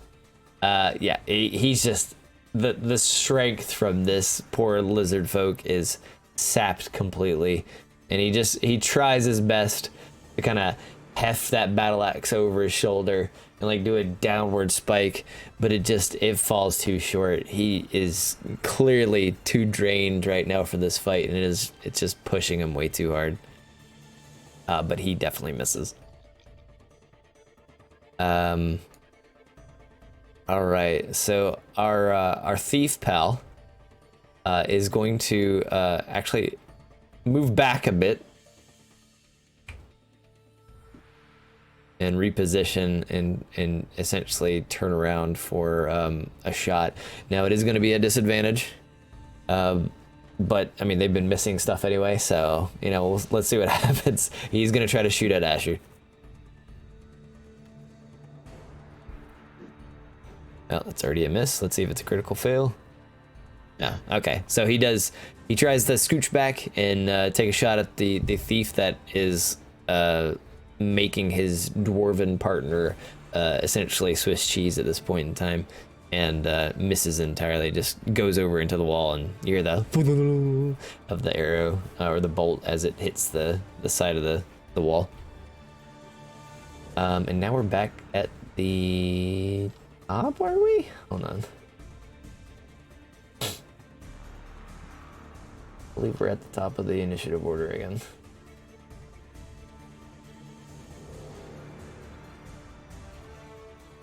Yeah, okay. So top of the order goes down again. We've got the barbarian that's just on one knee and a smashed hand at this point in time, trying to peel his way back up from whatever hell that has been made today. And he's going to try his best to lunge forward and once more grab onto the dragonborn that is in front of him.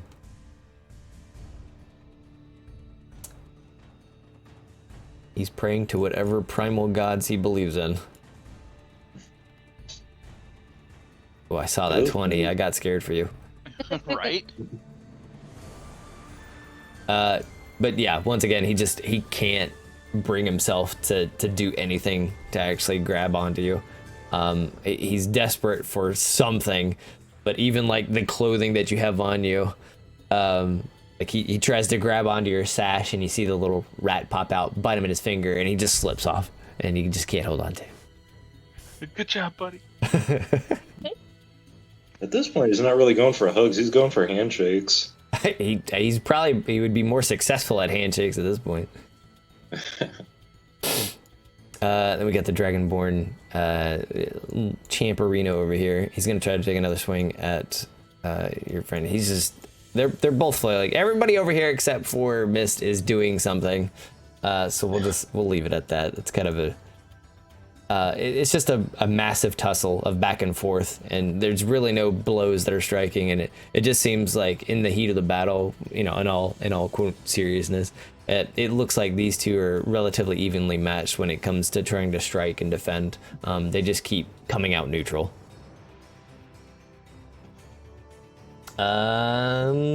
Saskia. Is there any like movement that I can do to get into a position to hit the neck guy? The neck guy. Without being at disadvantage? Yeah, you can. On the table. Yeah, you can move to the left. You can move all the way because you should have at least 30 movement. So I think you probably have more, but you at least have 30 movement, which is, you know, quite a few. These are all 5 apiece, so you can at least move 6. Yeah, if maybe like to the left or whatever. If you want to move me over, but I have a line of shot. Yeah, I guess I'd shoot over the table. Hey, you can. Yep. And shoot at neck guy. He has a name. What is it? Doesn't We never matter. asked. It's Oh, neck guy no. now. Well, Gonna be Find out dead his guy name is soon. Beck. Let me check. That hits, and let me hold on. Let me tally this up. I told you it's gonna be dead guy soon. Fuck.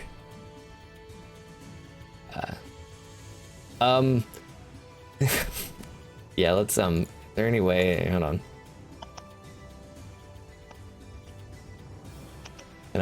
knock him the fuck over.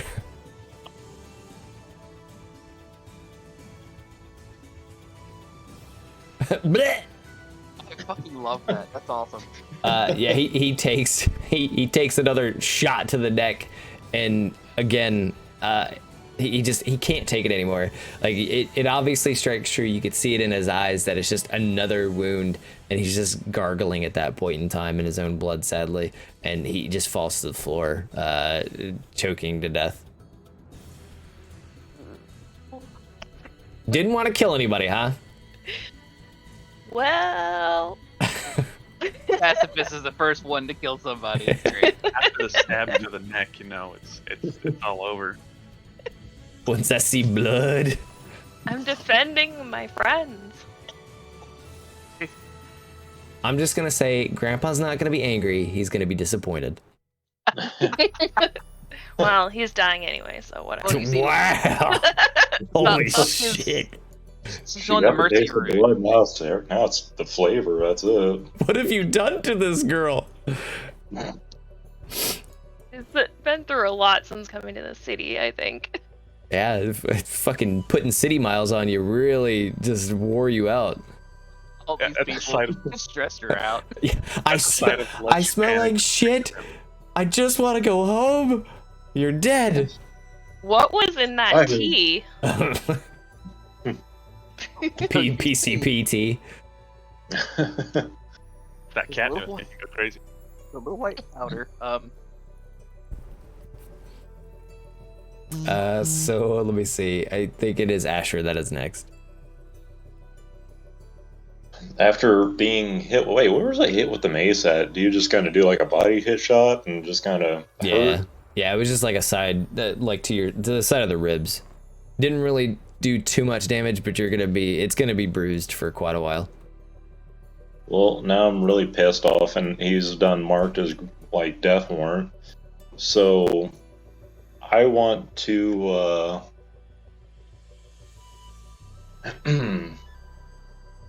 Okay. So what I want to do, I want to swing my longsword again, and use my what was it called? The swashbuckler, the rebuke, a rakish audacity. So I'm gonna use that again, and I'm going to swing down. I'm going like right between the shoulder and the neck. Like I'm taking out that I can't think of that trap. Is it the trap muscle? Like I'm stabbing into that. I'm swinging down, hitting it. It's your favorite target at this point. It is. I know he's hurting there, and I'm taking it out even more. Like, All right, let's swing away then. Ooh, the miss. no. You try, but it looks like it took the shot that he gave you took a little bit too much out of you, like more than expected. You're like, this motherfucker hit me, and like you're a little bit more winded than you expected. So whenever you swung, he was able to kind of haphazardly get out of the way, and you didn't swing with as much gusto as you felt like you should have. Again, Saskia's grandfather's not angry at you, he's just disappointed. Yeah, I guess I only really have the one thing, unless I want to try and disengage, but... I mean, I honestly think you're okay with, messing with this guy, unless you could, and this is just, he's gonna go after you, so I would say, like, there's always a possibility that if you do disengage, he could pursue. Alright, well... I'm gonna go ahead. Since I swung with my longsword in one hand, I'm gonna use the other hand with my dagger, and I'm gonna try and stab him. And does that also get the rakish audacity? I think that would be... So technically the way that works is rakish audacity you don't technically have to use. It's just applied if you make contact. Now if you attack with a dagger in your offhand, since you don't have two weapon fighting, you just make a flat d20 roll. You don't get any bonuses. If it hits, awesome. You take a flat d4 for the dagger, plus you get the sneak attack because it did connect. So yeah, I'm gonna do that. I'm stabbing down. I swung with that long sword. Now I'm coming down with the other arm right behind it, and I'm trying to stab him now. Okay, we'll So give it an I'm attempt. actively going into him.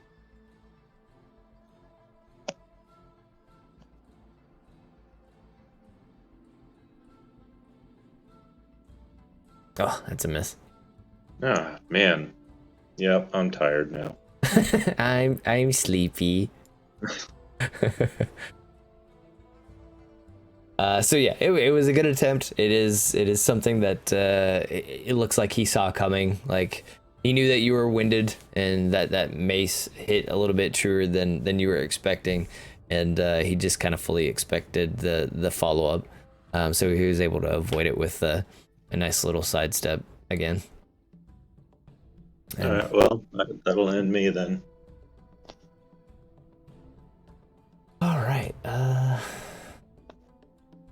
I always have to scroll back up for initiative because I'm always forgetting. It'd be missed, then Yeah. Artrin. All right, missed. Going to kind of growl out to the Lizard man. Sit down before you hurt yourself. And then I'm turn my attention to the Dragonborn and make a nice swing with a katana. Okay, go ahead and roll for the swing. that 20 to hit. Yeah, that's good. That'll be a 7 slashing damage. 7 Dimaggio. And I'll make my nice unarmed strike as well. No, I'm not. Yeah, no. You could.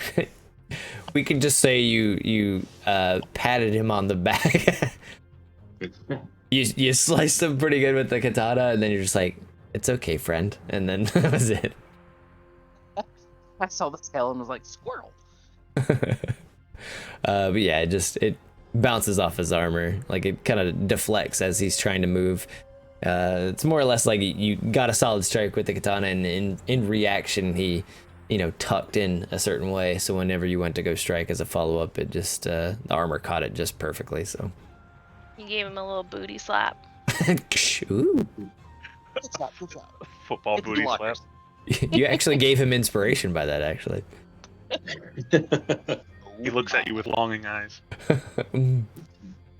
Oh man, I'm thinking of that. Never mind. That'll sidetrack us. I'm not gonna get into that. Okay, Artrin. Hey, that'll be it for me. Alrighty, well, we're gonna go back with the Morning Star, and I think this time I'm gonna try to hit that damaged arm again. All right.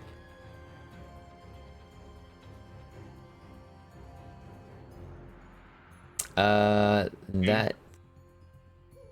Oh God, I can never remember. Ixalian, is it meets or exceeds? Meets or exceeds, correct. Okay, and it's damage. Go for it. Sweet.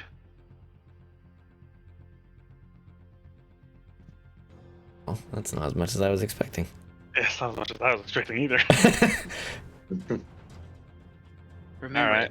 It's a mace, so you have to aim for the eyes. Wait. Morning Star, never mind. Yeah, Morning It's Star. not nothing. That is true. It is not nothing. You got more damage than I did. So we're gonna do unarmed strike, and I'm gonna try to hit that damaged leg with my tail. Okay. You did hit. Yay, 17. Alright, let's see if I can hit it. Oh, 4, nice. All right. And because I hit with unarmed strike, and I'm using a Kensei weapon, I get a +2 bonus to my AC until the start of my next turn. Oh, sweet. Give me 1 second. Tallying up some stuff. I want to say they're going to be calling that barbarian like half track. He's not going to have an arm or leg on either side now.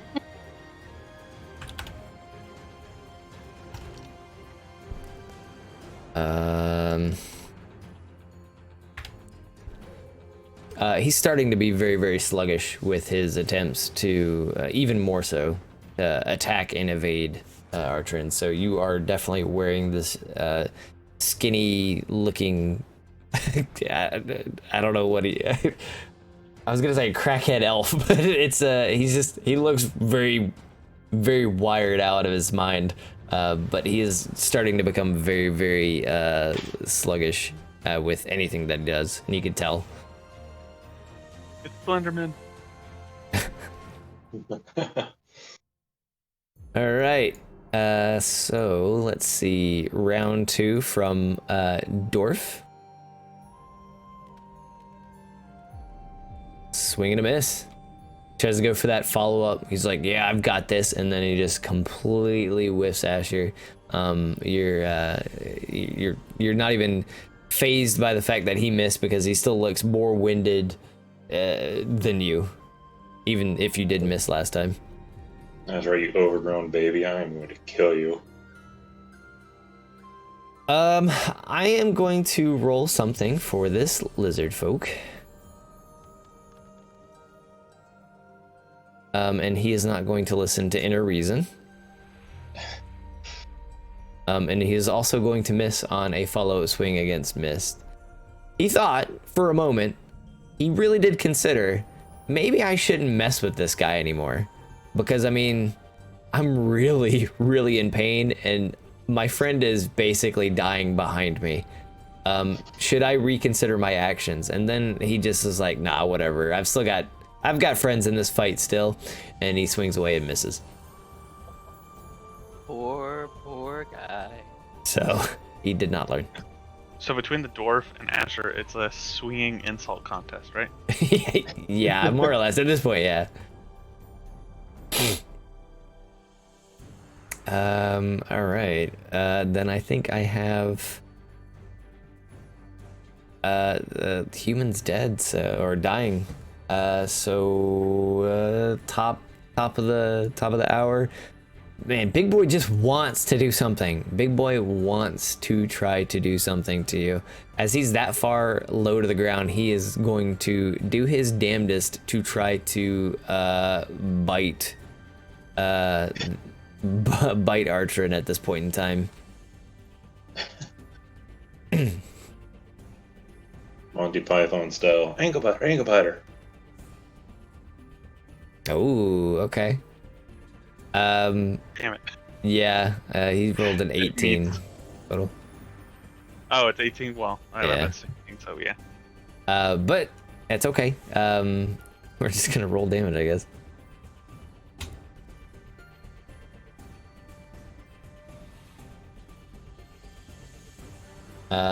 You take 6 points of damage as he basically tries to chomp on whatever he can, which is very likely your foot at this point in time. Which I don't know if that's smart because you're a monk and you do unarmed fighting, but he doesn't really care because he needs something at this point in time to try to stay into the fight. And his leg is messed up and his arm is messed up, so he's literally going for you. So as he bites down, I'll look down at him and my eye starts to twitch a little bit and something clicks and I go, I was gonna let you live, but now you die. Uh-oh. Oh no. Alright. Let's attempt to do something with our Dragonborn. Alright, he actually hits he's the last person to hit him was Mist, so he's gonna swing back around. You said 16 was your AC, right, Mist? Right. Okay. All right. Let's see the damage here.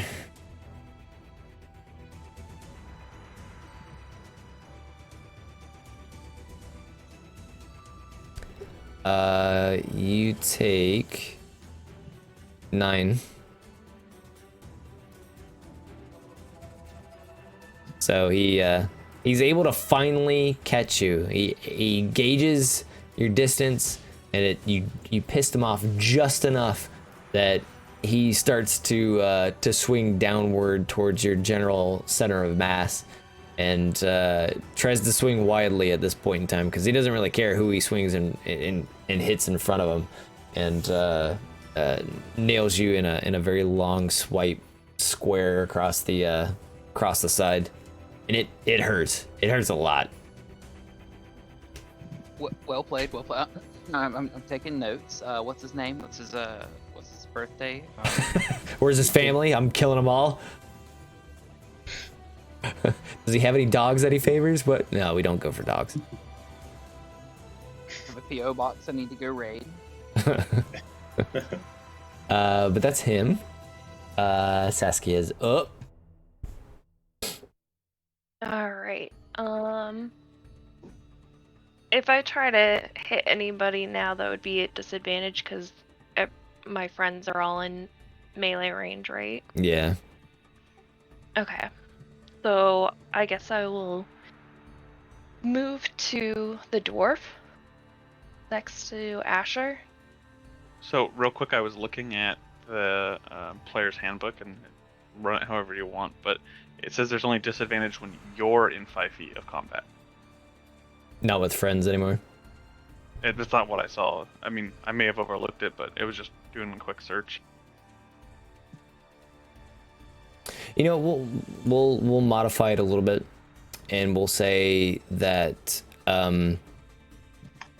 if the firing line of sight looks like it's possible that it could hit. So if we were aiming at this guy, then I would do disadvantage. This guy maybe, but this guy probably not. So I can't see who you're highlighting. I'm sorry. Well, I wasn't highlighting. I was just pointing at him, I guess. So if you were aiming at the dwarf, I'd say it's okay. If you're aiming at the barbarian, probably not. This would probably be a little bit closer. We'll just make judgment calls with line of sight essentially instead. So I would say the dwarf is a valid target for you if you wanted to without taking any kind of penalty, or the lizard dude. Okay. I think I'll go for the lizard dude. Okay. He's, I don't know. Alright, let's do it. Oh, I don't know about that. No. That is a miss. Alright. Then I guess, unless you want to move, that should be Ashur at the point then. Yep, end turn. Okay.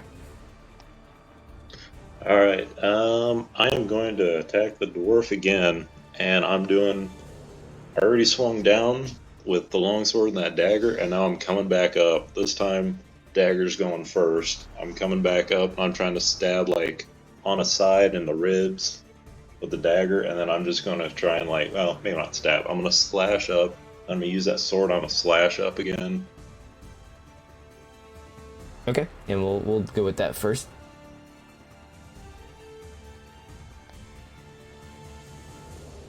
Oh my goodness, no. Oh man, I'm doing terrible. And then you wanted to try the offhand dagger again? Yeah, I'm gonna try and slash up into that dwarf. Man, I'm doing terrible. Terrible. Yeah, Cedric. Tailspire is good. With that. Wait, who did Saskia just fire at? Lizard folk guy. Lizard folk guy? I was gonna say, I could disengage and maybe next round she can try and focus the dwarf, because apparently I'm not able to hit him. Anyone, like, under 4 feet tall, I'm not hitting. There's a lot of missing going on right now from a lot of people.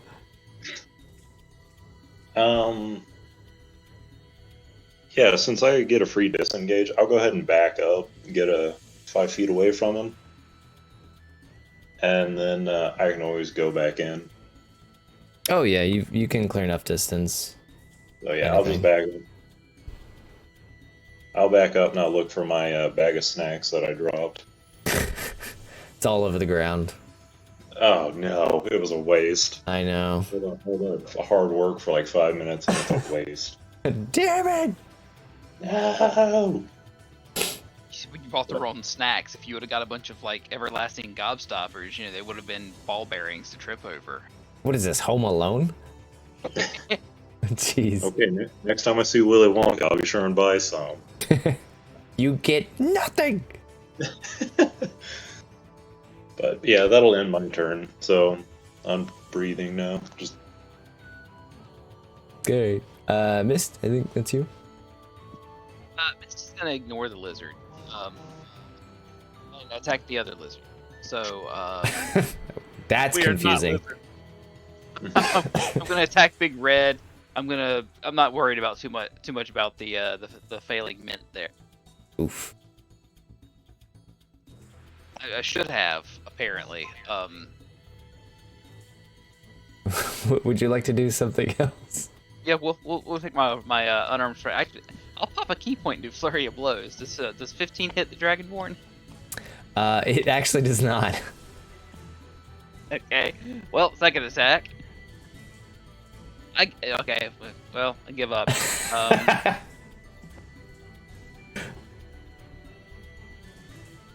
Let's move on to the next person, shall we?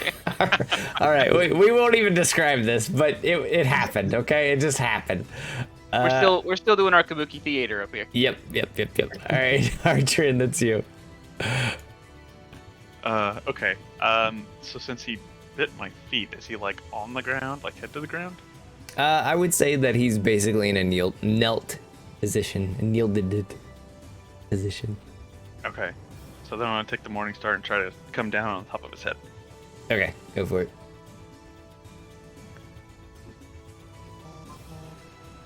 That is a miss.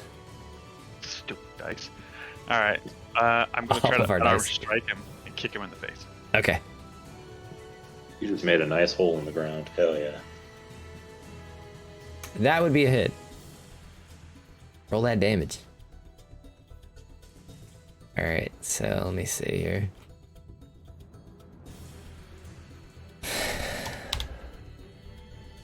He is extremely shaken as you basically like, so he's trying to like chomp onto your shin, and then you reposition it where you just like come over almost in a in an overhead manner to shake his teeth from your shin, and like overhead knee slam into the back of his head, and it does a fair amount of damage to him, and he's shaken. He's not out, but you have a feeling, because you've been in so many fights before, that this fight is definitely nearing completion for him, especially if he's not able to recoup in any way, shape, or form. Nice. Shaken, not stirred. Not stirred yet. Almost blended. Okay, so Scouty Boy is going to attempt to Scouty Boy, the dwarf rather, is going to attempt to change up some tactics here.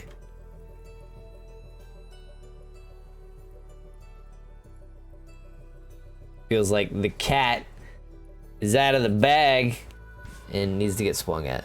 So he rushes down the ranged individual who is apparently doing a crap ton of damage to his friends, and is gonna try to take her down a peg.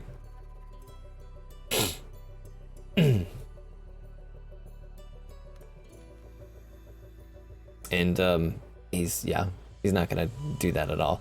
I saw the 19, but he didn't hit it. He just tries his best to rush over. He hits into the table, and it just throws his shot wild, because he so wants this so bad, but he just can't make it land. He just hits the table instead, because he just wasn't expecting to be so bad at trying to hit the Tabaxia. All right, so I'm going to see if. All right, that's good. That's okay. The lizard folk is kind of thinking twice now. he kind of had a bad lapse of judgment, and he really doesn't seem like this is going his way as he wanted it to. So he's going to try to make a run for it. Now, Misty, you can act if you want to. You know what? No one's shooting anything at me, so yeah, I'll take a nice swing. All right, go for it. No, I won't. All right. Well, he is convinced that he can just go for a little bit longer here. He's kind of frightened at this point because he doesn't know where else to go. So he's gonna end his turn right there. But to anybody that is onlooking, he is visibly concerned and trying to run away. And then I think, all right, back at the top, we got our big boy. He's gonna do what he does best. Try to bite and miss. He once again just, and you can tell that, obviously you've bled a little bit from this, Artrin, but you can start to tell that the discoloration around his mouth was because he uses his mouth as a weapon, and it's not like a bite you've experienced before. It stung quite a bit more than anything that you've experienced. So upon closer examination, as he tries to go for another bite, you can see that his maw is a bit more gaping than a normal person's, and his teeth are definitely a bit more sharp, and you're not entirely sure what this is all about. But his mouth is just scary. What that mouth do, it's probably eat people, so that's why it hurts so much.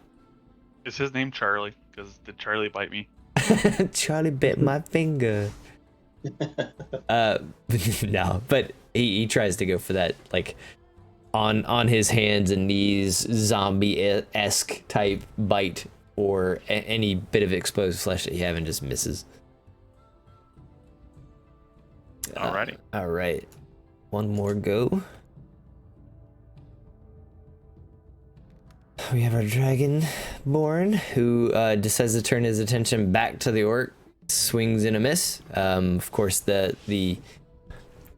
twin tiger swords basically catch the warhammer and kind of toss it to the side, and these two are just basically at a stalemate at that point. Now we've got a ranger. All right. I don't have any like disengaged kind of things, do I? I don't think so. I don't think. Look real quick. I don't believe so, if I had to take a guess.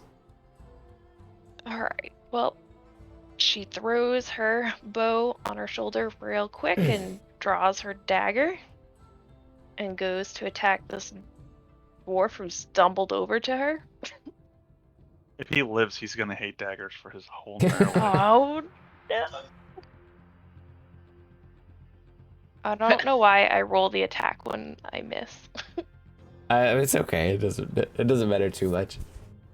I was really hoping you'd kill him, then you'd be like our primary killer. Yeah. I've taken the life of 2 people. I don't like killing, but I do it well. All right. Well, I guess that's that. I don't think you really have too much. Yeah, I think that's it. She fumbles with her knife.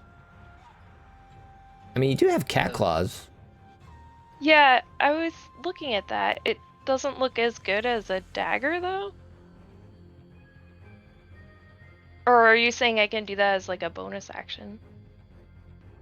Well, Oh, it's because the cat claws don't have finesse, so She was going for the extra +2 to hit.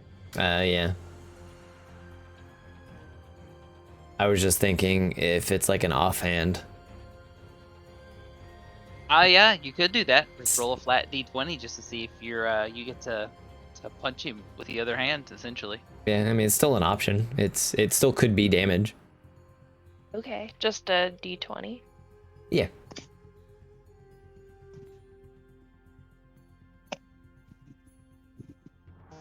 Ooh.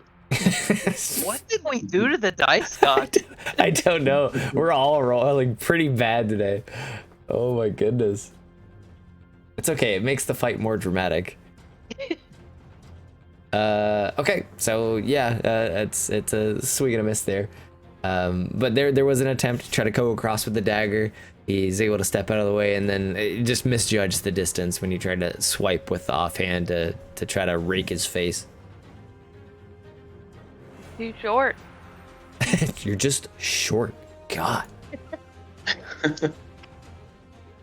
I All trimmed his hair for him. That's about it. yeah. Ashur. Okay, so I'm gonna rush or try and haul ass back over to the dwarf. And since he's not paying attention to me, would I get a sneak attack? You know, that's always the debate. I guess in this particular instance, hold on.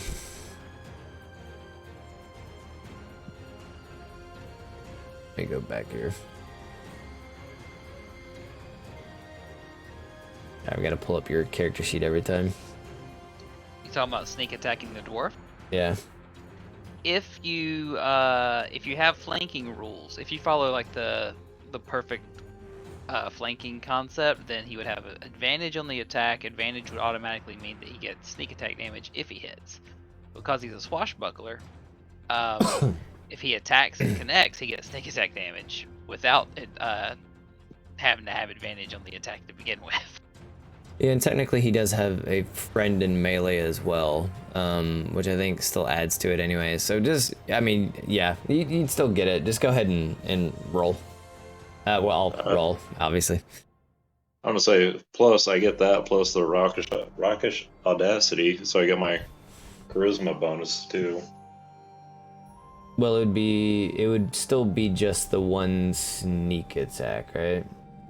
Right, and the +4 for that just goes to the initiative roll. But Yeah. the other half of Rakish Audacity just means that if you connect, you basically you almost always get to nuke them with that one hit. Okay. Well, I'm gonna get up behind him. I'm gonna take that longsword and I'm gonna aim it right at his back, and I'm gonna try and push that right through that little chubby fucker. Jesus. Oh no! Apparently, I am seeing things, and I'm really messed up right now. So I pretty much do nothing. All right. Well, I'll just say nothing goes entirely disastrously wrong aside from you essentially you're trying to go and rush over to stab him to try to help your friend, but whenever you go to try to plunge it into him, you just fumble a bit and you accidentally drop your longsword. So, alright, okay. Is it, well, do I still have one more turn with my free hand, or? Yeah, I mean, you still have your dagger. You can still do the offhand as well. Okay, well, as I drop my longsword, I'm just gonna come down with that dagger and I'm gonna try and stab him right in the foot, or right in the calf, something. Okay. And bend the leg. Dude, just a base. Might as well pick up my longsword and stab him. It's a miss. Alright, well, I'll do nothing but look at the floor some more, I guess, and run around. Are you wanting to back off, or you wanted to just stay there? I don't know, I feel like I don't know, she can't disengage and use her bow or anything, so I might as well just wait here, I guess. Yeah. Okay. Pincer I him. want to climb up on the table and laugh at how short he is. Hold on, let me see. I'm done. Ha ha ha ha ha. Okay. I have the high ground, Anakin.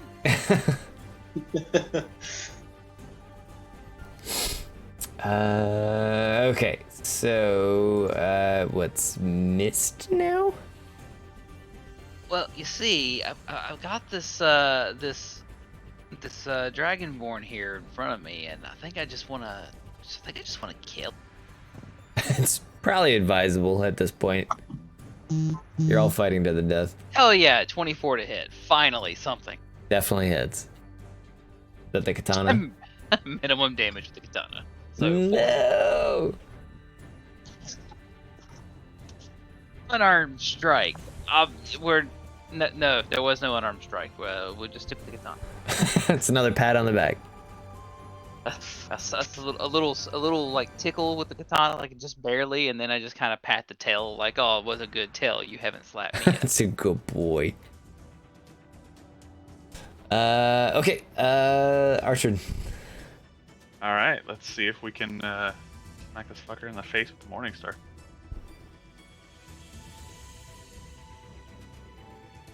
I believe that does. Yeah, that hits.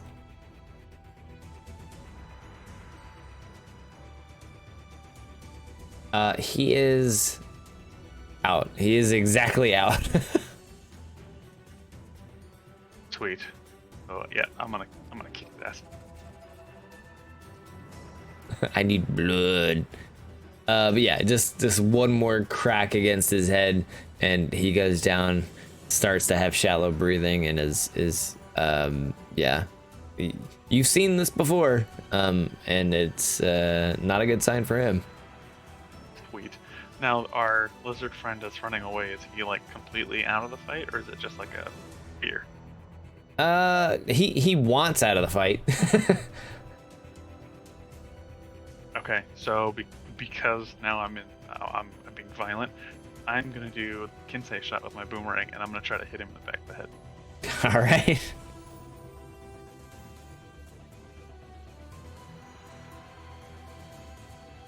Yeah.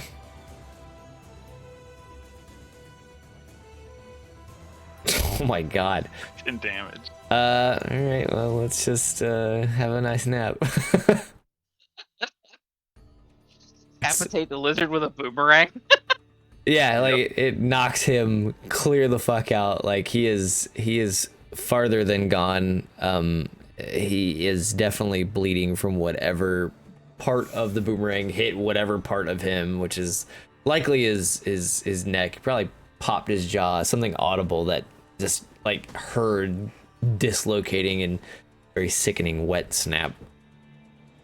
Nice. To pull that boomerang out of his head like the sword in the stone. Probably. Yep, and I just start cackling as I run over behind the other dragonborn. I'm just gonna back up Mist.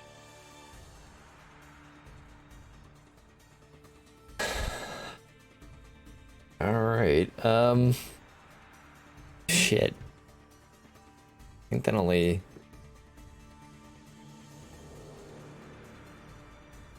that just leaves, yeah, these two. Well, let's see what happens here. 1 second.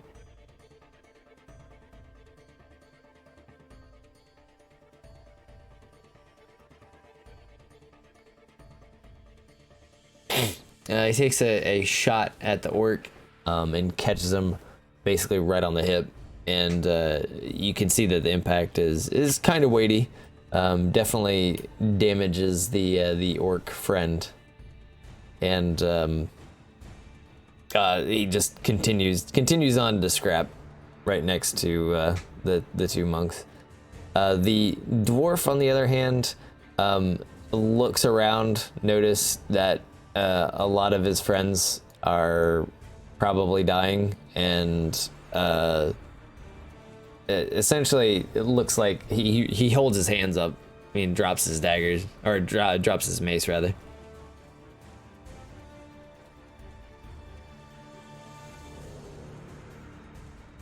To wiggle, I'll wiggle him, and he's surprised. Need an option for the mini to hold up a white flag. I don't know. That'd be kind of cool. Can't morph him. Rangers? Yeah, you can like morph them into a different model. So that way, if they have like polymorph or, you know, wild shape or something. He twirls because he's scared. But yeah, he's just literally going to be like, I give up. Yeah, it's not worth it. I give up. Saskia just like hovers over him with her dagger. She's not gonna kill him, but she just wants to make sure he's not doing anything suspicious. Oh no, yeah, no. It would be your turn if you wanted to act on it. But yeah, he's literally whatever you say goes at this point in time. He knows that he's a bit outnumbered at this point, and it's not looking great. Yeah, I think that's all she's gonna do this turn. Just like keep an eye on him, make sure he doesn't do anything. Yeah.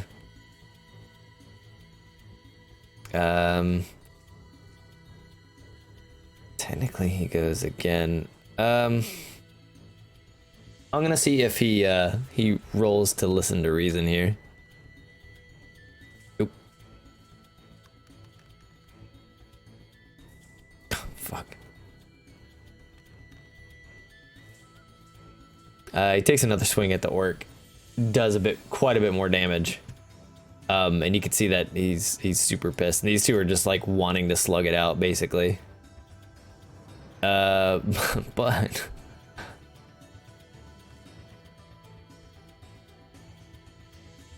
yeah, these two are just basically going back and forth. So this one takes the warhammer again to the side of him, same side that he hit before.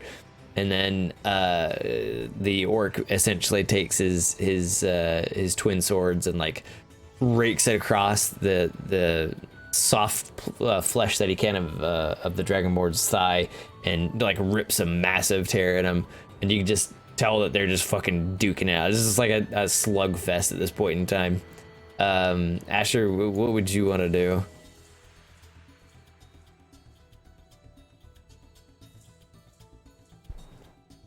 I want to kill everybody. Yeah, he's muted. Yeah, I know. Probably busy. Well, we will go back to him if he comes back. Hey, sorry about that. Oh no, it's okay. Yeah, I muted myself just for a second and forgot to unmute. Oh, it's okay. So, pretty much the dwarf and the dragonborn are the only two left right now. Yeah. Well, the dwarf seems like he's in a fine spot. I think Saskia's got him. Yeah, I want to jump off the table and go over there, and I'm just going to try and stab the dragonborn with my long sword. I'm going to walk over there like a champ and hopefully kill him. So, yes, I'm just going to try and... as he's like swinging that, I want to wait until he's like finished like swinging down, and I'll take that long sword. I'm just going to gently just kind of poke it and see if I can push it right through his ribs. You're not able to catch him in a very vulnerable spot, but you do happen to slice through a part of his side. Oh man.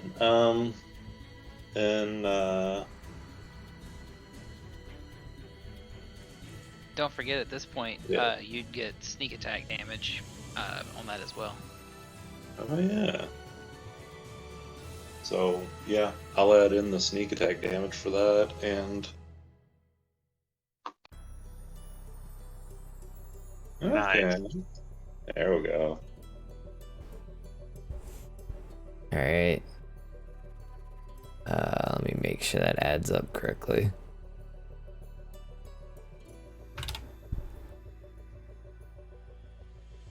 All right. Well, you dig a little bit deeper into him and slice a little bit more of a chunk out of his side than he was expecting. Then I'm gonna take kind of defensive stance because maybe he's gonna chill out after that and sees he's surrounded. Okay. Mist.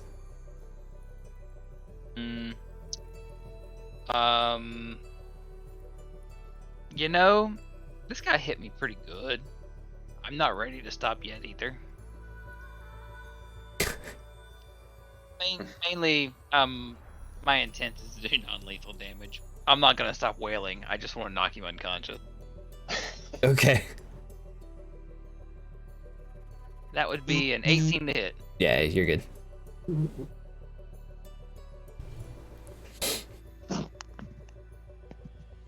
What's 6 doing for us? I'm whacking with the sword. We're gonna, like, say I'm trying to hamstring him. Okay. Are you doing any more? Oh yeah, I'm gonna come around with a nice roundhouse and crit apparently. Oh fuck yeah. Mist just become fucking Chuck Norris. Hell yeah. That's gonna be 7 damage on that. That actually knocks him the fuck out. Oh good. The roundhouse follow. I was about to Fury of the Small that shit and add some extra damage. No, you're good. You're good. He's legitimately knocked out. He may not have gotten knocked out, but he got knocked out. Lucky that you hit him and it wasn't my turn, because I would have killed him. Emotional damage. I don't have that seed. I'm sorry, Cedric. Yeah. You basically have a dwarven prisoner at your disposal, as well as a knocked out dragonborn, and the orc, kind of puts his twin swords down. He's like, yeah, thank you. I don't know who you are, but obviously these guys were trying to take a bit of well-earned money from my establishment, so I appreciate your help. If you don't mind, I guess we could wrap this up a little bit, or I don't know if any of these guys need, or if they can be medically treated. If not, I'll deal with the authorities, because they came here to attack me, obviously, but the ones that are probably still gonna be alive, we should probably restrain. Yeah, one's gurgling, and I don't really care about the elf. That was terrifying. As he's talking to him, I'm gonna walk over, pick up my boomerang, and kick the barbarian in the head as I walk away. I'm not unconvinced the barbarian wasn't a vampire of some kind, so I'm gonna ignore that. But the guy who's gurgling blood, if he's still technically savable, I'd like to use where is it at?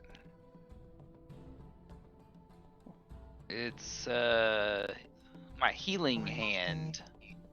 I'm going to touch his throat and pump 1d4 plus 3 health into him to make sure he doesn't die and he owes us.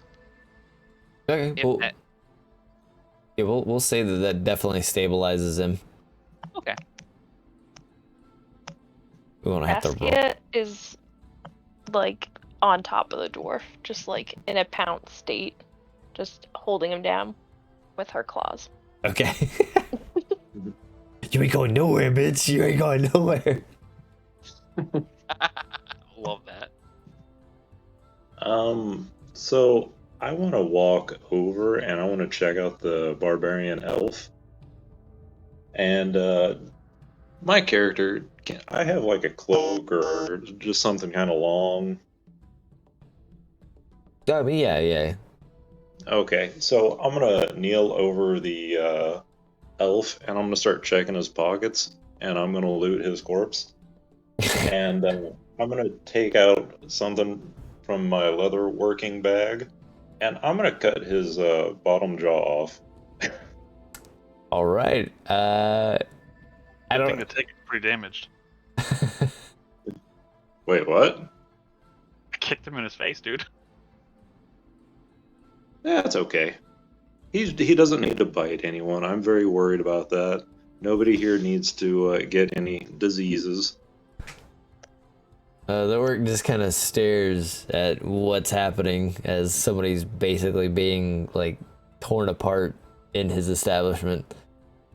But you honestly on that guy, you probably didn't find much at all.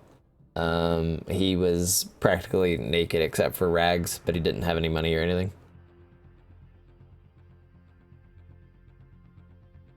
But eventually you get a jaw.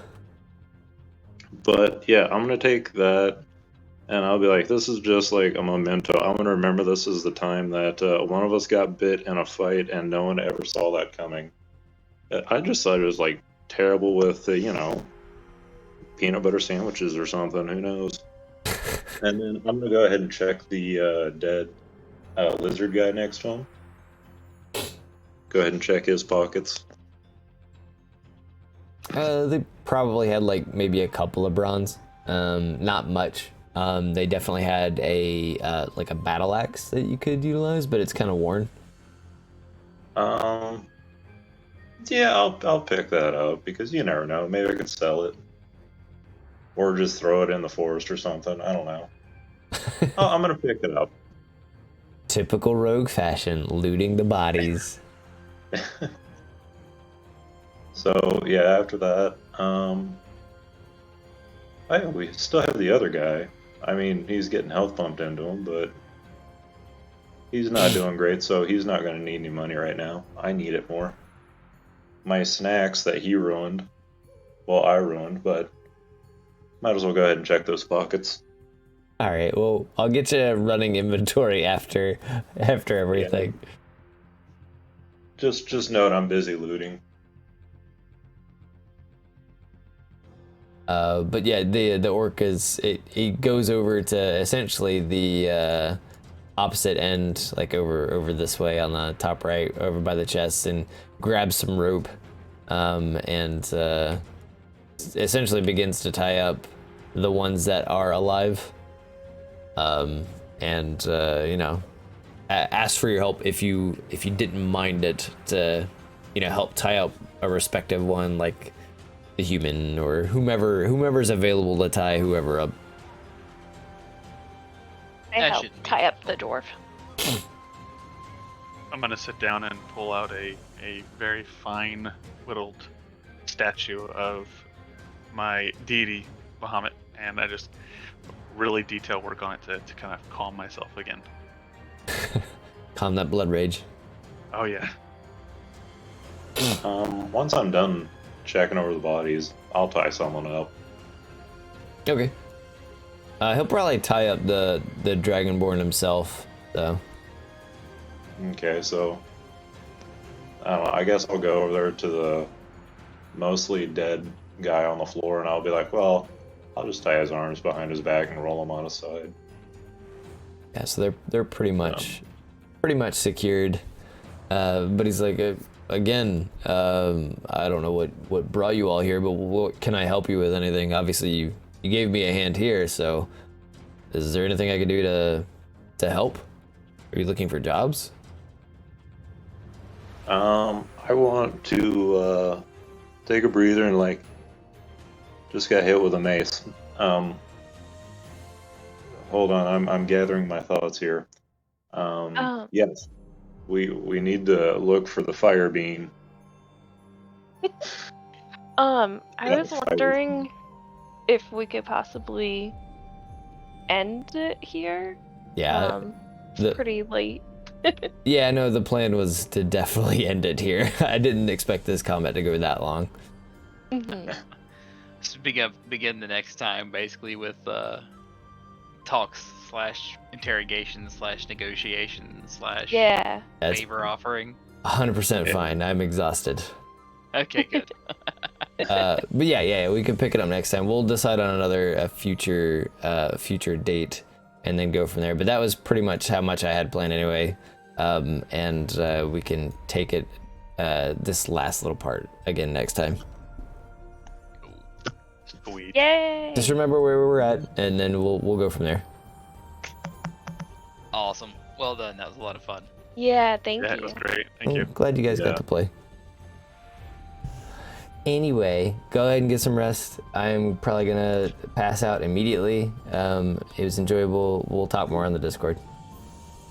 Yeah, sounds good. Right. Thanks for running See you it. later. Thank you. Thank you for running it. Night, Hey, guys. bye. Good night. Poof, I am tired. Okay, yeah, I'm sorry, Van. It is a little bit over that. Everybody was doing, even myself, poorly when it came to the combat because of how much rolls that we had. It was not super great for brevity, but at least it's done. Thank you, everybody, for stopping by. Yeah, Cedric, we're just kind of doing, obviously, a custom campaign, custom setting rather, and you know, I'm just winging rules as it makes sense for the most part. So I often have to be reminded some of the stock rules though. But I appreciate you guys stopping by. You doing your own thing. Oh yeah, I'm streaming. I have to get some sleep though. I appreciate everybody stopping by, and I will see you all next time. I am going to be streaming likely tomorrow for the second session 1 for another group, and then I will be good for till next week. But I'll see you all around.